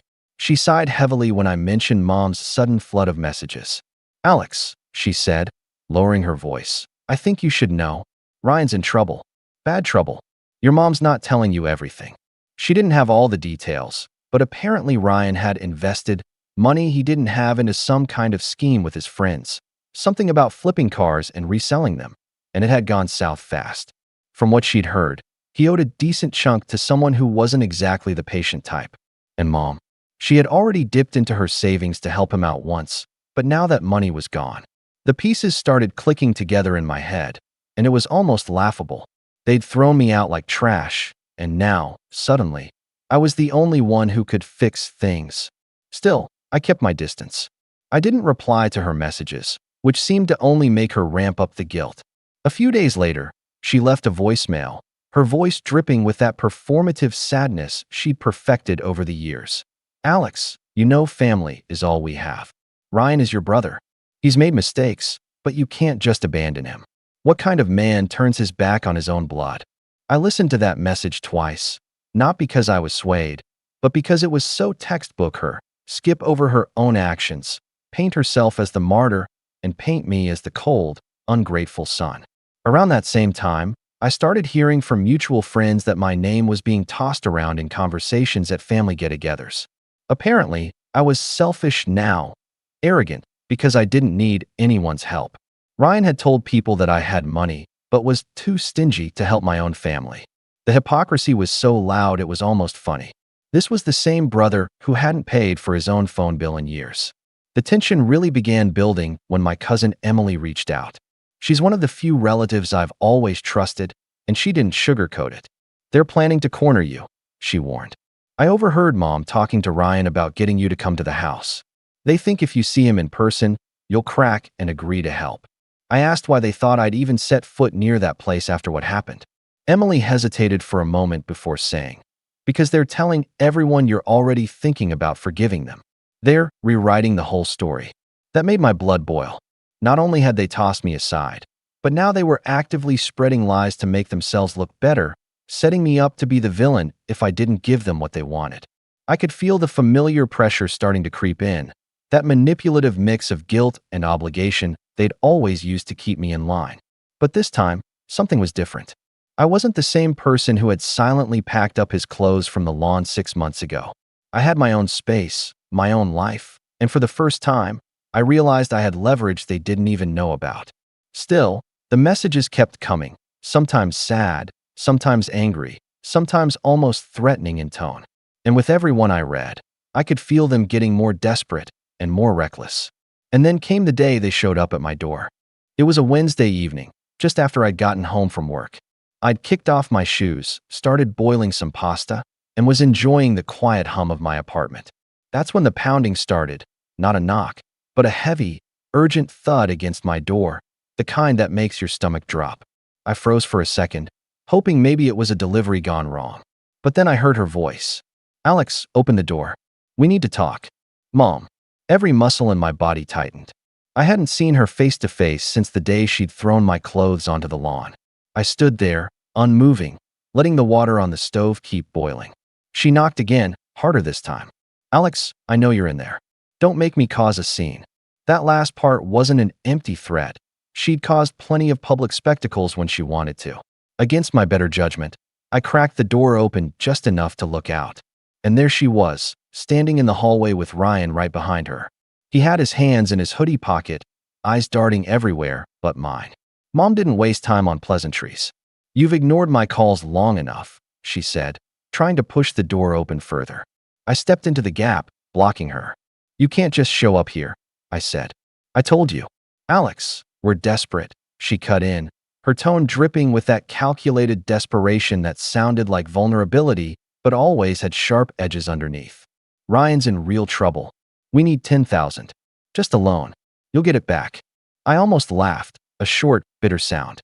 You threw me out, remember? Told me I was a leech. Now I'm the one you come to for money. Ryan finally spoke, but his voice was defensive, almost sneering. Don't act like you're some saint. You've been sitting on cash while your family struggles. I narrowed my eyes. How do you even know what I have? I've never told you. That's when Mom looked away, just for a split second. And it hit me. I turned my gaze back to Ryan. What did you do? He shifted uncomfortably, then muttered, We saw your bank statement. My stomach went cold. I hadn't given them anything. No login, no access. How? I demanded. Mom finally sighed, like she was the one being inconvenienced. Your mail still came to the house for a while after you left. One of them had your bank information. I opened it because I thought it might be important. I saw you had enough to help, so she trailed off like it was no big deal. I stepped back, my hands shaking, not from fear, but from the sheer audacity of it. You opened my mail? And showed him. My voice cracked from the mix of disbelief and anger. Ryan didn't even try to hide it now. Yeah, because we knew you'd play this game, acting like you can't afford it. 10 grand is nothing to you. That was the moment something inside me shifted. This wasn't just manipulation anymore. This was a violation. They had pried into my private life, used it to size up what they could take, and then shown up at my door like it was their right. "Get out," I said quietly. Mom tried to protest, but I raised my voice. "Get out." They didn't leave right away. Ryan mumbled something about family doesn't turn on each other, and Mom gave me one last guilt-soaked stare before finally pulling him toward the elevator. I shut the door and stood there for a long time, my heartbeat thudding in my ears. But later that night, as I replayed it all, I realized something else. This wasn't just betrayal. It was leverage. They'd just handed me a clear picture of how far they were willing to go. And I knew then that if I stayed quiet, it would only get worse. What I didn't know yet was how far they were about to push me over the edge. The days after that confrontation felt heavy, like someone had thrown a weighted blanket over my life that I couldn't shake off. I'd always thought I had a high tolerance for family drama. Years of passive-aggressive comments, favoritism toward Ryan, and quiet digs at my character had built up a kind of emotional callus. But this was different. The invasion of my privacy, the blatant entitlement, the sheer belief that my money was theirs to claim, it stuck with me in a way I couldn't just brush off. I stopped sleeping well. Every time I closed my eyes, I saw Mom standing in my doorway, Ryan looming behind her, both of them armed with the knowledge of my finances like it was a weapon. I'd wake up at 3 a.m. and check the locks on my door twice. I even called my bank to set up additional security alerts, half expecting them to try something more direct. And then it got worse. About a week later, I got an email from my landlord saying someone had called pretending to be me, asking a few questions about my apartment lease and payment methods. Thankfully, he knew my voice well enough to be suspicious and hung up.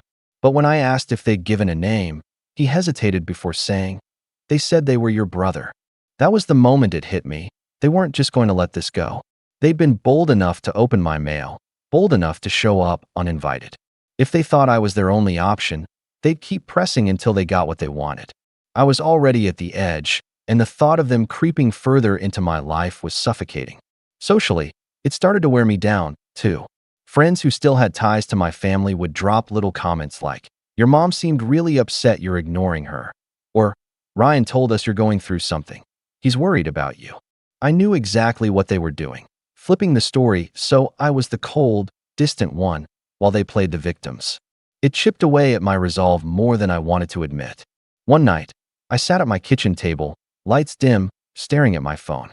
Mom's name was lit up in my messages again, this time with a long, rambling text about how Ryan might lose everything and how I'd regret it if something happened to him.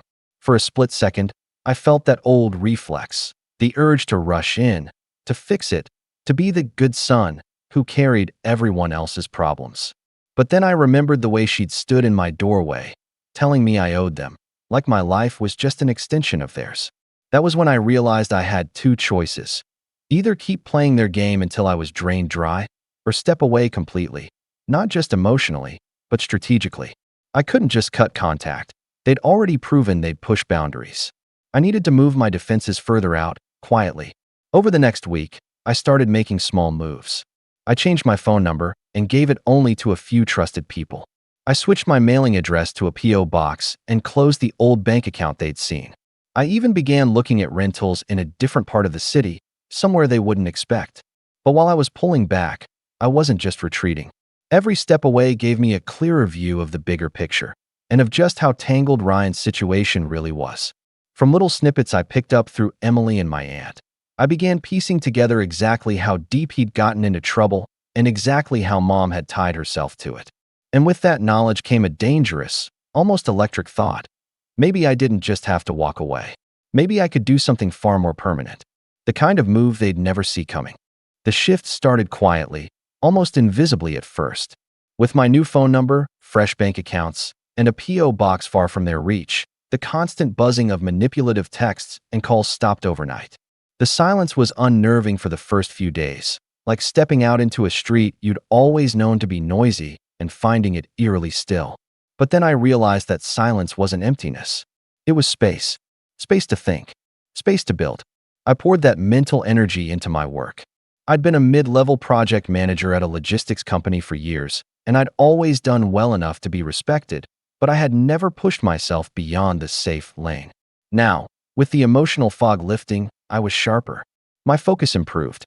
I started volunteering for projects nobody else wanted, the messy ones with tight deadlines and impossible clients. And I delivered. Not just on time, but ahead of schedule, with clean results. My boss noticed. Within 3 months, I was promoted to senior manager with a salary bump big enough to make my savings account feel like it was finally breathing. Outside of work, I began making new connections. Emily introduced me to a small network of people she knew through her own work, accountants, real estate agents, even a lawyer who handled contracts for startups. These weren't just friendly introductions, they were strategic. I learned how to move money through secure investments, how to structure ownership so that assets weren't easily traceable, and how to position myself so that if anyone ever came sniffing around for a loan, they'd see nothing but closed doors. But it wasn't all business. With the stress gone, I had time for myself again. I picked up old hobbies, hiking on weekends, photography, even cooking. The more I built a life on my own terms, the more I saw how little my mother's approval had actually mattered all these years. I'd been chasing her validation like it was currency, but now that I'd stopped, my self-worth wasn't in her hands anymore. Financially, I moved from comfortable to secure. I bought a small condo, nothing flashy, but entirely mine, no co-signers, no strings. I set up multiple income streams, some from my job, others from investments I made through contacts I'd met. I kept everything tight-lipped, shared only what was necessary with only the most trusted people. And here's the part that gave me a quiet, almost guilty satisfaction. While I was rising, I could see, from a distance, that their world was shrinking. Through Emily and the occasional slip from my aunt, I heard that Ryan's debts were growing and Mom's finances were strained from constantly bailing him out. They'd sold a few valuables, downsized some of their lifestyle, but kept up the image for the outside world. I didn't intervene. I didn't even acknowledge it. Because I knew something they didn't. The stronger I got, the weaker their hold over me became. And if I kept going, I wouldn't just be out of their reach. I'd be in a position to turn the tables completely. It wasn't revenge yet. Not exactly.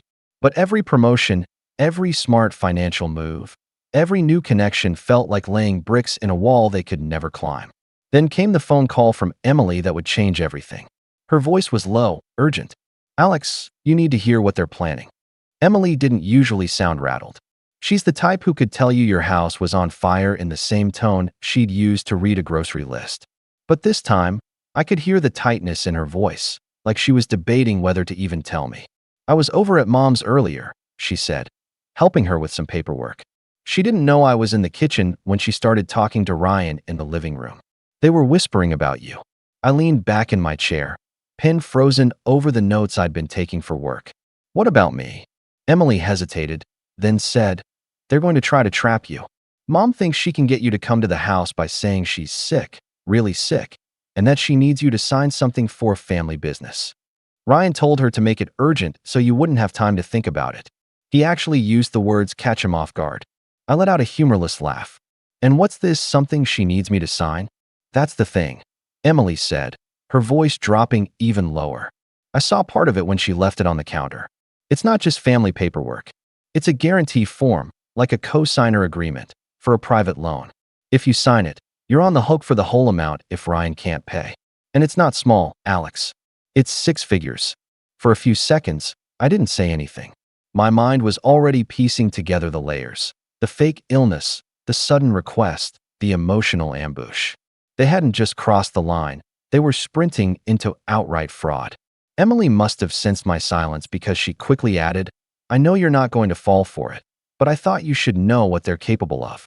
They're desperate, Alex. Desperate people do stupid things." I thanked her and hung up, but I didn't feel shaken. Not this time. Instead, there was a strange clarity settling in. They'd just shown me their final play before they even made it. That meant I had the upper hand. Over the next week, I started putting pieces in place, not to avoid them, but to face them on my terms. Through my new connections, I reached out to a corporate attorney I'd met at one of Emily's dinners. I explained the situation without names at first, framing it as a hypothetical. He confirmed what I already suspected. If I had proof they were trying to trick me into co-signing a fraudulent loan, I could not only refuse it, but potentially put them in serious legal trouble. That conversation lit a fuse in my mind. If they wanted to play dirty, I could make sure their mess came to light in a way they couldn't spin. But I didn't just want to stop them. I wanted to make sure they'd never be in a position to pull something like this on me or anyone again. So I started building a paper trail. Emily agreed to document everything she overheard, including dates, times, and exact wording. I quietly recorded a few calls with Mom where she hinted at needing my signature for something important. I even arranged for a financial investigator, a contact from one of my recent projects, to quietly dig into Ryan's business dealings. Every step felt deliberate, calculated. I wasn't rushing. I wasn't letting anger cloud the plan. The more I learned, the more power I had. And with each piece of evidence, the plan in my head got sharper. I wasn't just going to block their play. I was going to flip it. And then, one Saturday morning, the opportunity fell right into my lap. A text from Mom saying, "Alex, I'm not well. Can you come over today? It's important. Please don't wait." I stared at the text for a long moment, letting the weight of its familiarity sink in. The wording was exactly what Emily had warned me about: urgent, pleading, and vague enough to hide the hook. My first instinct was to ignore it. But then I realized this was the moment I'd been preparing for. If I played this right, I could not only shut their plan down but turn the entire situation back on them in one clean move. I texted back simply, "I'll be there in an hour." Before leaving, I slipped my phone into my jacket pocket, the recording app already open and running. My lawyer contact had told me that in our state, as long as one party in a conversation consents to the recording, it's legal. And I had every intention of letting them talk themselves into a corner. When I pulled up to my parents' house, nothing about it suggested Mom was sick. The blinds were open, the driveway was clear, and I could hear the faint sound of the TV from outside. Ryan answered the door, his expression somewhere between smug and strained. "Glad you came, man," he said, stepping aside. Mom's been worried. She was sitting at the kitchen table, dressed neatly, a stack of papers laid out in front of her. "Alex," she said softly, putting on her best fragile voice, "thank you for coming. I hate to trouble you, but I need your help with something." I sat down across from her, keeping my voice neutral.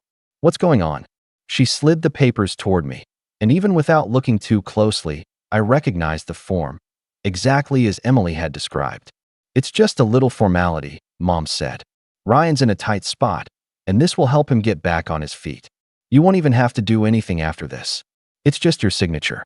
I picked up the first page and slowly flipped through, making a show of reading. "Looks like a co-signer agreement for a private loan," I said evenly. "6 figures. If Ryan can't pay, I'm responsible." Ryan leaned forward. "Yeah, but it's temporary. We'll pay it off fast. You make good money, so it's no risk." I looked from him to Mom, my expression unreadable. "So you opened my mail, learned about my accounts, and decided this was your solution?" The silence was thick. Mom blinked, caught off guard that I'd said it out loud. "Alex, we were just thinking about yourselves." I cut in, keeping my tone calm but cold. "You were going to trick me into signing this. And you were counting on me not asking questions." Ryan tried to laugh it off, but it came out forced. "Come on, it's not like that."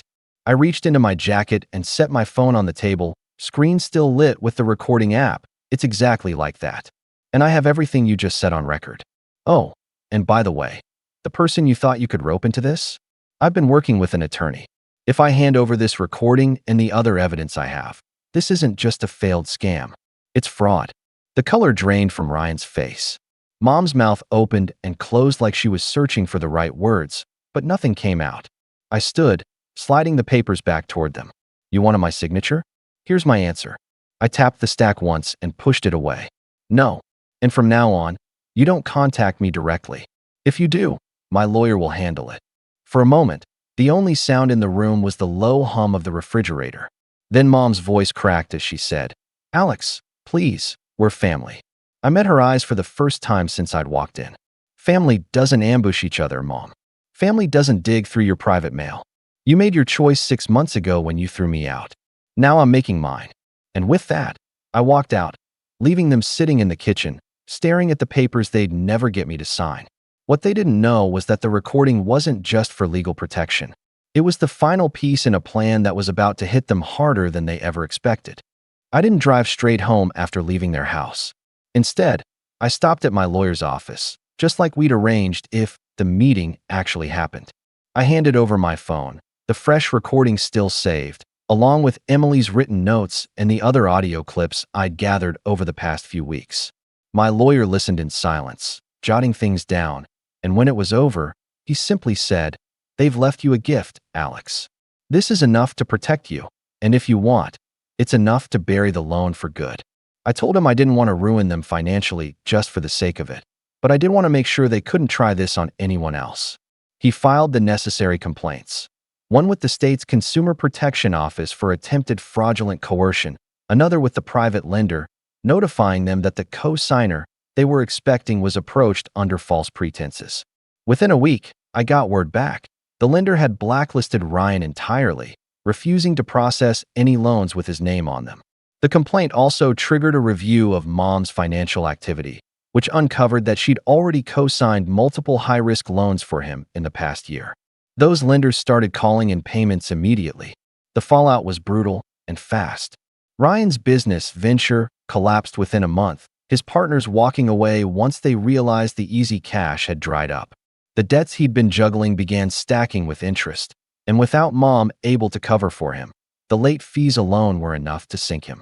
As for Mom, the social image she guarded so carefully started to crack. Emily told me whispers began spreading in the family about the loan incident, though no one seemed to know the exact details. People noticed that Mom had sold her jewelry, then her second car. She stopped hosting the family gatherings she'd once ruled over, and when she did show up somewhere, her smile was tight and brittle. They both tried reaching out again, of course. Ryan left a few voicemails swinging wildly between fake apologies and angry rants. Mom sent 2 long letters, one defensive, one pretending none of it ever happened. I didn't respond to either. Months later, I ran into them by chance at the grocery store. They were together, pushing a cart with the kind of slow, aimless pace of people who didn't really have anywhere else to be.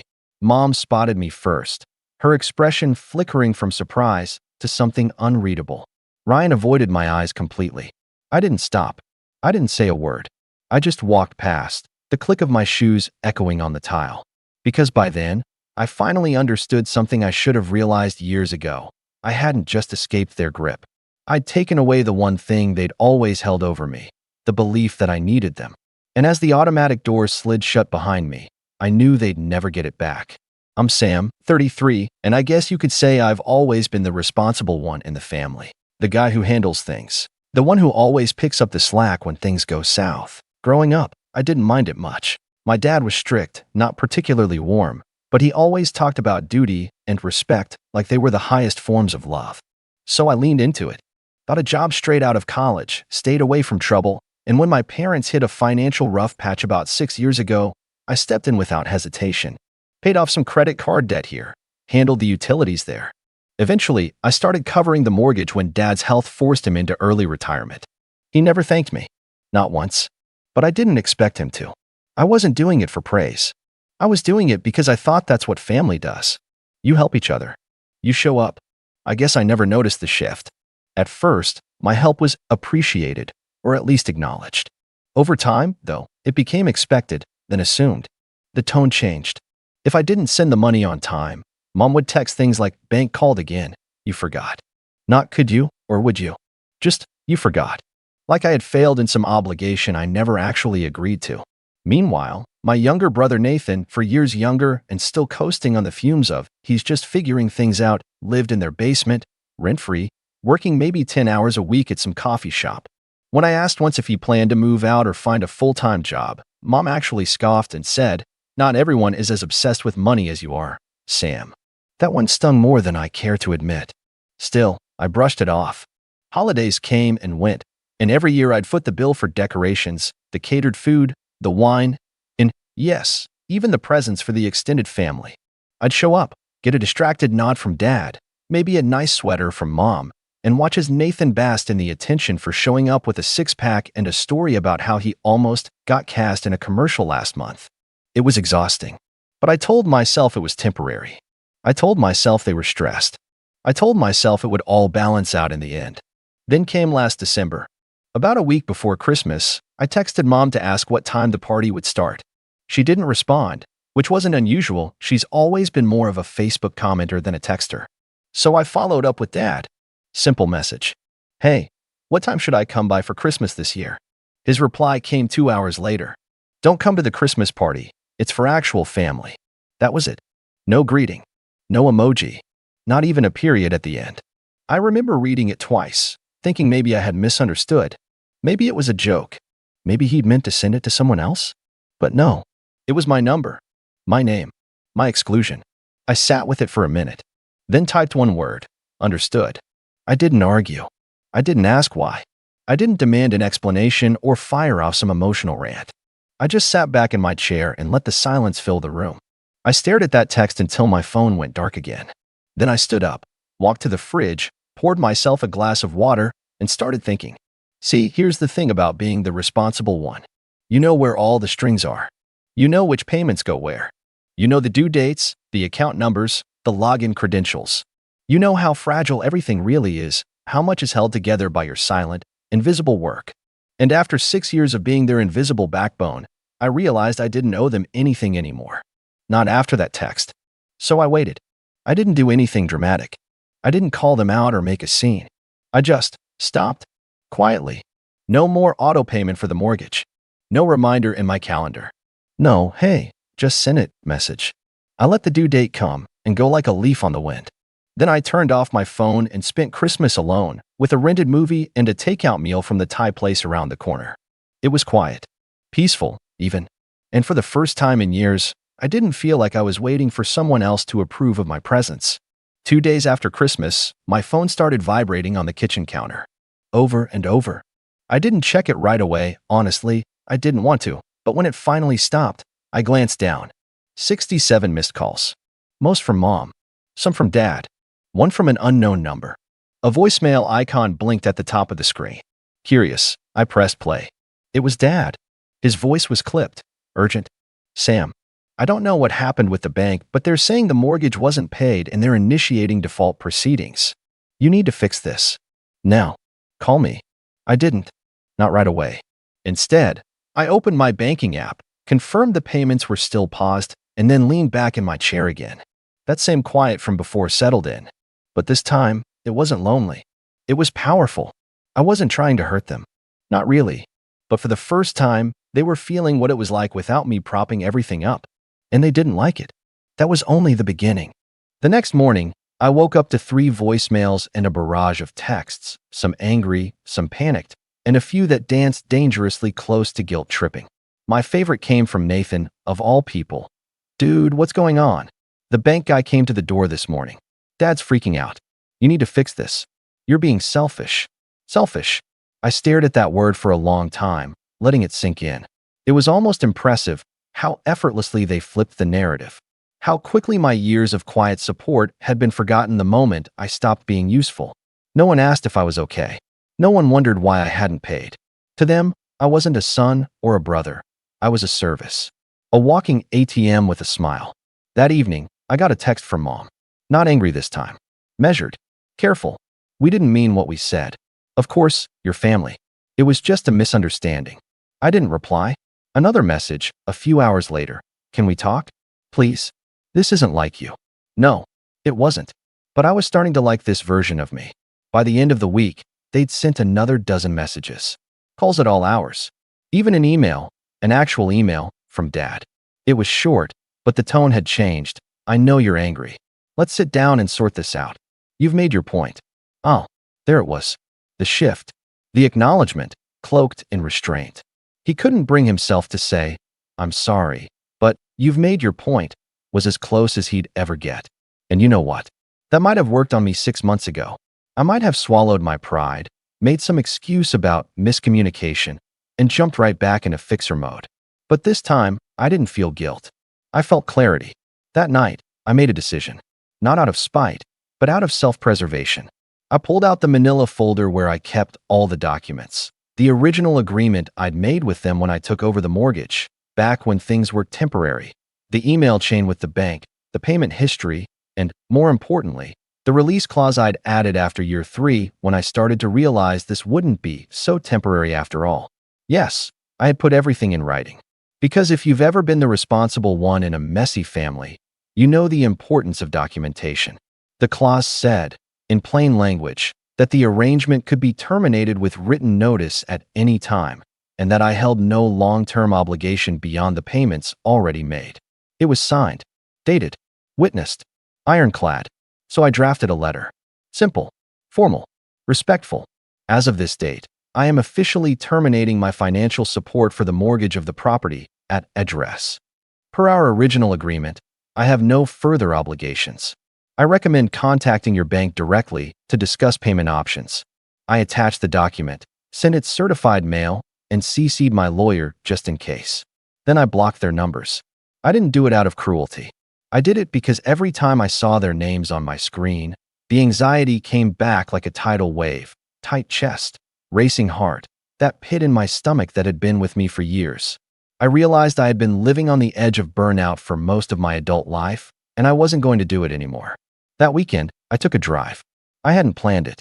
I just got in the car and started driving until the city fell away behind me. I ended up in a quiet coastal town 2 hours north. Checked into a little bed and breakfast. Walked the beach at sunset. Slept for 12 uninterrupted hours. No vibrating phone. No urgent emails. No weight on my shoulders. The next morning, I sat at a cafe overlooking the ocean and opened my laptop. A few emails waited for me. Work stuff, nothing major, but one caught my eye. A generic notification from the county records office. A notice of default had been filed on the house. I sipped my coffee, read it twice, then closed the tab and leaned back, letting the sun hit my face. The world didn't end. I didn't collapse from guilt. I didn't feel like a failure. I felt free. Back home, things were unraveling. I didn't have to ask. Mutual friends started reaching out. People I hadn't spoken to in years suddenly checking in to see how I was doing. I knew the drill. The gossip was starting to circulate. Sam cut them off. They're losing the house. Nathan says it's all Sam's fault. The narrative was being spun, but this time, I didn't care. Let them talk. They'd told me I wasn't family. I just finally listened. And that's when something unexpected happened. A week after the notice of default, I got a call from a number I didn't recognize. I let it go to voicemail. Then another. And another. Finally, curiosity won out. I listened. It was my Uncle Mark, Dad's older brother. He'd always been a bit of a ghost in the family. Not really involved, lived out of state, showed up at weddings and funerals, but otherwise kept his distance. His voice on the message was calm, almost too calm. Hey Sam, it's Mark. I heard what happened. Just wanted to say, you did the right thing. Your dad did the same thing to our mom, you know. Used her until she couldn't give anymore. You broke the cycle. Proud of you, kid. That voicemail wrecked me in the best way. It was the first time someone, anyone, acknowledged what I had done without judgment, without trying to pull me back in. And that's when the guilt truly faded. Because maybe this wasn't just about one Christmas party or one cruel text. Maybe this was about generations of emotional manipulation, patterns disguised as tradition. Maybe walking away wasn't betrayal. Maybe it was healing. I sat there with that thought for a while, watching the waves roll in, wondering what came next. That's when the knock came at my door. I opened it, and there, standing in the hallway of the bed and breakfast, bags under his eyes, tie undone, eyes burning with a mix of desperation and something dangerously close to rage, was Nathan. Dude, he said, voice hoarse. You need to come home. You need to fix this. Now. And I just stood there, quiet, calm, letting the moment stretch. Because for once, I wasn't the one who needed anything. I was about to answer when he said something that froze me in place. Dad says if you don't pay by Monday, we lose the house. I looked him in the eyes. And then, I shut the door. I didn't slam it. I didn't yell. I didn't even blink. I just closed it. Smooth. Silent. Click. He didn't knock again. Not right away. I stood with my back to the door, breathing in that quiet moment, waiting for the anger or guilt or panic to return. It didn't. My hands were steady. My mind was clear. I could still hear the ocean through the slightly cracked window behind me, waves tapping the shore like a metronome for my pulse. Even the air felt easier to breathe. A few seconds later, a muffled voice came from the hallway. Are you serious right now? Nathan hissed. You're really doing this? I didn't answer. I sat on the edge of the bed, pulled out my phone, and turned off the ringer. He paced for a bit outside, his footsteps sharp on the hardwood hallway. Then I heard the door next to mine open, followed by a hushed conversation, probably him renting the room next door. Typical Nathan. No plan, no luggage, just storming in on impulse. He probably expected some dramatic scene where I'd shout, we'd cry, I'd agree to fix it all, and then we'd drive back like nothing ever happened. Instead, I went to dinner. There was a little seafood place on the edge of town. I got the fish and chips, took a window seat, read a few pages of a book I hadn't touched in months. My phone buzzed once, Nathan, again, and I ignored it. For the first time in what felt like years, I didn't feel like I owed anyone my attention. When I got back to the B&B, it was quiet. No Nathan in the hall. No note under the door. Just silence. I thought, maybe he gave up and left. But the next morning, I found him on the porch, arms crossed, tapping his foot like a kid in trouble. Sam, he started, before I even stepped outside. You made your point, all right? You wanted us to feel what it's like without you. We felt it. But this has gone too far. Mom's not eating. Dad's losing it. They're gonna lose the house, man. I leaned against the doorframe. It's not their house. It's the bank's. They're welcome to talk to them. You know what I mean. I waited. He threw his arms out.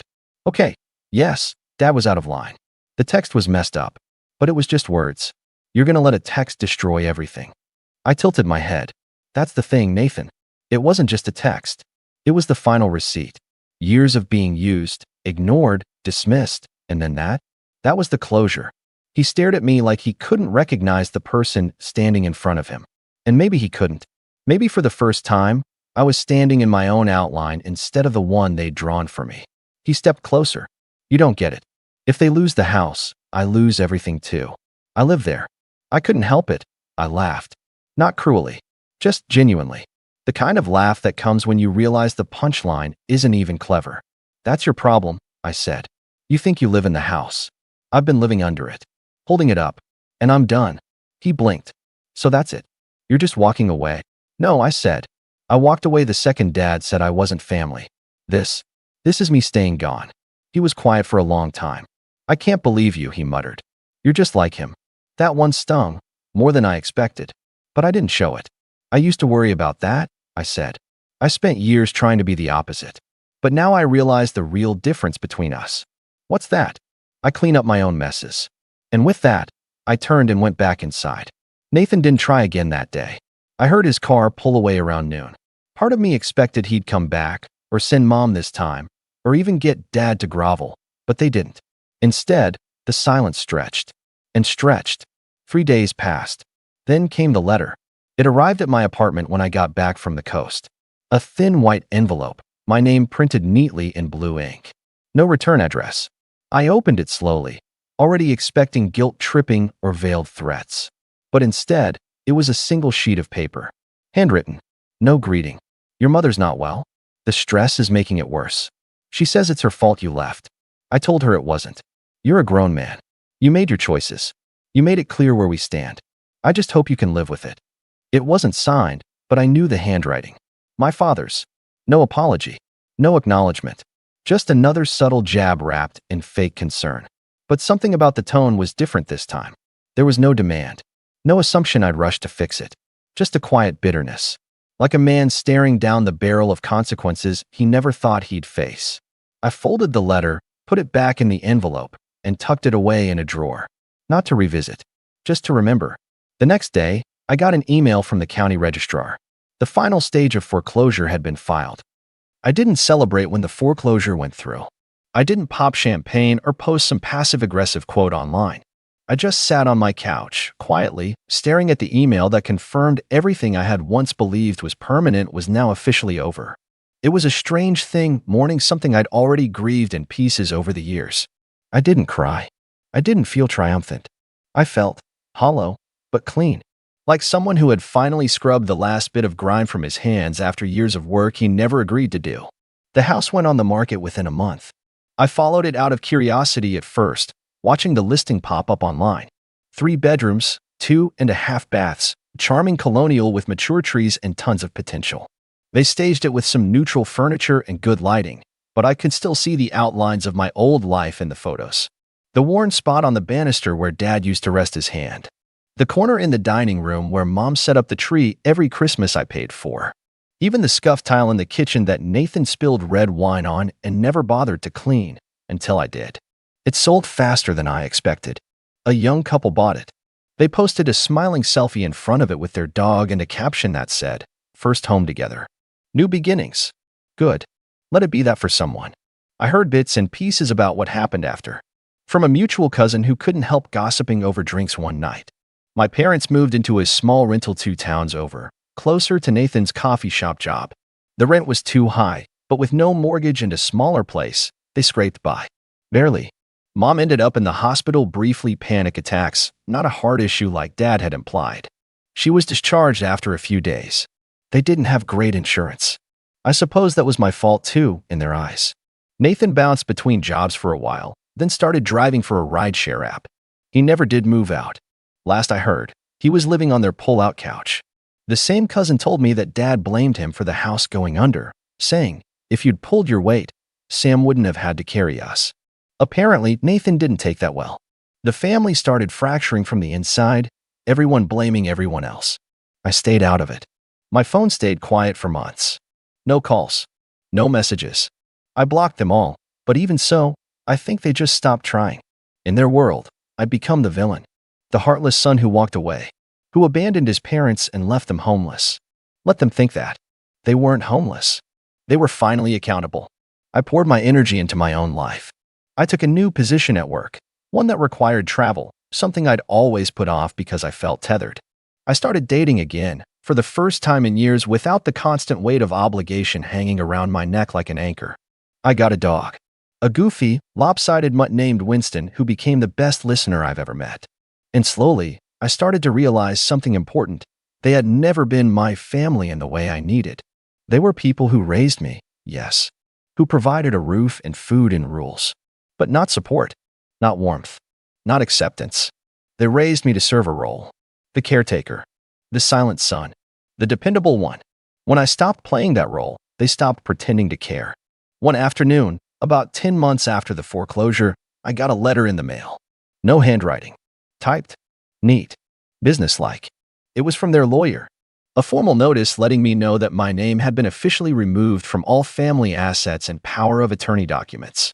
It wasn't surprising. I hadn't spoken to them in nearly a year. But it was the coldness of it that really struck me. No personal note. No explanation. Just a line at the bottom. All obligations, financial or otherwise, are now considered severed. I smiled. I framed it. Hung it in my home office. Not out of spite, but as a reminder. A certificate of freedom, in a way. Around the 1-year mark, I got a message from an old family friend, someone who used to come to our holiday parties and always brought homemade fudge. She reached out on Facebook, just saying she'd been thinking of me and wanted to let me know she missed seeing me around. She also said something I didn't expect. "Your dad told me what happened." I just wanted to say, I don't blame you. None of us do. Everyone always saw how much you did. We just never said anything because, well, you know how your dad is. But we noticed, Sam, you were never invisible. I sat with that one for a long time. I hadn't realized how much I needed to hear it. Years of being the responsible one had conditioned me to believe no one saw the effort, that I had to keep doing more just to earn a place at the table. But that message, simple as it was, let me know I wasn't crazy. I wasn't selfish. I was just done being used. I replied, thanked her, and told her I was doing well. Better, even. Eventually, holidays came around again. Thanksgiving, Christmas, New Year's. And for the first time, I didn't wait for an invitation. I didn't glance at my phone, hoping someone would remember. I booked a trip instead. Went skiing with friends. Laughed until my stomach hurt. Took pictures with strangers. Drank too much cocoa. And not once did I feel like I was missing anything. Because what I finally understood, what took 33 years to fully accept, was that blood doesn't entitle anyone to your life. Love isn't proven through sacrifice alone. And family, real family, doesn't weaponize your kindness and call it duty. They lost the house. I found myself. I don't know if they'll ever understand why I walked away. I don't know if they're even capable of it. But I no longer need them to. Because I built something better. And this time, the foundation is mine. My name is Lucas. I'm 27 years old. And if you'd asked me 5 years ago where I thought I'd be today, I never would have guessed I'd be writing this. Family stories usually come with the same cliche. Blood is thicker than water. Your parents want the best for you. And at the end of the day, family always has your back. I grew up clinging to that idea like it was gospel. But the truth is, my family never once had mine. In fact, they seemed to take pride in reminding me I was the weakest link. Thanksgiving was always the battleground for our dysfunction. Picture a long oak table, my mom at the head with this smug expression like she was the queen of the world, my dad quietly supporting her every word, and my brother, the golden child, basking in their approval. Then there was me, wedged into the background, expected to smile politely while insults were dressed up as jokes. I learned early on that in my house, love came with conditions, and approval was currency I couldn't afford. That particular Thanksgiving, though, was different. I knew going in it would be another round of them sizing me up, but there was something in the air, an electricity I couldn't shake. I walked through the door carrying a pie I had baked myself. Not that it mattered, because my mom's first words weren't hello or glad you made it. Instead, she looked me up and down and said, "Lucas, you should have worn something nicer. At least try to look like you're doing something with your life." I forced a smile, but inside, her words scraped across wounds I thought had healed years ago. The funny thing was, I wasn't doing badly at all. I had my own business, something I had been quietly building from the ground up, and for the first time in my life, it was actually flourishing. But if I told them that, they'd roll their eyes, dismiss it as a hobby, or worse, claim I was lying. My family had always loved to pretend I was a failure because it made them feel bigger. So I said nothing, took off my coat, and took my seat at the far end of the table, where I always ended up. Dinner started the same way it always did. My mom boasting about my brother's new promotion, my dad chiming in about how proud they were, and then the not-so-subtle digs at me. "Still renting that little apartment?" Mom asked with faux concern.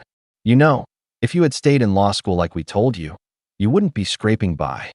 I clenched my jaw, reminded myself to breathe. My brother chuckled, stabbing his fork into the turkey as if to punctuate her point.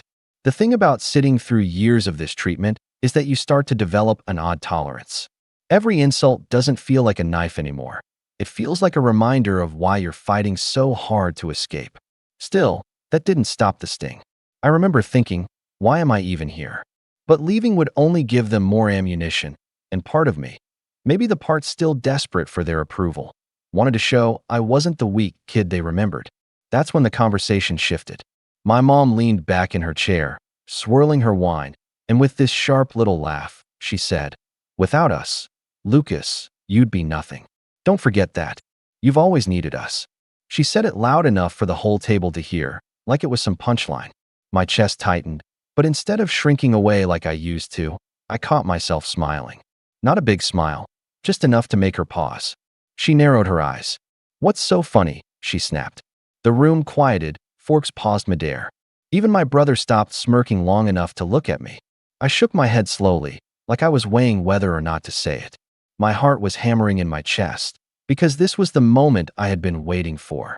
All those years of swallowing insults, working in silence, proving myself without ever once being acknowledged, it all led to this. And all I said was, "Because, Mom." I let the words hang there, enjoying the silence that followed. She hated not being in control of a conversation, and for once, every eye was on me.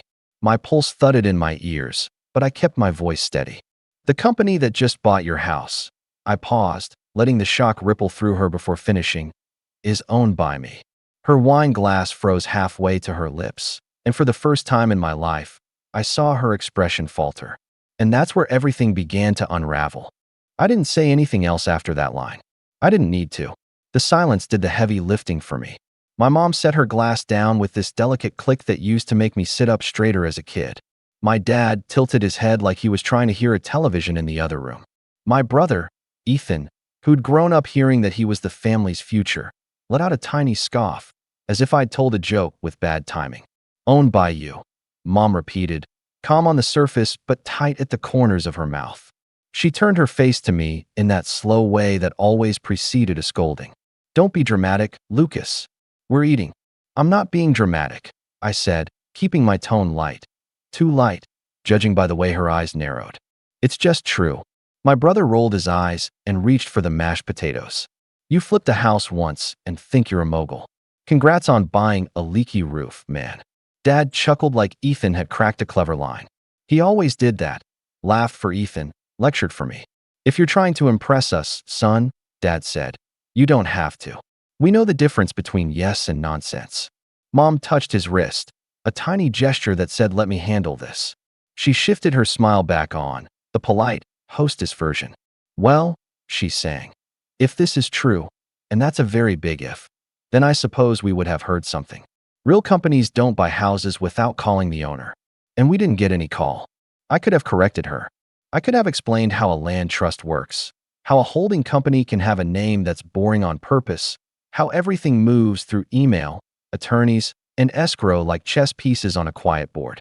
Instead, I folded my napkin and said, you should check your email. My phone buzzed on cue. My attorney had sent the confirmation. I didn't touch it. I didn't need to. I could feel the power shift under the table like a subtle tide. Mom didn't check her email right then. She lifted the serving dish and performed her favorite ritual, praising Ethan in front of me. Did you tell Lucas about the promotion? She asked, voice sugar-sweet. Senior account manager at 29. That's not nothing. Ethan shrugged in a practiced way that meant he was proud. They recognize talent, he said, side-eyeing me. Some people just have it. Some people build it, I said. That was the first hairline crack of the night. It widened when Mom leaned forward, elbows on the table like she was about to share a secret with a friend. Lucas, she murmured, lowering her voice. If this is some stunt, don't embarrass yourself. We've cleaned up your messes before, but this is Thanksgiving. I had a memory flash so fast it left a sting. Me at 19, standing in the kitchen with a rejection email from the scholarship committee on my phone, Mom frowning, as if my failure might stain the counter. Take the paralegal job your uncle offered, she'd said back then. You're not a risk taker. She'd used the voice you use on a child who insists the moon belongs to him. Dad had nodded.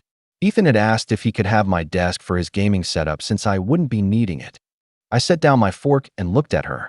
It's not a stunt. Then prove it, Ethan said, mouth full. Pull up the deed, show the logo, do the dance. Dad made a little sound of agreement.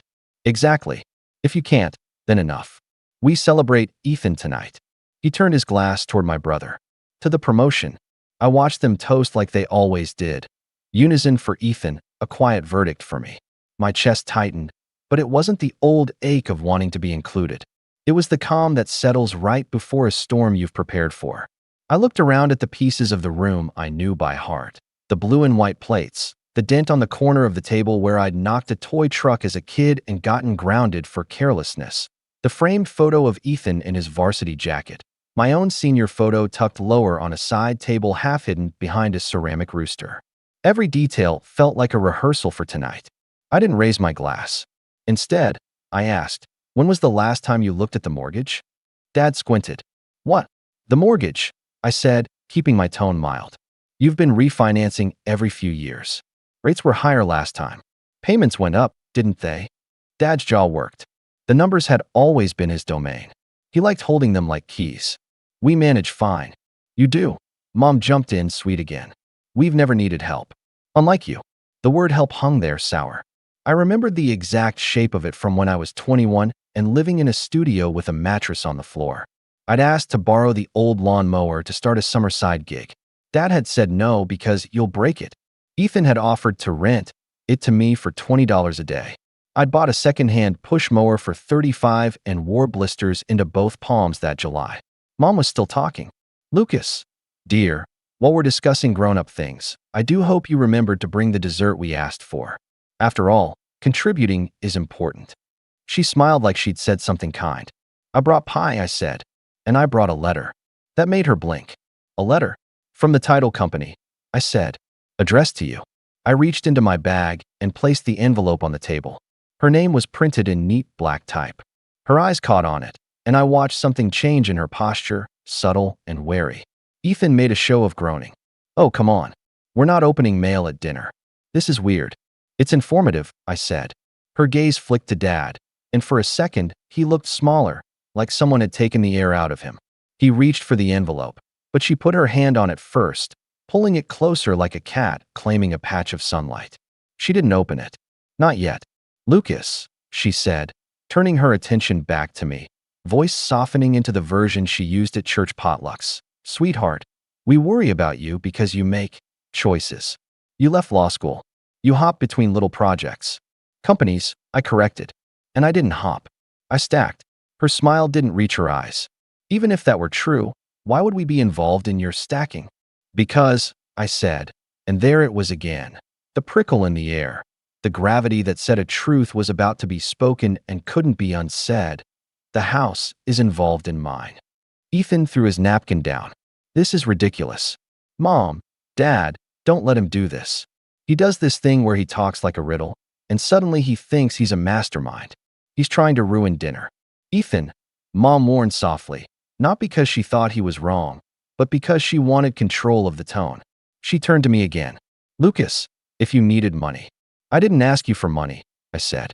The words came out sharper than I intended, but I didn't soften them. I never asked you. Her face hardened. We gave you a home. We gave you food. We put clothes on your back. You kept a ledger, I said, and I felt it in my bones. The first time I'd ever said that out loud. Every kindness had a price. Her eyes flashed. How dare you? How dare I? I sat back, palms flat on my thighs to steady myself. How many times did you tell me I was a burden because I wanted to take an unpaid internship? How many times did you call my ideas childish because they weren't your path?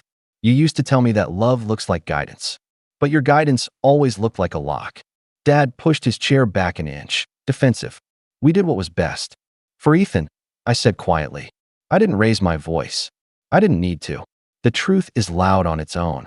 Ethan snorted. Okay, victim. I looked at him. Do you remember when Mom and Dad co-signed your first condo, paid the down payment, and said it was an investment in your future? He smirked.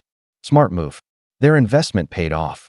And when I asked for help to cover a certification exam, I said, the answer was, earn it first, then we'll support you. I did earn it. I passed. You didn't come to the ceremony. Mom's mouth pinched. We were busy. With Ethan's open house, I finished for her. I saw the photos. The room had a different temperature now, like someone had opened a window and the November air had crept in. Mom's hostess voice slipped. You're dredging up old things, Lucas. That's not fair. What's fair, I said, is that I grew up. I learned to stop asking you to see me. I nodded at the envelope. And I learned to read contracts. Ethan tooted. Contracts. Here we go. Let him talk, Dad said. But it wasn't permission, it was challenge. So I talked. I kept it simple. A holding company acquired the mortgage 2 months ago. It's perfectly legal. Payments are routed to a new servicer. They sent the notice. Maybe you missed it, or maybe you assumed it was junk mail. Mom's voice had a new edge. And this alleged holding company belongs to you. Yes. She exhaled through her nose, controlled, like she was exhaling a dart. If that were true, then you could change our terms. I could, I said slowly, or I could keep them the same. Ethan barked a laugh. You're bluffing. I looked at him, and for the first time I felt something like pity. He had grown up certain that walls would move for him if he pushed hard enough. I had grown up learning where the hinges were. Why? Dad asked. That one word was softer. Not kinder, but less armored. Because, I said, and I felt my voice steady in a way it never had in this house. I wanted to know what would happen if I showed up with leverage instead of a plea. There was a scrape as Mom pulled the envelope closer and finally slid a knife under the flap. Paper whispered. She scanned the letter. Her eyes moved left to right to left, and something in her expression shook. She set the letter down, but kept her fingers on it like it might float away. Who put you up to this? She asked. Who told you how? People who listened, I said. People who didn't laugh first.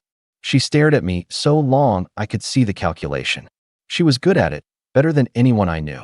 When I was a kid, she could read a room and pick the right story to make herself the heroine and me the lesson. She had a way of rearranging memory to fit her version. I watched her search for one now. Then she smiled. It was the smile that always meant we were about to enter a new phase. Manipulation dressed as mercy. Lucas, she said softly, if this is real, then we're proud of you. Truly, it's what we wanted all along, for you to find direction. But you should have come to us first. We're your parents. We would have guided you. Guided me away from it, I said.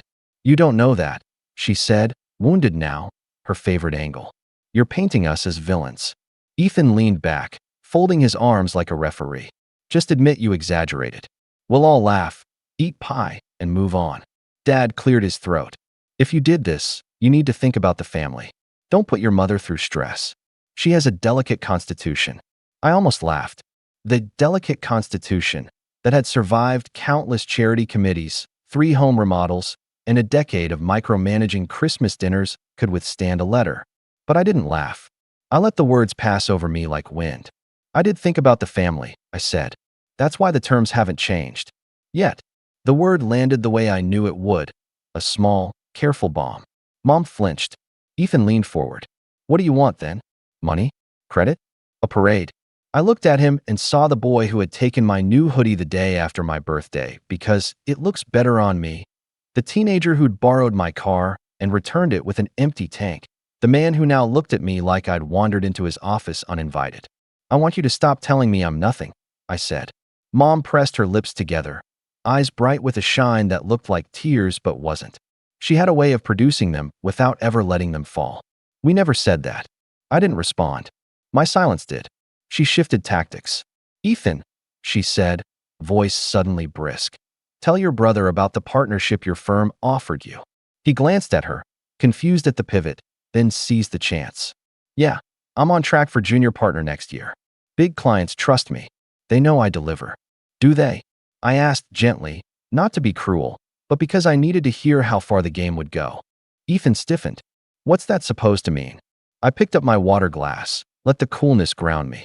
It means that every time I tried to bring you into something I was building, even small, low risk, you said I didn't have what it takes. You called my proposals cute. They were, he said automatically, then realized how it sounded. I mean, at the time. Mom jumped in, coaching the narrative. You have different strengths. Ethan is reliable. You are creative. Creative is her code for unstable, I said, and her eyes flashed again. Dad stood, plate in hand. Enough. We're going to eat in peace. Lucas, if you have something to discuss, we'll do it after dessert. I stood too. Sure. After dessert. I paused, then added, you might want to invite your real estate agent to dessert. Mom looked at me like she'd swallowed a lemon. Why would we do that? Because there's an open house scheduled for Saturday, I said. You might prefer a say in the staging. The room went very, very quiet. Even the ticking clock on the mantel seemed to shy away from it. Dad lowered his plate slowly. We didn't schedule any open house. No, I agreed. You didn't. Mom's voice dropped to a whisper. Lucas, what did you do? I kept my tone even. I made sure your buyer list includes people who will actually close. Ethan bristled. This is insane. They're not selling. Then they'll need to talk to their servicer, I said. Soon. Mom's hand trembled against the letter. She saw it, hated that I saw it, and folded her fingers tighter. You have no right. I have every right a lender has, I said. And I haven't exercised any of them yet. She stared, and I watched the options parade across her face. Deny, belittle, flurry of affection, anger, a plea. She chose speed. Fine, she said crisply. If you've involved yourself in our affairs, then you can uninvolve yourself. You will call your people, and you will undo whatever this is. No, I said not unkindly. But I will listen. To what? Ethan snapped. To a plan, I said. To changes. Mom laughed then, a brittle sound. Changes? You think you can waltz in here on Thanksgiving and dictate how we live? I think, I said softly, feeling the old ache and the new strength meet in the middle of my chest. I can stop pretending that nothing you say has consequences. She straightened her shoulders, taller in her chair than I'd ever seen her. If you insist on playing this game, she said, you're choosing to separate yourself from the family. Don't come crying when you need us. I won't, I said, and we both knew I never had. Ethan pushed his chair back with a scrape. I'm calling Uncle Mark. He'll straighten this out. He marched out toward the living room to make a call, and I could hear his voice rising through the door, outraged, confident. He always used volume as a substitute for leverage. Dad sat again, slower, like the chair might not be there. He looked older suddenly. The fight drained out of his posture. Son, he said, and for a flicker of a second, I heard something almost human in it. Not the judge, not the accountant, just a man who had built his life on certain truths and was suddenly unsure of the math. What do you want? I could have said a number. I could have said a condition. Instead, I said, respect. He looked down, as if respect were written somewhere on the linen tablecloth, and he could tally it. He didn't answer because he didn't know how to price it. Mom stood abruptly, chair legs squealing. I will not be threatened in my own home, she announced. volume for Ethan's benefit even though he wasn't in the room anymore. She gathered the letter and tucked it against her chest like a clutch. We will speak to our attorney. And you, Lucas, will leave. Now. I held her gaze. I'm not raising my voice. I'm not making demands. I'm asking you to stop pretending I'm a child you can scold into silence. She pointed toward the door. Out. I looked at Dad. He didn't meet my eyes. I looked at the photo wall again. The varsity jacket, the rooster, my picture half hidden. I felt something settle inside me. Not hard, not bitter, just settled. I picked up my coat. As I slipped it on, Ethan reappeared, phone in hand, face flushed with triumph. Uncle Mark says this is a scare tactic, he announced, breathless. He says you can't do anything without Mom and Dad's consent. I raised an eyebrow. Uncle Mark is a dentist. Ethan deflated just a hair. Mom shot him a warning look, then smoothed her features back into control. We'll see you in court if necessary, she said, calm again, a teacher ending a lesson. Enjoy your little game. I nodded once. Check your email tonight. She gave me a thin smile. I will. I walked to the door, the house's familiar creaks and sighs mapping old routes under my feet. At the threshold, I paused. I really did bring pie, I said, and set the box on the entry table. Pumpkin, your favorite. She didn't respond. Ethan muttered something like, dramatic, and Dad stared at the table as if the wood grain could tell him how this would end. I stepped outside. The late November air bit at my cheeks and smelled like chimney smoke from a neighbor's house. My car's headlights blinked when I unlocked it, twin eyes in the dark. I sat in the driver's seat for a moment and let my pulse slow. My phone buzzed again, another email from the title company, then a short text from my attorney. Received acknowledgement from their counsel. We're scheduled for a call Monday. Also, notice of servicer change resent tonight as a courtesy. I stared at the screen until the words steadied. A courtesy. Years of being told I owed them everything. And here I was, paying for the privilege of being fair. I exhaled a laugh without humor and set the phone face down. The kitchen window glowed warm behind me, a square of light where shadows moved. Mom's outline, Ethan's restless pacing, Dad's stillness. I remembered another Thanksgiving when I was 12 and burned the rolls. Mom had made a show of forgiving me, then told the story for years like a funny anecdote about my carelessness. She collected those stories like ornaments. I wondered how she would tell this one if she got the chance. I turned the key. The engine hummed like a quiet promise. As I pulled away from the curb, my phone buzzed again. This time a message from an unknown number that resolved into a familiar area code. It was short. We should talk, it read. It was followed by a second text, this one from a different number, even briefer. Don't do this. I knew without checking who had sent each. One was measured. One was a command. The night felt colder all at once. I drove 2 blocks before pulling over, the car idling under a bare maple tree. I lifted my phone, thumb hovering over reply, my breath fogging the dashboard display. I hadn't decided yet whether I would write back. I hadn't decided yet how merciful I wanted to be. Then my screen lit up again, this time with an email preview that made my skin prickle. Notice of inspection, Friday, 10 a.m. Please be present. And in that exact moment, as the plan I'd kept quiet began to move on its own tracks, my headlights caught a figure stepping off the curb up ahead, flagging me down with a frantic wave. I knew that silhouette. I knew that habit of standing in the road like the world would pause for him. It was Ethan. He was alone. No coat. Phone in one hand. Expression I couldn't read from the distance. Against my better judgment, I rolled the car forward and lowered the window. He leaned down, breath misting into the cold, eyes bright in a way I couldn't place. Anger, panic, maybe both. Lucas, he said, voice tight, we need to talk. Now, there's something you don't know about the house. He glanced over his shoulder as if someone might be listening, then looked back at me with a mix of urgency and something like fear. And before I could answer, before I could decide whether to keep driving or unlock the door, he said the one sentence I never expected to hear from him on a dark street in late November, the sentence that rearranged the stakes in a single breath. I remember the exact way Ethan's words hit me that night, like a shard of glass catching the light. There's a second mortgage, he said, voice shaking, eyes darting back toward the house as if Mom might burst through the door any second. They didn't tell you. They didn't tell me either. It's bad, Lucas. Real bad. For a moment, I thought he was bluffing. trying to salvage his pride with some dramatic twist. But the way his jaw clenched, the raw edge in his tone, it wasn't the usual arrogance. It was fear. And Ethan wasn't used to fear. I sat there, engine humming, watching my brother shiver in the cold November night. Part of me wanted to let him sweat, to roll the window back up and drive away like I'd done nothing but prove my point. But another part of me, older, quieter, needed to know. Needed to finally pull back every curtain they'd kept between me and the truth. I unlocked the door. He slipped into the passenger seat, slamming it shut like we were fleeing something. He rubbed his hands together for warmth, then pressed his phone into mine.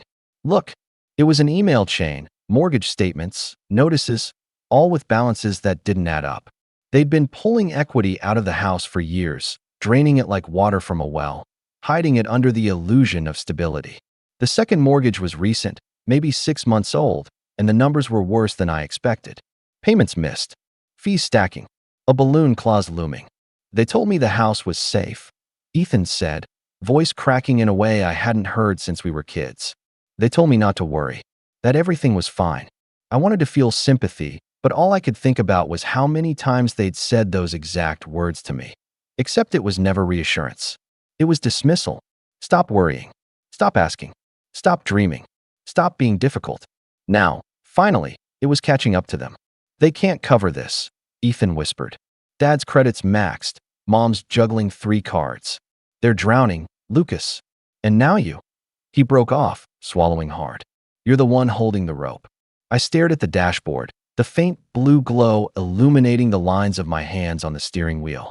For years, they'd painted me as the one who couldn't get it together, the irresponsible one, the disappointment.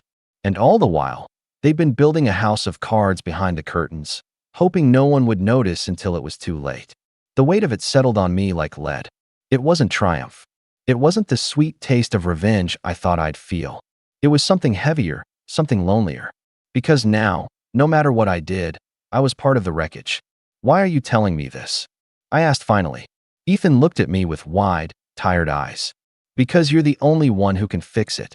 The silence between us stretched. My chest burned. Fix it. Of course. That was always the role they saved for me.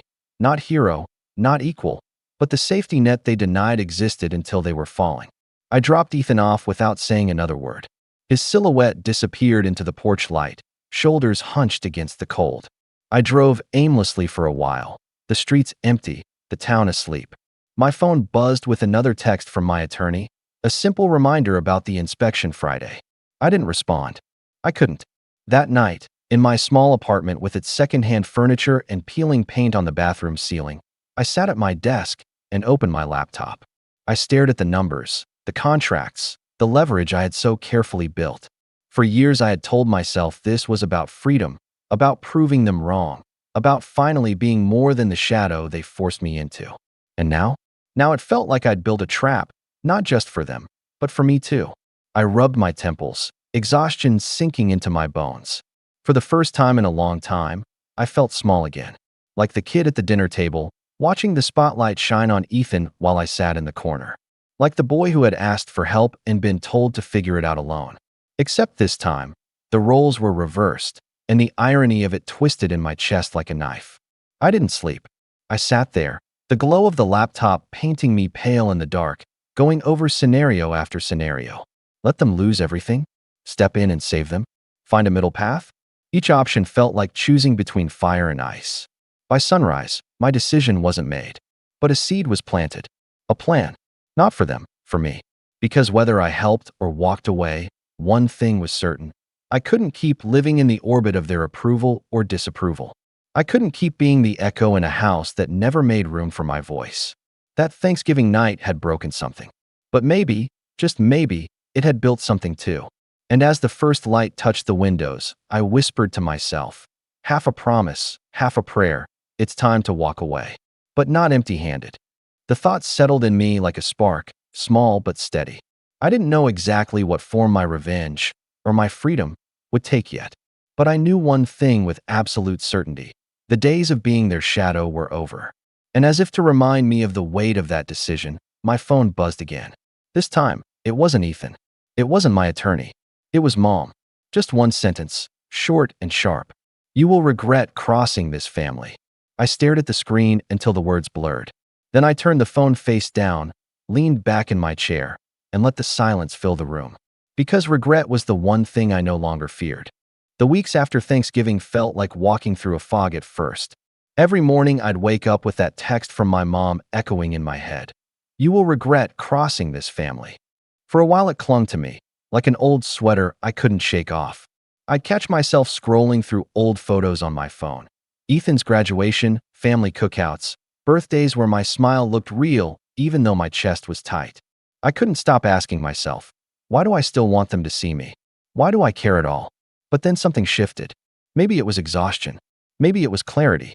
I remember sitting at my desk one night, papers spread out in front of me, contracts, growth charts, the small but steady empire I'd been building brick by brick. And for the first time, I really saw it. Not as a defense against their voices, not as proof I was worth something, but as mine. My work, my choices, my future. And once I saw it that way, I couldn't unsee it. December became a blur of movement. Deals that had been simmering for months finally came through. A small rental property I'd invested in started generating enough income to cover its own mortgage. The tech startup I'd taken a risk on quietly doubled in value. For the first time in my life, money wasn't slipping through my fingers faster than I could catch it. It was growing, multiplying, steady. I upgraded my apartment, not to flaunt it, but because I wanted walls that didn't leak and a space that actually felt like home. A place that was mine, without their fingerprints on it. I furnished it piece by piece, not from yard sales or hand-me-downs, but with things I chose for myself. A walnut desk, a leather chair that didn't creak, shelves lined with books I wanted to read, not ones that made me look impressive.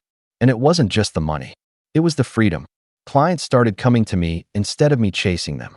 People wanted my advice, my expertise. My phone buzzed with opportunities, not lectures. I'd walk into meetings in my best suit, one I'd paid for myself, and watch people lean in when I spoke. I wasn't the boy in the shadow anymore. The irony wasn't lost on me when my parents tried to reappear. It started small. A Merry Christmas text from Dad that felt stiff, formal. A hope you're well email from Mom that came attached to a forwarded article about ways successful families stay close. I didn't respond, not out of spite, but out of choice. For once, my silence was mine to control. Then Ethan called, 3 times in 1 week. He didn't leave voicemails, but the calls came late, urgent, the kind of timing that said something was unraveling. I let them ring out. Instead, I poured my energy into building. January brought me a chance to invest in a property downtown, a commercial space my attorney called a sleeper giant. It was risky, but when I stood inside that empty, echoing building with its cracked tiles and dusty windows, I felt something stir. I signed the papers. 6 months later, the space was renovated, leased, and producing returns I hadn't dared dream of. Every win fed into the next. My name, my company's name, started showing up in local business journals, small blurbs at first, then features. People who used to brush me off now asked for coffee meetings. And with every handshake, every signed deal, every dollar earned, that text from my mom, "You will regret crossing this family," faded into the background until it was just static. By spring, I was standing taller. My suits fit sharper. My schedule was packed. And my reflection in the mirror no longer carried the weight of their voices. For the first time in my life, I didn't feel like I was proving something. I just felt like I was living. Of course, that's when the first crack appeared in their perfect facade. It came in the form of a letter. Ironic, considering how much weight that first envelope at Thanksgiving had carried. This one wasn't from a title company. It was from their bank. My attorney forwarded it to me with a short note. "Thought you'd want to see this." The letter confirmed what Ethan had whispered that night in my car. The second mortgage was collapsing. Payments weren't being made. Fees were piling up. Foreclosure wasn't a threat anymore. It was a clock, ticking louder with every day. I sat at my desk, holding the letter in my hands, and instead of the dread I might have once felt, I felt calm. Not because I wanted to see them lose everything, but because for the first time, their crisis wasn't mine to carry. Their mess wasn't my responsibility. But deep down, another thought sparked, a quiet, steady ember. If they wanted to play this game of control, of manipulation, of painting me as nothing, then maybe it was time to show them just how much nothing could build. And that ember grew hotter when, 2 weeks later, I got an invitation in the mail. Cream cardstock, embossed lettering. From my parents. Family dinner. Saturday, 7 p.m. Mandatory. No explanation. No apology. Just a command. Like nothing had changed. Like I was still the shadow in the corner, expected to show up and nod while Ethan was praised. I held the card between my fingers, running my thumb over the raised gold letters. And I smiled. Because if they thought the Lucas who used to shrink at that table was going to show up, they were about to learn just how much I had changed. I stared at that cream-colored invitation longer than I'd like to admit. The word mandatory wasn't written in bold, but it might as well have been carved into stone. That was always their way, turning a request into an order, turning an order into law, and expecting me to fall in line like it was my duty. I almost laughed when I set it down. Mandatory. I was 27 years old. I ran my own company. I had staff who depended on me, clients who valued my time.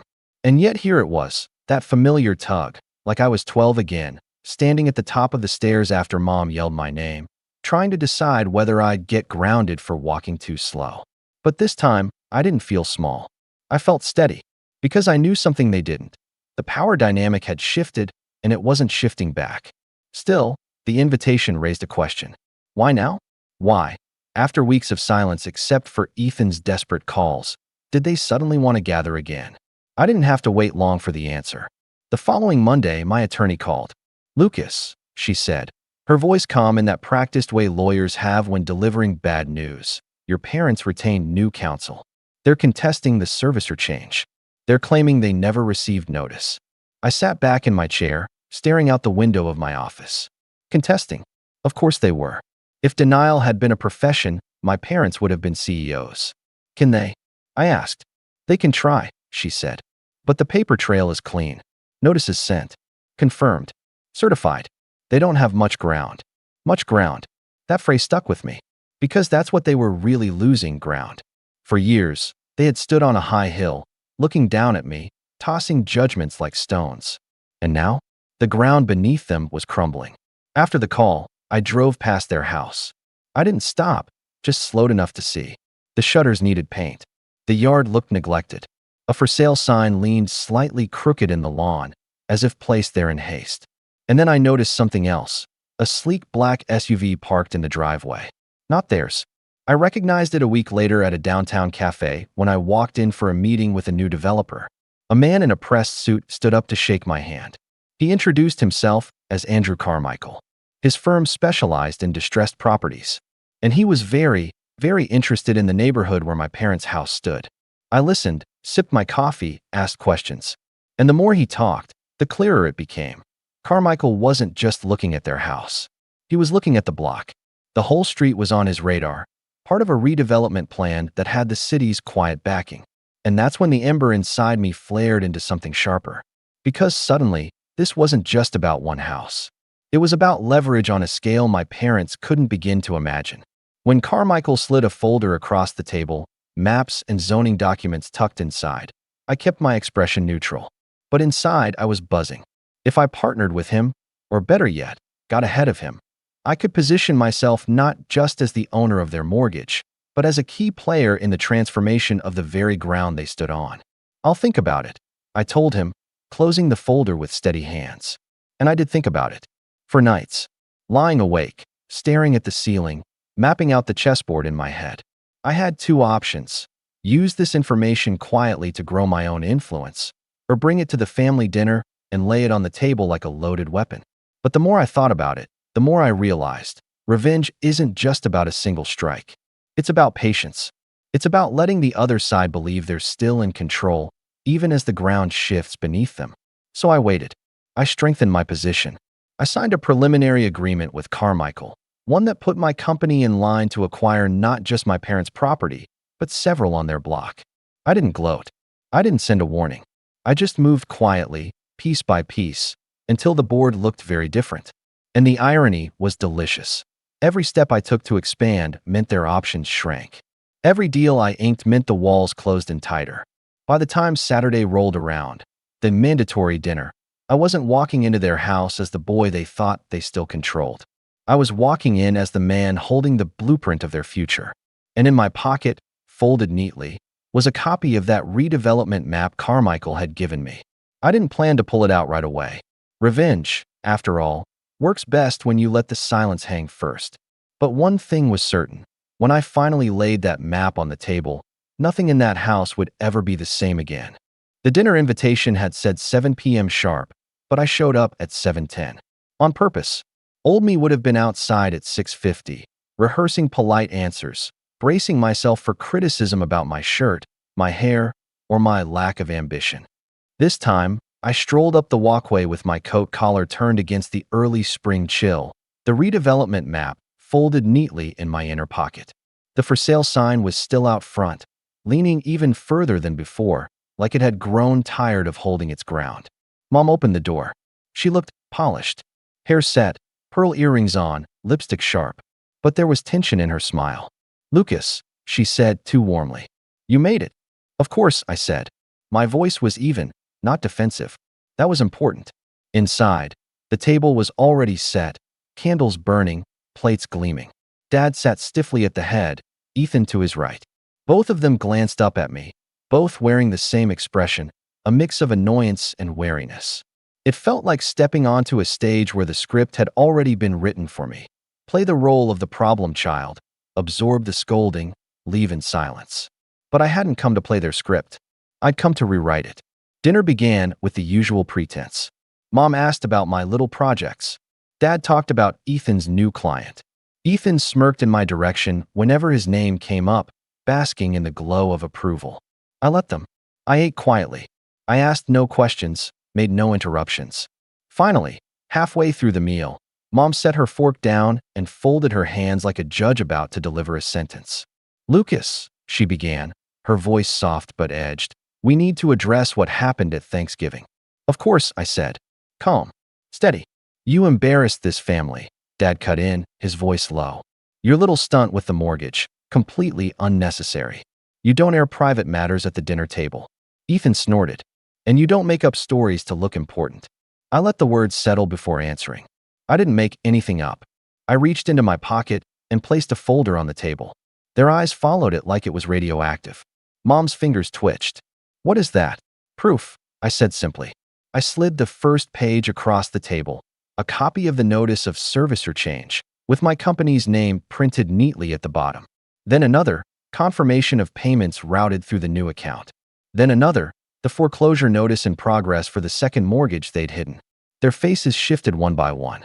Dad's went pale. Ethan's mouth opened, then snapped shut. Mom's smile faltered, though she tried to prop it back up like nothing was wrong. "You don't know what you're looking at," she said briskly, tapping the papers like she could shuffle them into meaning something else. "Yes," I said softly, "I do." And then I pulled out the map. Unfolding it slowly, deliberately, I laid it across the table. Red lines marked parcels on their street, properties already spoken for. Their house was circled in bold. "This," I said, "is the redevelopment plan for your neighborhood. You're not just behind on one house. You're standing in the middle of a project that's moving with or without you." Silence fell heavy over the table. Ethan leaned forward, scanning the map with wide eyes. Dad pinched the bridge of his nose, muttering something under his breath. Mom stayed very still, hands clasped tight in her lap. Finally, Ethan spoke. This can't be real." "It is," I said, "and you're not in control of it anymore." Dad slammed his palm on the table, rattling the glasses. "We built this family from nothing. We gave you everything, and this is how you repay us." I met his glare without flinching. "You didn't give me everything. You gave me conditions. You gave me comparisons. You gave me lectures about how I'd never measure up. Everything I have, I built while you told me it wouldn't work." I leaned back, letting the weight of the words hang. "And now, for the first time, you're sitting at a table where I hold the cards. You can't scold that away." Mom's eyes glistened, but her voice was sharp. "So what do you want? Money? Gratitude? Do you want us to beg?" I shook my head slowly. "I don't want money. I don't want begging. I want you to stop pretending I'm nothing." Ethan gave a short, bitter laugh. "So this is revenge? You show up with your papers and your maps, and suddenly we're supposed to see you as some king." "No," I said. "Not a king. Just the person you tried so hard to keep small. And now you can't." The words hit harder than I expected. Even I could feel the shift, like years of silence had just cracked wide open. I gathered the papers calmly, stacking them in the folder again. You don't have to like me. You don't have to approve. But you do have to deal with me. Because whether you realize it or not, every decision about this house runs through me now. I stood, tucking the folder back into my coat. Enjoy the rest of your dinner. As I turned toward the door, Mom's voice broke through, trembling but sharp. Lucas, if you do this, you destroy this family. I paused at the doorway, hand on the frame. No, I said quietly. I just stopped letting this family destroy me. And with that, I left them sitting at the table, the map still burned into their eyes, their plates of food untouched. The night air outside was cool, steady. For the first time in my life, walking away didn't feel like defeat. It felt like power. But even then, I knew this wasn't over. Because people like my parents didn't surrender. They regrouped. They schemed. They retaliated. And sure enough, by the time I got home, there was already a voicemail waiting for me. From Ethan. His voice was low, controlled, but carrying a weight I hadn't heard before. Lucas, he said, you don't understand. If you push this, if you really go through with it, you're not just taking the house. You're taking everything. And Mom, she'll never forgive you. There was a pause. A faint breath. Then again, he added, maybe that's exactly what you want. The message ended. My phone screen glowed in the dark. And for the first time in years, I didn't feel afraid of their disapproval. I felt ready for whatever came next. The fallout came faster than I thought it would. Within 2 weeks, the bank moved forward with foreclosure proceedings on the second mortgage. My attorney kept me updated daily. Every missed payment, every form filed, every deadline ignored. It was no longer hypothetical. The house was slipping from their grip. I heard from Ethan first. He showed up outside my office one afternoon, dressed in his sharp work suit, but looking worn, eyes sunken. He asked for 5 minutes, so I stepped outside. Lucas, he said, voice tight. You have to stop this. Mom can't sleep. Dad's blood pressure is through the roof. They're falling apart. I studied him. For once, there was no arrogance in his posture, just desperation. You knew about the second mortgage before they told me, didn't you? I asked. He flinched. Didn't answer. Which was answer enough. Then you're part of this, I said quietly. He swallowed hard. Fine. Yes. But if you go through with it, you're tearing down everything we've ever had. I shook my head. No, Ethan. They did that when they lied. I'm just refusing to carry the rubble for them. He looked like he wanted to argue, but instead he dropped his gaze, muttered something about, you'll regret this, and walked away. For the first time in my life, I didn't chase after him. A week later, the house went to auction. My company, through the partnership with Carmichael, placed the winning bid. It wasn't personal, it was business. But everyone in that crowded room knew what it meant. My parents weren't there. But the next day, I drove past the house out of curiosity. The yard was unkempt, boxes stacked by the door, movers carrying out furniture. My mom stood in the driveway, arms crossed, lips pressed thin. Dad hovered nearby, shoulders slumped. I pulled over, just for a moment. She spotted me. Her face twisted, a mix of fury and heartbreak. She marched over to my car window. You think you've won, she hissed. But all you've done is cut yourself off. No family. No home. Nothing. I met her glare, calm. I built my own home. My own family will come someday. And I'll make sure they never feel the way you made me feel. Her eyes widened, just slightly, like I'd struck something deeper than she wanted me to see. But she didn't speak. She just turned and walked back toward the house, clutching a box against her chest like it might anchor her. Dad didn't say a word. He just gave me a long, tired look, one I couldn't quite read, then turned back to the movers. I drove away slowly, watching the house grow smaller in my rearview mirror. For the first time, it didn't feel like their house anymore. It felt like a weight finally lifting off my shoulders.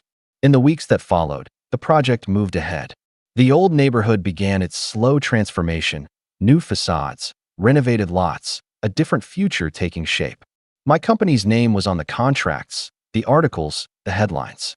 As for my parents, they rented a small apartment across town. Ethan moved back in with them, though his calls to me eventually stopped. Maybe out of pride, maybe out of exhaustion. And me? I kept building, kept moving forward. Every deal, every new client, every handshake was a reminder that I wasn't the boy at the corner of the dinner table anymore.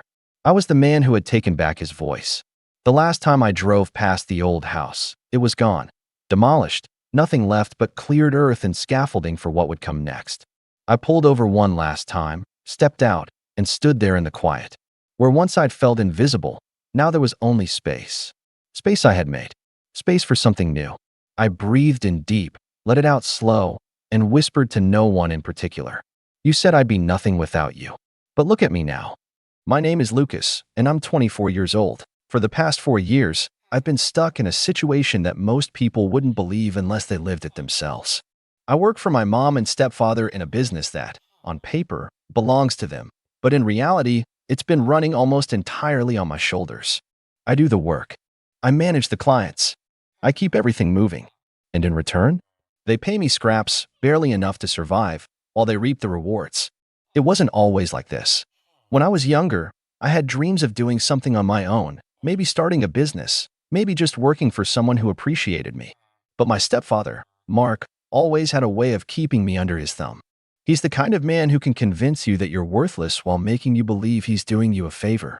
He's not just controlling, he's a master manipulator. He knows exactly what to say to make you feel like you have no other options but to stay. And my mom? She's just like him. It started small. After high school, I wasn't sure what I wanted to do. College didn't seem like the right path, and I wasn't keen on jumping into some random 9-to-5 job I'd hate.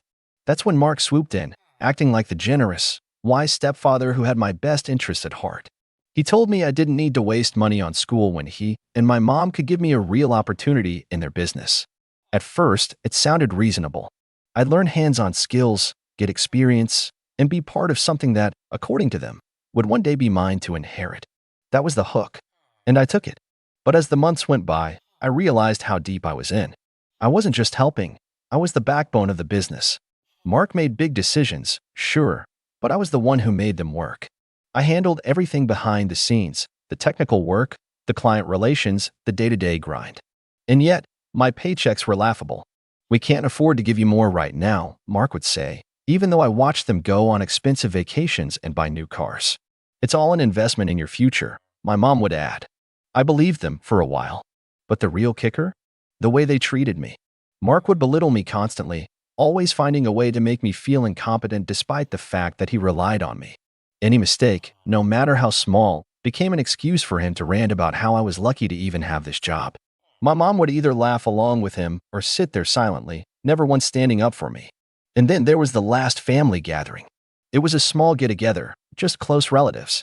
We were sitting around the table, and someone casually asked me how work was going. Before I could even answer, Mark scoffed. Work? You mean all the free handouts we give him? Lucas is a waste of space. If it weren't for me, he wouldn't last a day out there. The words hit like a punch to the stomach, but what hurt more was my mom's reaction. She laughed. Not even an awkward chuckle, full-on, genuine amusement. Like what he said was the funniest thing she'd heard all day. Something snapped in me at that moment. I had spent 4 years grinding for them, taking their insults, letting them dictate my future because they convinced me I had no choice. But I did. I always did. I barely spoke for the rest of the gathering. Just nodded, smiled when necessary, kept my head down. But inside, I was done. That night, I made a plan.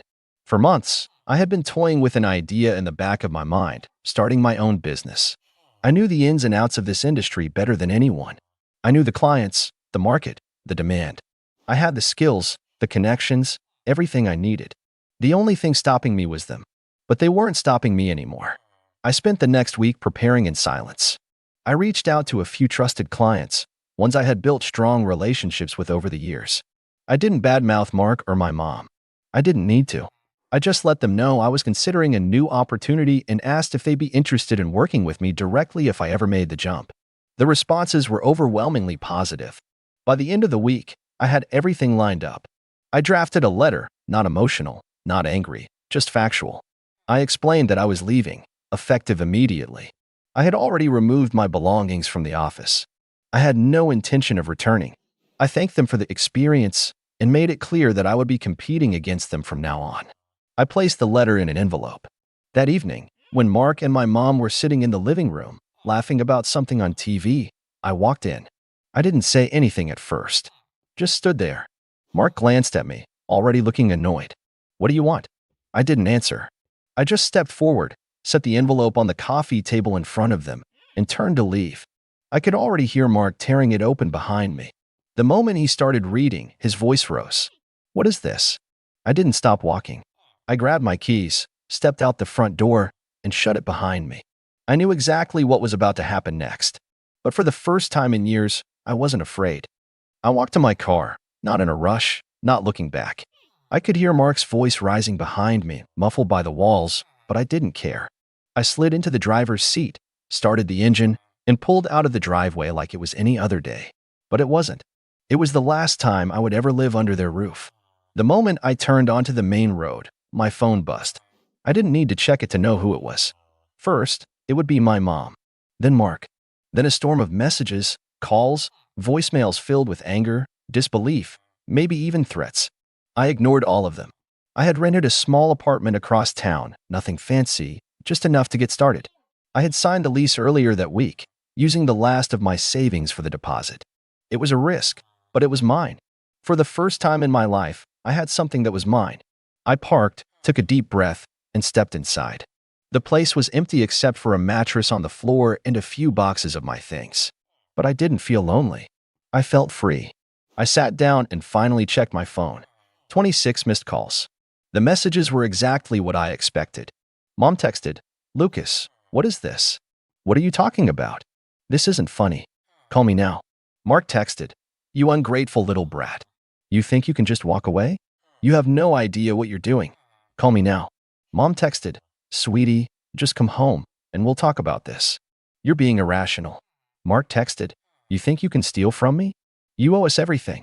You better fix this before it's too late." I smirked. Steal? I hadn't taken a dime from them.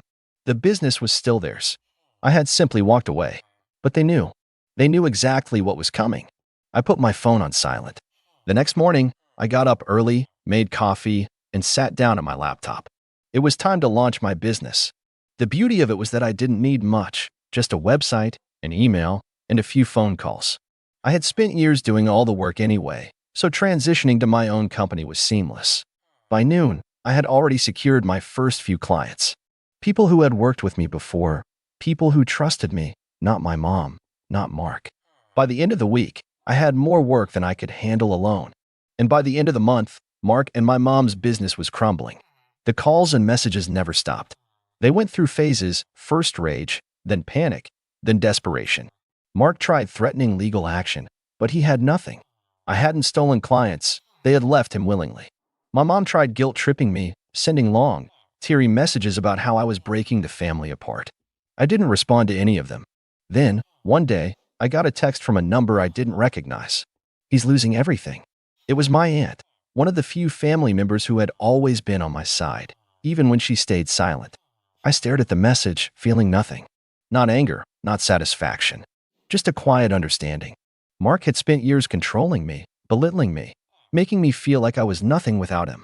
But the truth was, he was nothing without me. And now, he was finally realizing it. A week passed before I heard anything more. I had settled into my new routine, working late nights, taking on new clients, watching my bank account finally start to grow on my own terms. My apartment was still bare, but it felt more like home than that house ever did. Then, one evening, as I was answering emails, my phone lit up with a new message from my aunt. "They're desperate. Your mom called me crying. Mark's losing his mind." I exhaled slowly, rolling my shoulders back. I had expected this. Their business was failing, just like I knew it would. Without me, there was no one to handle the real work, the clients, the logistics, the systems I had built from scratch while they took all the credit. They had assumed I was replaceable, that I would come crawling back, that I needed them more than they needed me. They were wrong. I typed a quick reply. "Not my problem." A few minutes later, she responded. "I know. Just wanted you to know what's happening." I stared at my phone, considering my next move. I wasn't interested in gloating. I had no desire to drive past their office just to see the lights off and the closed sign in the window. That wasn't my style. I just wanted them out of my life. And yet, I knew them. They wouldn't go down quietly. 2 days later, I got my answer. It was late when the knock came at my door, sharp, impatient. I glanced at the time. Almost midnight. My stomach twisted. I had a feeling I already knew who it was. I approached the door slowly, pressing my eye to the peephole. My mother. She looked disheveled, her usually neat hair a mess, her lips pressed into a thin line. She knocked again, harder this time. I hesitated. Every part of me screamed not to open it. I should have ignored her the way I had ignored her messages, let her stand there and realize that she no longer had power over me. But something made me open the door. I didn't speak. I just looked at her. She exhaled sharply, her eyes darting past me to the empty apartment behind me. "So this is where you're living now," she said, her voice dripping with condescension. "This is what you threw your family away for?" I leaned against the doorframe. "What do you want, Mom?" She blinked, as if surprised I wasn't immediately caving. "I came to talk some sense into you." I gave a short, humorless laugh. "You mean guilt me into coming back?" Her lips tightened. "You don't understand what you've done. Marcus, I don't care about Mark." My voice was flat, cold. She flinched, just barely. "You should. He's your stepfather. He gave you a job. He gave you a home." I exhaled through my nose. "No, he took from me. He used me. And so did you." "That's not true." I tilted my head. "Really? So you didn't laugh when he called me a waste of space in front of the entire family?" She opened her mouth, but no words came out. For the first time in my life, I saw something in her face that wasn't just manipulation or forced concern. It was uncertainty, maybe even regret. I didn't let it sway me. "I'm not coming back, Mom," I said, my voice steady. "And I don't care what happens to you or Mark. You brought this on yourselves." Her hands curled into fists at her sides. "You think you're so much better than us now?" I didn't answer. She shook her head, exhaling sharply. "Fine. But when this all falls apart, don't come running back. Don't expect us to pick up the pieces when you fail." I smiled small, calm. "I won't." Then, before she could say another word, I closed the door in her face. She didn't knock again. I stood there for a long time, listening to the sound of her footsteps fading away. I half expected her to turn back, to scream through the door, to keep trying. But she didn't. And just like that, she was gone. For the first time in years, I felt truly, completely free. But something told me Mark wouldn't go down as easily. The next few weeks were quiet, almost too quiet. My mother had made her last attempt to guilt-trip me, and when she failed, she disappeared. No more messages. No more phone calls. It was like she had finally accepted I wasn't coming back. But Mark? Mark wasn't the kind of man to accept defeat. I knew he was brewing something. Then, one morning, I got a call from a former client of his, someone I had worked with personally when I was still handling everything behind the scenes. I hadn't reached out to him. I had never poached a single client. But I could tell from the tone of his voice that something was wrong. "Lucas," he said. "Listen. Mark's been telling people you stole from him." I leaned back in my chair, exhaling slowly. "Oh, has he now?" "He's saying you took confidential business files before you left. That you've been using his resources for your own gain. He's trying to scare people into not working with you." I laughed, not because it was funny, but because it was exactly the kind of pathetic, desperate move I expected. The client hesitated. "I don't believe him, but I thought you should know." "Thanks," I said. "I appreciate it." I ended the call and sat there for a moment, turning Mark's latest move over in my head. I could have ignored it. Let my work speak for itself. Let Mark dig his own grave. But no. This time, I wanted to make sure he didn't get back up. I started making calls of my own. One by one, I reached out to former clients, not to defend myself, not to argue, but to calmly set the record straight. I explained the situation, told them that I left with nothing but my own skills and experience, and that if Mark was trying this hard to slander me, it was probably because he knew his business was on its last legs. Most of them believed me immediately. They had seen firsthand who did the actual work and who just barked orders. A few were hesitant. So I did something Mark would never have expected. I invited them to see for themselves. I offered them a behind-the-scenes look at my new business, transparency, proof of what I was doing, how I was doing it, and how I could offer them something even better than before. And just like that, they left him. One by one, the last remaining clients of Mark's business jumped ship. Some went to other competitors, but a good chunk came to me. And with them came everything Mark feared most, his money, his reputation, his power. It wasn't long before I got the call. Not from him. From my mother. This time, I answered. "Lucas," she started, her voice shaking. "We need to talk." I leaned back in my chair, staring out the window at the city below me. I already knew what she was going to say. Mark's business was finished. And now, she was looking for a way out. I let the silence stretch between us, letting her squirm on the other end of the line. "We have nothing to talk about," I finally said, my voice calm. Lucas, please, she pleaded, the desperation creeping into her voice. Marcus, he's not handling this well. We're losing everything. The house, the business. We just need a little help. I almost laughed. A little help? After years of treating me like I was disposable? After using me, underpaying me, taking credit for my work, and tossing me aside when they thought I had no other options? I felt nothing but cold detachment. You mean you need money? I said flatly. She hesitated. It's not like that. It is exactly like that. Another long silence. Then, her tone shifted. The pitiful act dropped, replaced by something sharper. You wouldn't even have your business if it weren't for us. There it was. The last desperate grasp at control. The attempt to rewrite history.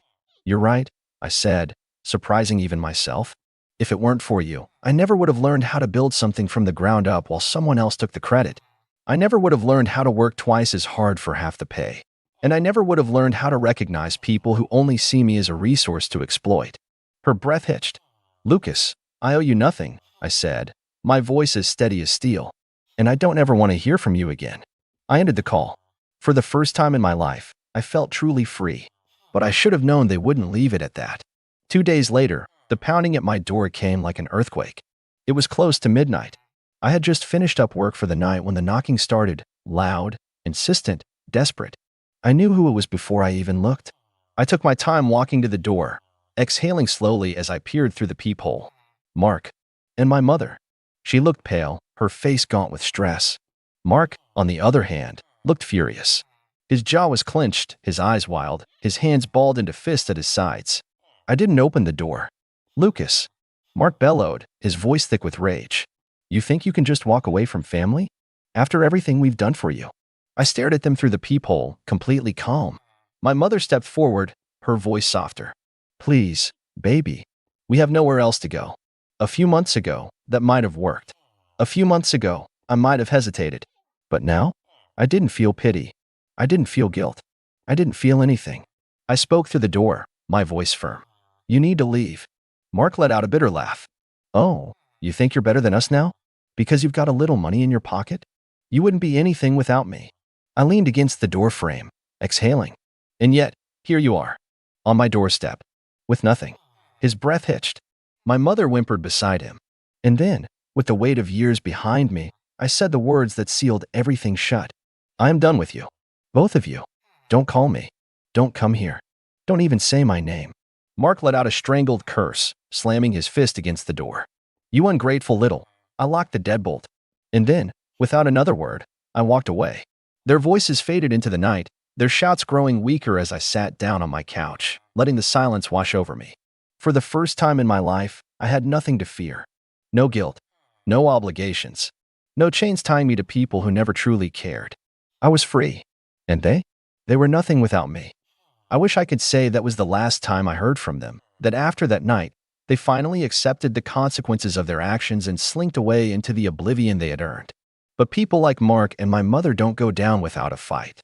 The calls started again, first from random numbers, then from mutual acquaintances, old family friends, distant relatives I barely remembered.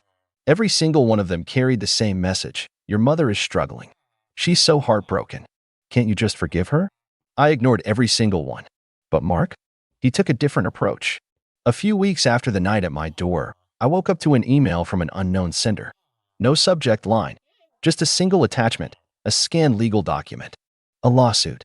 Mark was suing me for theft of intellectual property, defamation, and breach of contract. I actually laughed.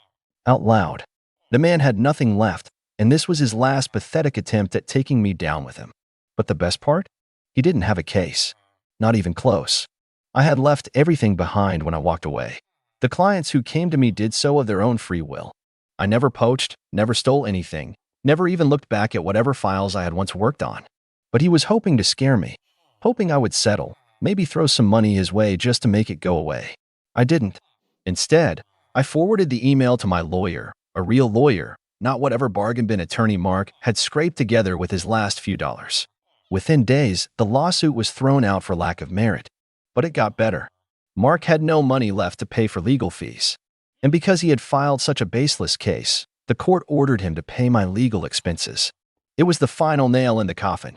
From what I later heard, That was the moment my mother finally broke. The house? Gone. The business? Nothing but a hollow shell, abandoned by every client they once had. And Mark? He disappeared. No job, no business, no power, and, if the rumors were true, no wife. Because my mother finally saw him for what he was, a parasite who had latched onto me for years and drained me dry. And when I was gone, he tried to drain her, too. But it was too late for her. She tried reaching out one last time. She showed up at my office, looking frail, thinner than I had ever seen her. She was wearing an old coat I hadn't seen in years, her hair unkempt, her eyes hollow. "Lucas," she whispered, her voice breaking. "Please." I looked at her, truly looked at her, and felt nothing. Not hatred, not anger, just nothing. "You made your choice," I said. Her lip trembled. I was scared. I shook my head. "You laughed. When he called me a waste of space, you laughed." Tears welled in her eyes. "I didn't mean, but you did. And you meant every time you let him treat me like dirt. Every time you let him take advantage of me. Every time you chose him over your own son." She opened her mouth, but I didn't let her finish. "You only miss me now because you have nothing left," I said, voice steady. "And that's not my problem." I turned my back on her and walked away. She didn't follow. And that was the last time I ever saw her. It's been a year since then. My business is thriving. I have a real team now, people who respect me, who work with me instead of trying to control me. I set my own hours. I answer to no one but myself. And my mother and Mark? I don't know. I don't care. Some say Mark is working odd jobs, barely scraping by. Others say my mother tried to rebuild her life somewhere else, but without money, without Mark, she had nothing to stand on. Either way, they're ghosts of a past I've long since buried. And I've never been happier. What do you think, Reddit? Would you have forgiven them? Or did they deserve everything they got? You ever have one of those moments where reality just breaks? Like someone pulls a thread you didn't even know was loose, and suddenly the whole fabric of your life starts to unravel? Yeah, that was me. 3 weeks ago, sitting in the backyard with my grandpa on a quiet Sunday afternoon, nursing a warm can of Coke, and trying to pretend like everything in our family wasn't slowly rotting from the inside out. My name's Dylan. I'm 23. Grew up in a pretty average suburban family. Mom, dad, older brother, the usual. I was always the quiet one. The kid who didn't cause trouble, didn't ask for much, just kept my head down and did what was expected. Meanwhile, my brother, Lucas, 2 years older, was the golden child. He could do no wrong. Straight A's, even when I knew he cheated. Team captain, charming smile that got him out of every mess he made. Everyone loved Lucas. Teachers, neighbors, my own parents, especially my mom. She doted on him like he was made of gold and acted like I was just the spare. It wasn't always like that, though. When we were little, we were close. Played video games together, built blanket forts, snuck extra cookies when mom wasn't looking. But somewhere along the line, maybe middle school, he started pulling away. Or maybe I just started noticing how different the way we were treated really was. Like how he got a brand new phone for his 13th birthday, and I got a secondhand one with a cracked screen 2 years later. Or how when he totaled his first car, Dad covered it up like it was some noble accident. But when I got a parking ticket, I got a 30-minute lecture about responsibility. I tried not to let it get to me. Tried being the bigger person. I figured life had a way of balancing itself out eventually. But man, life has a sick sense of humor. Back to that Sunday afternoon. We were at my grandparents' house, celebrating Grandpa's 75th birthday. They live about an hour away in a quiet little neighborhood where everyone waves at each other and still bakes pies for newcomers. Grandpa had just grilled up some burgers, and everyone was gathered outside, laughing, drinking, catching up. The sun was dipping low, casting everything in that warm golden light that makes you feel nostalgic even for moments you're still living in. I was sitting next to Grandpa on one of those creaky wooden benches he built himself years ago. We were watching my little cousins run around with sparklers, and for a moment, it felt peaceful, like maybe our family still had some good left in it. Then Grandpa turned to me with this soft smile and said, "So, how's the Mercedes running?" I blinked. "The what?" "The Mercedes," he repeated, nodding toward the driveway. "The one we gave you. Haven't seen it around lately." And just like that, my stomach dropped. Because I didn't own a Mercedes. Lucas did. He'd rolled up to the party in it, all smug and polished like he was auditioning for a car commercial. I remember because my dad made a whole scene about how sharp it looked and how Lucas always has the nicest taste. I hadn't thought much of it at the time, just assumed he'd bought it with that new job he kept bragging about. But now Grandpa was saying they gave it to me. I forced a laugh, confused. Wait, you gave me that car? Grandpa looked at me like I'd just asked if the sky was blue. Of course. Last Christmas. We wanted you to have something reliable for work. Lucas came to pick it up for you. Said you were tied up with finals or something. And that's when everything clicked. Lucas. Lucas had told Grandpa I couldn't make it. Took the car. Never said a word to me. Acted like he'd bought it himself. And somehow, everyone had just gone along with it. My breath caught in my throat. I felt this weird rush of heat under my skin, like my body knew I was angry before my brain could process it. I stared at the driveway where the Mercedes gleamed in the last bit of sunlight, and then back at Grandpa. He was still watching me, but the smile was gone now. His brow furrowed just slightly, like a switch had flipped behind his eyes. Dylan, you didn't know? I shook my head slowly, not trusting myself to speak. Grandpa went quiet. Really quiet. The kind of quiet that makes your skin crawl. His jaw clenched just slightly, and I could see the muscles in his neck tighten. He didn't say anything else, just looked out toward the rest of the family like he was replaying the last few months in his head. That's when I heard the laughter. Lucas, across the yard, laughing with my mom and dad, holding court like he always did. Wearing a watch I was pretty sure belonged to my dad, but looked new on his wrist. And something inside me snapped. I didn't make a scene, not yet. I just sat there, nodding at Grandpa like everything was fine, even though my thoughts were anything but. Because in that moment, I realized something I probably should have seen years ago. This wasn't the first time Lucas had stolen something from me. It was just the first time someone else had finally noticed. And I had a feeling this was only the beginning. I didn't sleep much that night. Even after I got back home and curled up in my tiny apartment, lights off, phone silenced, my mind was still spinning. That conversation with Grandpa kept replaying in my head on a loop, like a scratched CD stuck in the same 5-second track. We wanted you to have something reliable for work. Lucas came to pick it up for you. I kept picturing that moment, his face when he realized I had no idea about the car, the silence that followed, the look in his eyes, like something inside him cracked, just a little. I wish I could say it shocked me, but truthfully, it didn't. It just hurt, because it made one thing clear. My brother had been lying for years, and no one ever questioned it. I didn't confront him that night. I didn't blow up his phone or show up at his door demanding answers. That would have been too easy. And I knew Lucas. He was a master manipulator, always 5 steps ahead in every conversation, always armed with just enough charm and fake vulnerability to twist things in his favor. No, I needed to watch, to listen, to understand just how deep this rabbit hole went. So I started paying attention. The first thing I did was pull up my texts with Lucas from last Christmas. I scrolled all the way back, searching for any mention of a car. Nothing. In fact, he hadn't even replied to my Merry Christmas text until 2 days later. Said he was crazy busy and would call soon. That call never came. Then I looked at the photos he'd posted on Instagram from January. There it was. The same silver Mercedes. Caption: work hard, reward yourself. A sea of likes and comments followed, our moms included. Proud of you, sweetheart. You deserve it. I just sat there, staring at my screen in the dark, biting my lip hard enough to taste blood. Proud of you. You deserve it. That one stung more than I'd like to admit. It was always like that with Mom. Even growing up. If I got an A, Lucas got an amazing and a celebratory dinner. I got a pat on the back. If Lucas forgot to take out the trash, she'd do it for him. If I forgot, it was, why are you so irresponsible? I used to think I was just being sensitive, that maybe I was the forgettable one. But now, I wasn't so sure anymore. A week passed after Grandpa's party.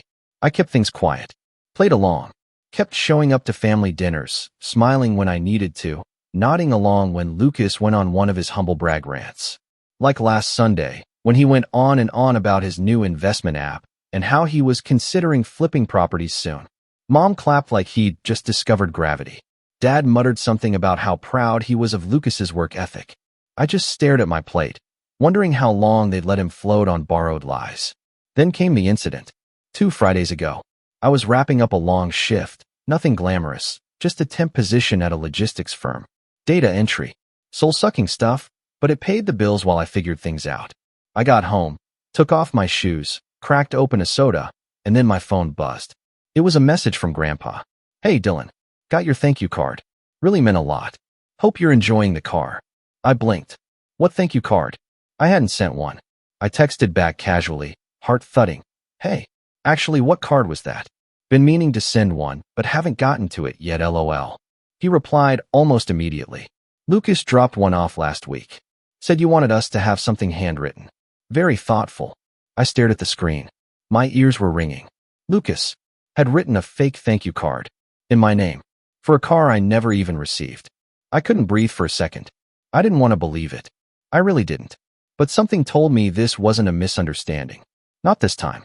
This was intentional, deliberate. He was fabricating stories to cover his tracks, again, and now he was writing in my voice. That was the moment it stopped being about the car. That was the moment I realized I didn't know my brother anymore. I sat on my couch, fists clenched, and just let the silence press in. The betrayal, the years of quiet favoritism, the overlooked moments, they all came flooding back. The Christmas when Lucas lost the money Grandma gave me and promised to get it back. I never saw it. The summer vacation where he swore Mom had only booked a hotel room for 3, not 4. I slept on the floor. The birthday he forgot to invite me to his party. My friends were there. It had been piling up like dust in the corners of my memory. And now it was choking me. I spent the whole weekend digging. Pulled out old group photos, scrolled through texts, called my cousin Jeremy, one of the few people in the family who didn't worship the ground Lucas walked on. Jeremy and I used to be close, but we drifted apart after college. I figured it was worth a shot. "Hey," I said when he picked up. "Got a weird question for you." "Shoot. Do you remember the Mercedes? The one Lucas drives?" "Yeah. Grandpa said it was a gift to help him with work, right?" I hesitated. He said he gave it to me. There was a long pause on the other end. "You're joking." I wish I was. Jeremy exhaled sharply. "Man, I knew something was off. He showed up with that car and said he saved up for it. Grandpa even looked surprised at the time. I figured he just changed his mind." "Nope. He never told me. Took the car, wrote a fake thank you card, and let them believe I was just grateful." Holy, he stopped himself. "Dylan, this is messed up." "Yeah, and it gets worse." I told him everything. The card, the fake story, the way no one questioned it. By the end of it, Jeremy sounded furious. "I always knew Lucas was shady," he muttered. "But this? He's got issues, man." He wasn't wrong. The worst part was, I didn't even want the car anymore.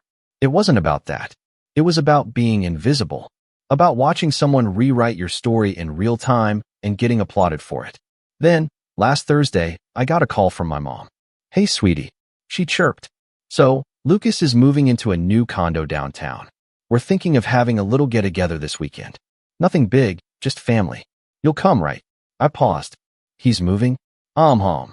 Said he got a great deal. It's really modern, lots of light. Oh, and guess what? He might be getting promoted soon. You know how hard he works." I swallowed the bitterness rising in my throat. "Right? Yeah, sure. I'll be there." She sighed happily. "Good. I told him you'd be so proud of him." Proud. That word again. By the time Saturday rolled around, I had made up my mind. I was done being quiet.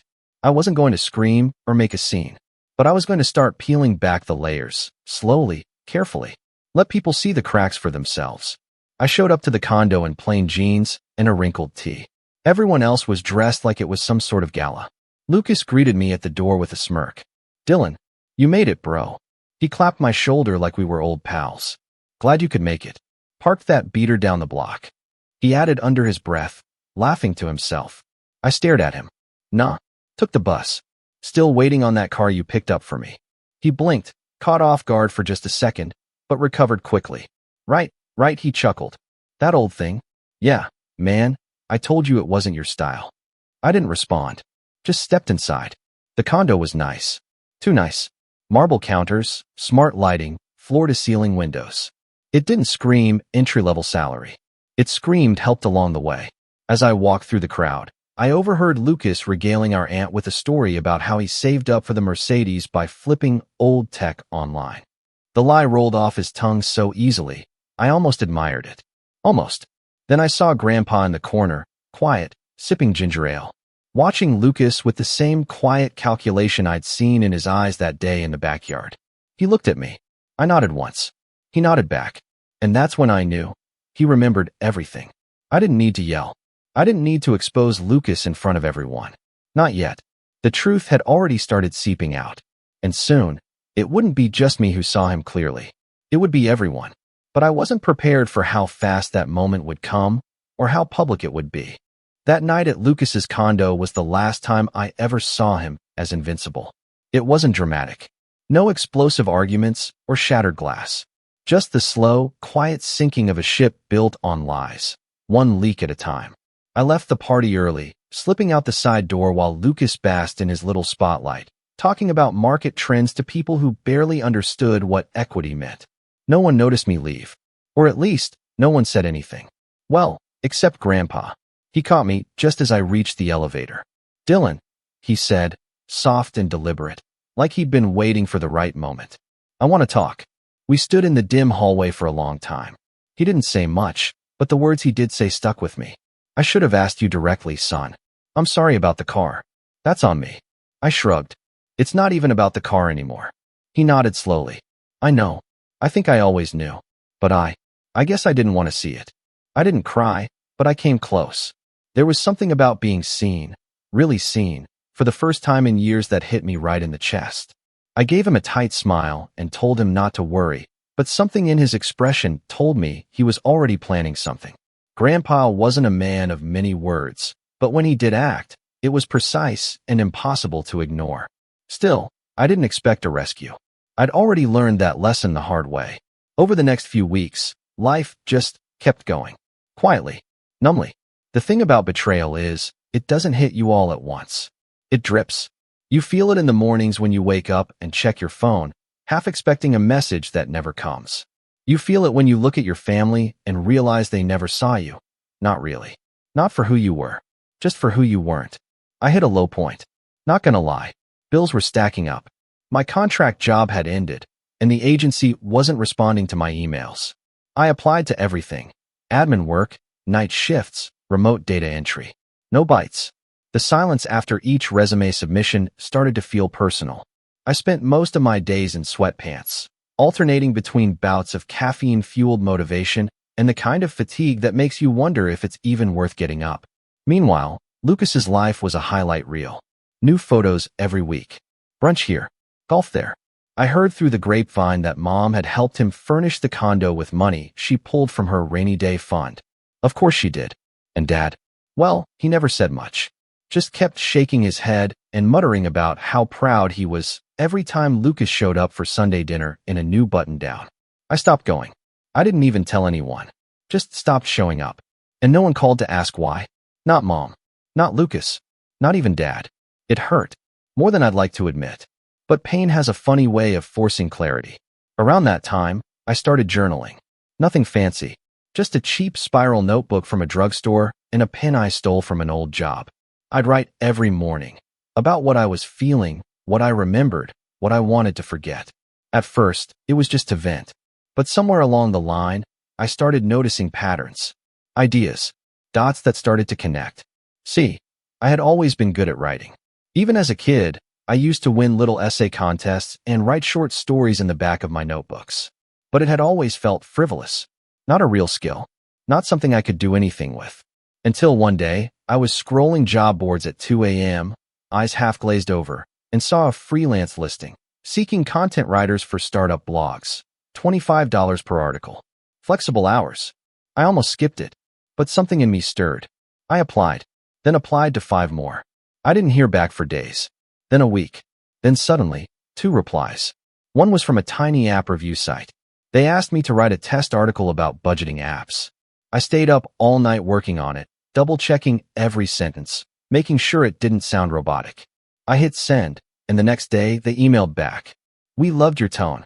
Can we offer you 5 articles a week?" It wasn't much. $125 total. But it was something. And more importantly, it was mine. That tiny job led to another. Then another. By month 2, I was making $800 a month. Barely enough to cover rent and groceries, but more than I'd made since the logistics gig. And slowly, the fog started to lift. I started treating myself better. Cleaned my apartment. Cut my own hair. Bad idea. Started jogging. Nothing fancy. Just laps around the block while listening to lo-fi beats and pretending the world wasn't crumbling. I still didn't talk to my family, but I did see them. From a distance. Jeremy kept me updated. He'd call every few days, casually dropping in updates like, "Hey, guess who just asked Grandpa if he could co-sign a loan?" Or, "Mom says Lucas might be opening a luxury sneaker shop." Whatever that means. And every time, I bit my tongue. Because part of me wanted to scream, "Do you guys not see it yet?"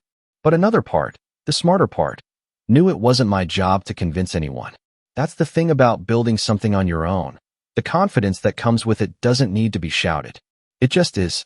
3 months into my freelance grind, something weird happened. A client, bigger one, from a startup blog about productivity, asked if I'd consider ghostwriting an ebook for them. It paid $2,000. I stared at the email for 10 full minutes before replying. I took the job. I worked on it for 2 straight weeks, drinking way too much coffee and sleeping on the couch. When I turned it in, the client replied within an hour. "Best thing we've ever published. We're sending a bonus." I sat there staring at that message, this stupid smile creeping onto my face, and for the first time in a long time, I felt proud of myself. No borrowed spotlight. No fake stories. Just me. Then came the letter. It arrived in a plain white envelope. No return address. Just my name, scrawled in neat cursive. Inside was a check. $10,000. And a note. "This was meant for you. We're making things right." Gee, I didn't have to guess who sent it. I called Grandpa the next day. "You didn't have to do that," I said quietly. "I know," he replied. "But I wanted to. And I should have done it a long time ago." We didn't talk long. We didn't need to. There was something in his voice, a kind of quiet resolve, that told me he wasn't just sending checks. He was making moves. That weekend, Jeremy invited me over for beers and cards. Just us. Halfway through the night, he leaned back in his chair and said, "By the way, you might want to keep your head down for a while." "Why?" He smirked. "Lucas's little house of cards is starting to wobble." Apparently, Grandpa had started asking questions. Big ones. About where Lucas got the money for the condo. About the Mercedes.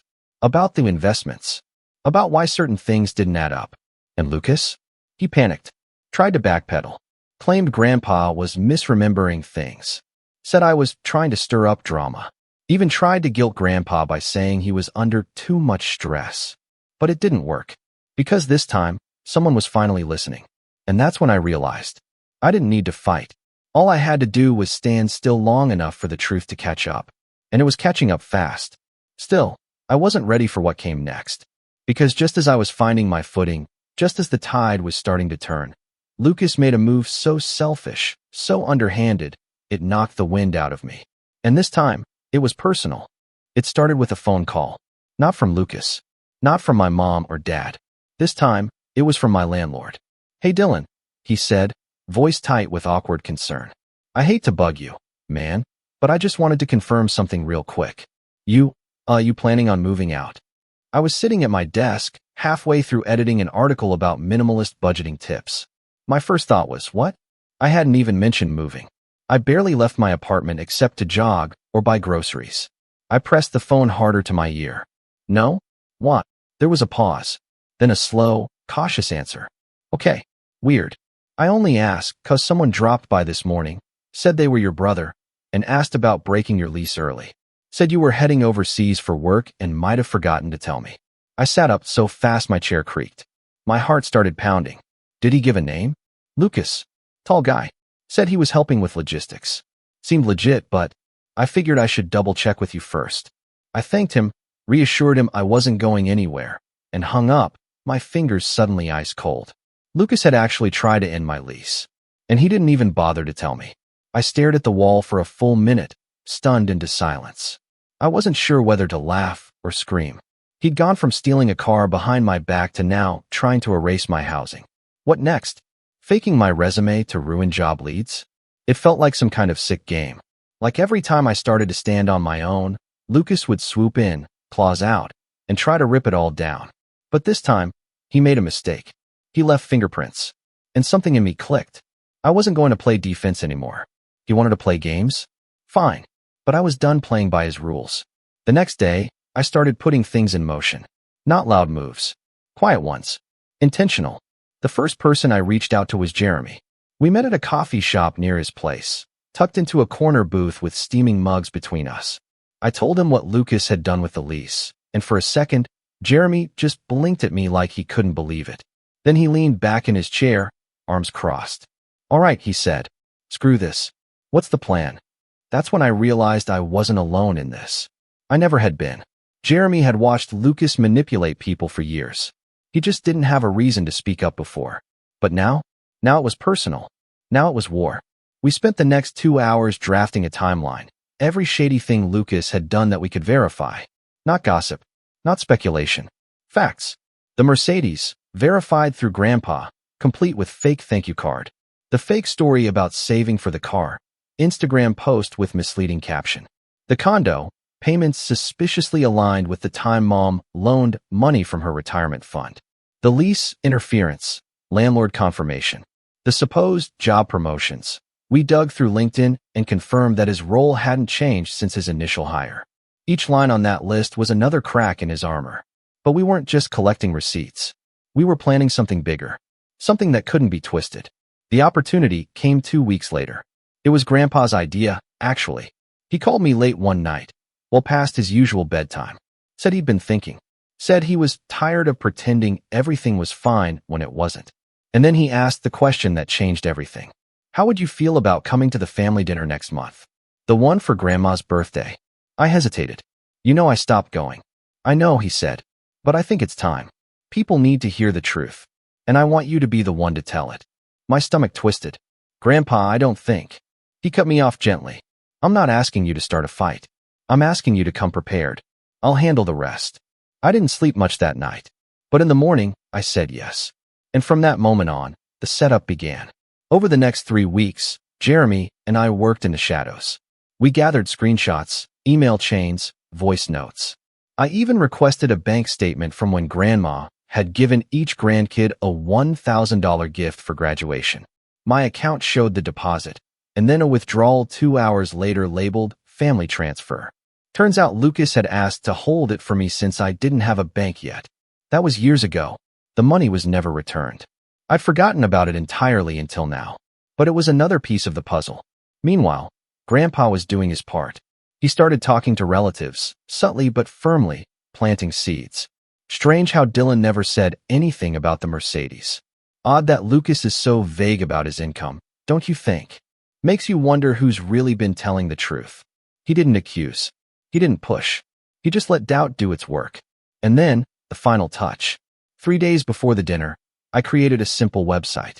It was just one page. Plain white background. Black text. No names. No accusations. Just the timeline. The evidence. The screenshots. A quiet retelling of every truth Lucas had tried to bury. At the bottom, a note. "You can believe what you want. But this is what happened." I sent the link to Grandpa. To Jeremy. To no one else. Yet somehow, by the time Saturday rolled around, I knew it had made its way through the family grapevine. Lucas probably thought he could control the narrative. But now, the narrative had receipts. That Saturday, I walked into my parents' house for the first time in months. The living room looked the same as it always had. Same beige couches. Same crooked family photos. Same faint smell of cinnamon and soap. But the air? The air was different. It was tight. Tense. Like everyone knew something was about to drop. They just didn't know when. I spotted Lucas by the fireplace, charming as ever, laughing with Aunt Maggie and swirling a glass of red wine like he'd been born for it. When he saw me, his smile twitched. Well, he said, stepping forward. "Look who finally showed." "Hey," I replied simply. He studied me, looking for cracks. "You look different. Just working more." His eyes narrowed for half a second before the mask slid back into place. "Good for you, man. I always knew you'd get there eventually." He clapped my shoulder and walked away, but I saw the twitch in his jaw. He knew, and he was scared. Dinner was uneventful. For a while, we all sat around the long table, passing dishes, pretending to be a normal family. My mom asked about my job in that polite, distant tone that made it clear she hadn't read a single article I'd written. Dad grunted a few responses between mouthfuls. Lucas dominated most of the conversation, as usual, dropping names and buzzwords like confetti. But then Grandpa stood up. glass in hand. He tapped it gently with a fork. Before dessert, he said, I'd like to say a few words. The room quieted. Grandma smiled warmly. Grandpa cleared his throat. We've had a lot of blessings in this family. I look around and I see kids who've grown into adults, made careers, started families. It's easy, sometimes, to assume that things are fine, that everyone's happy, that there's nothing to question. He paused. But sometimes, silence isn't peace. Sometimes, silence is just a mask for pain.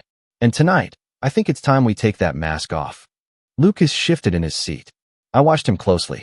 His fingers tightened around his fork. I've made mistakes, Grandpa continued. We all have. But the biggest one was assuming fairness without checking the facts. And those facts, they've come to light. He turned and looked at me. Dylan, would you like to say something? And just like that, the table turned to me. All eyes. Waiting. I took a breath. Slow. Steady. Then I stood. And smiled. Sure, I said. I think it's time. I didn't raise my voice. Didn't bang the table. Didn't slam my fist or throw accusations across the mashed potatoes. I just stood there, hands relaxed by my side, and spoke like I was telling a story. Like I'd already won.